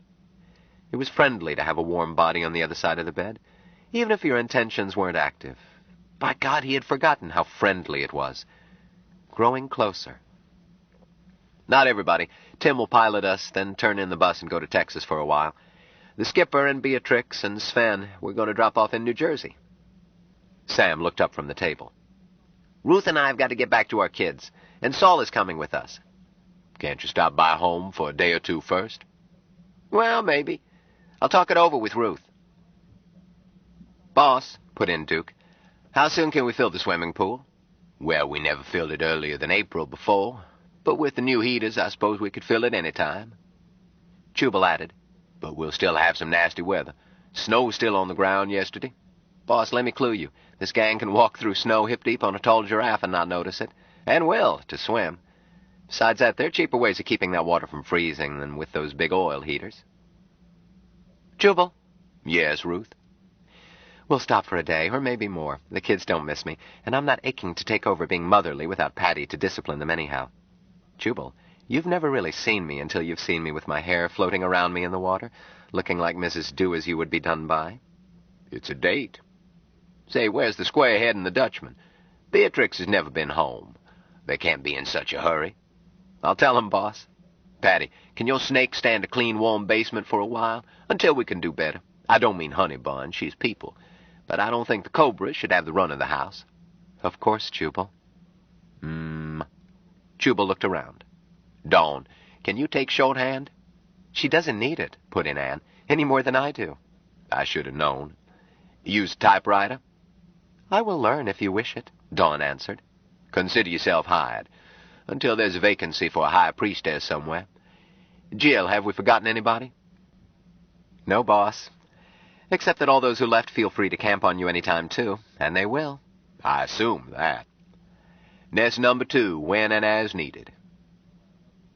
He went over to the range, glanced into the pan Duke was stirring. It held a small amount of broth. Mike? Yep. Duke dipped out a little in the spoon, tasted it. Needs a little salt? Yes, Mike always did need a little seasoning. Jubal took the spoon and tasted the broth.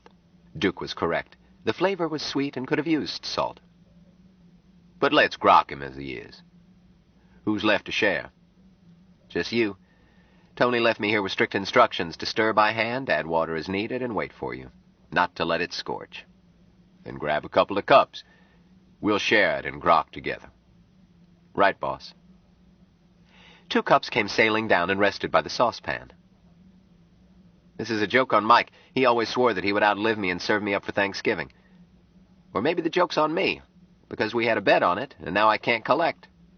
You won only by default. Split it evenly. Duke did so. Jubal raised his cup. Share. Grow ever closer. Slowly they drank the broth, stretching it out, savoring it, praising and cherishing and grokking their donor. Jubal found, to his surprise, that although he was overflowing with emotion, it was a calm happiness that did not bring tears. What a quaint and gawky puppy his son had been when first he saw him, so eager to please, so naive in his little mistakes. And what a proud power he had become, without ever losing his angelic innocence. I grok you at last, son, and would not change a line. Paddy had his lunch waiting for him. He sat down and dug in, hungry and feeling that it had been days since breakfast. Sam was saying, I was telling Saul that I grok no need to make any change in plans. We go on as before. If you've got the right merchandise, the business grows, even though the founder has passed on. I wasn't disagreeing, Saul objected. You and Ruth will found another temple, and we'll found others, but we'll have to take time now to accumulate capital. This isn't a street corner revival, nor yet something to set up in a vacant shop. It requires staging and equipment. That means money, not to mention such things as paying for a year or two on Mars for Stinky and Miriam, and that's just as essential. All right, already, who's arguing? We wait for fullness, and go ahead. Jubal said suddenly, Money's no problem. How's that, Jubal? As a lawyer, I shouldn't tell this, but as a water brother, I do what I grok. Just a moment. Anne? Yes, boss? Buy that spot, the one where they stoned Mike. Better get about 100-foot radius around it. Boss, the spot itself is a public parkway. 100-foot radius will cut off some public road and a piece of the hotel grounds. Don't argue. I wasn't arguing. I was giving you facts. Sorry. They'll sell. They'll reroute that route. Hell, if their arms are twisted properly, they'll donate the land. Twisting done through Joe Douglas, I think. And have Douglas claim from the morgue whatever was left when those ghouls got through with him, and we'll bury him on that spot. Say a year from now, with the whole city mourning and the cops that didn't protect him today standing at attention. What to put over him? The fallen caryatid? No, Mike had been strong enough for his stone. The Little Mermaid would be better, but it wouldn't be understood.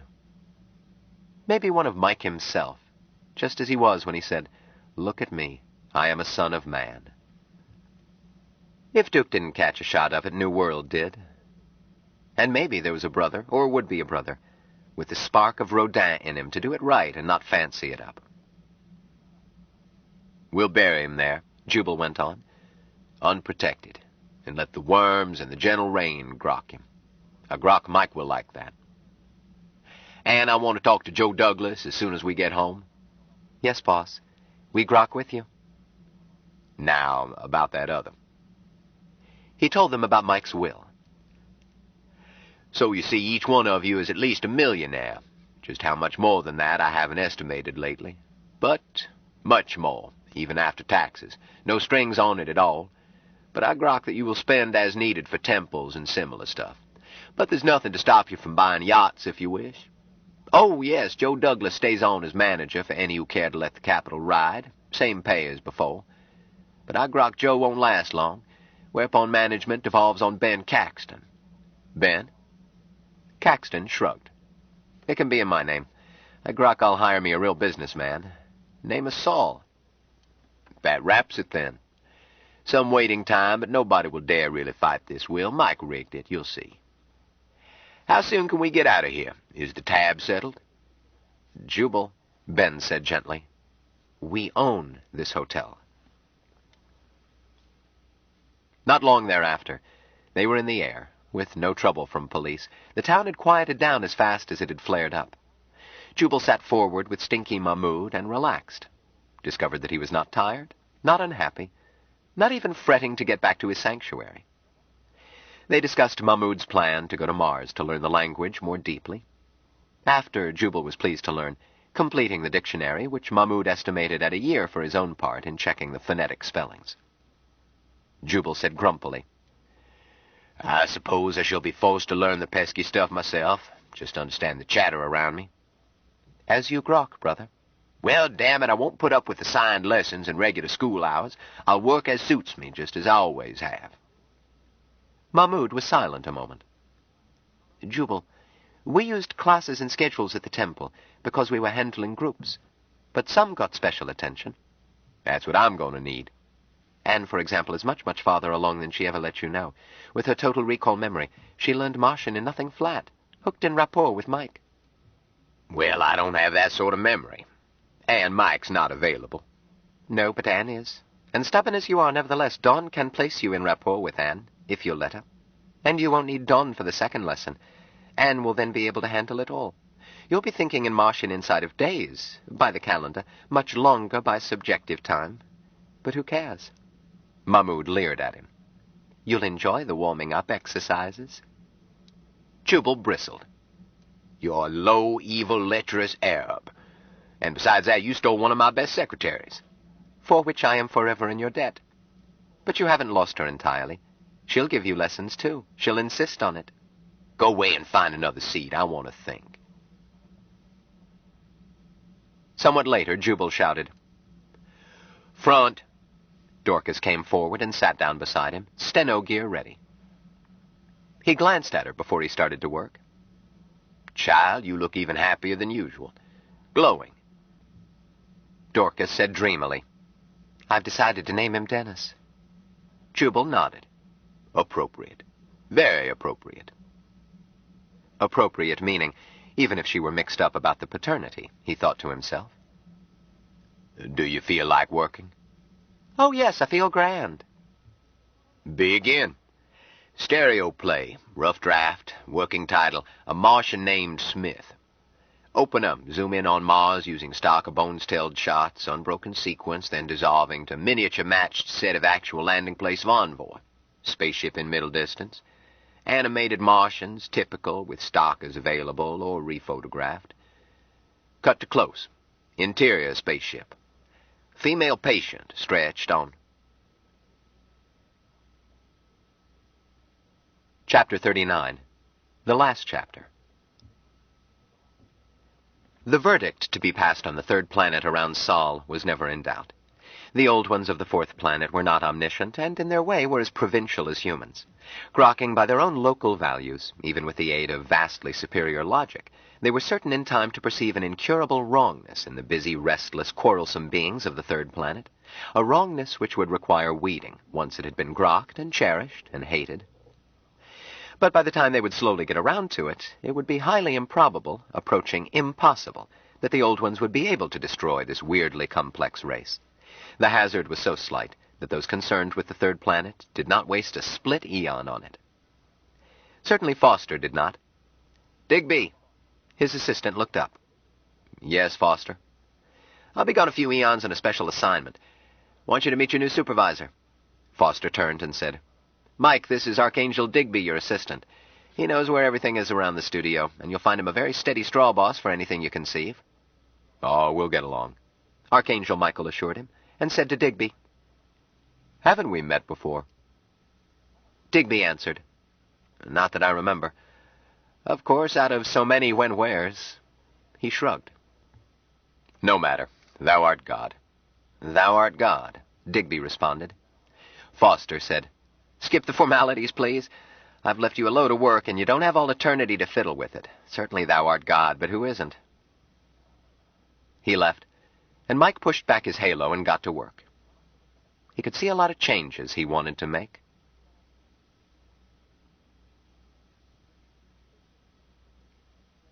This concludes the reading of Stranger in a Strange Land by Robert A. Heinlein. This book was read by Christopher Hurt. If you would like to obtain a mail-order catalog or additional information about our growing line of audiobooks, write Blackstone Audiobooks, P.O. Box 969, Ashland, Oregon, zip code 97520, or call 1-800-SAY-BOOK. That's 1-800-729-2665. Please wind or rewind the tape so as to make the book ready for the next person to enjoy. Thank you.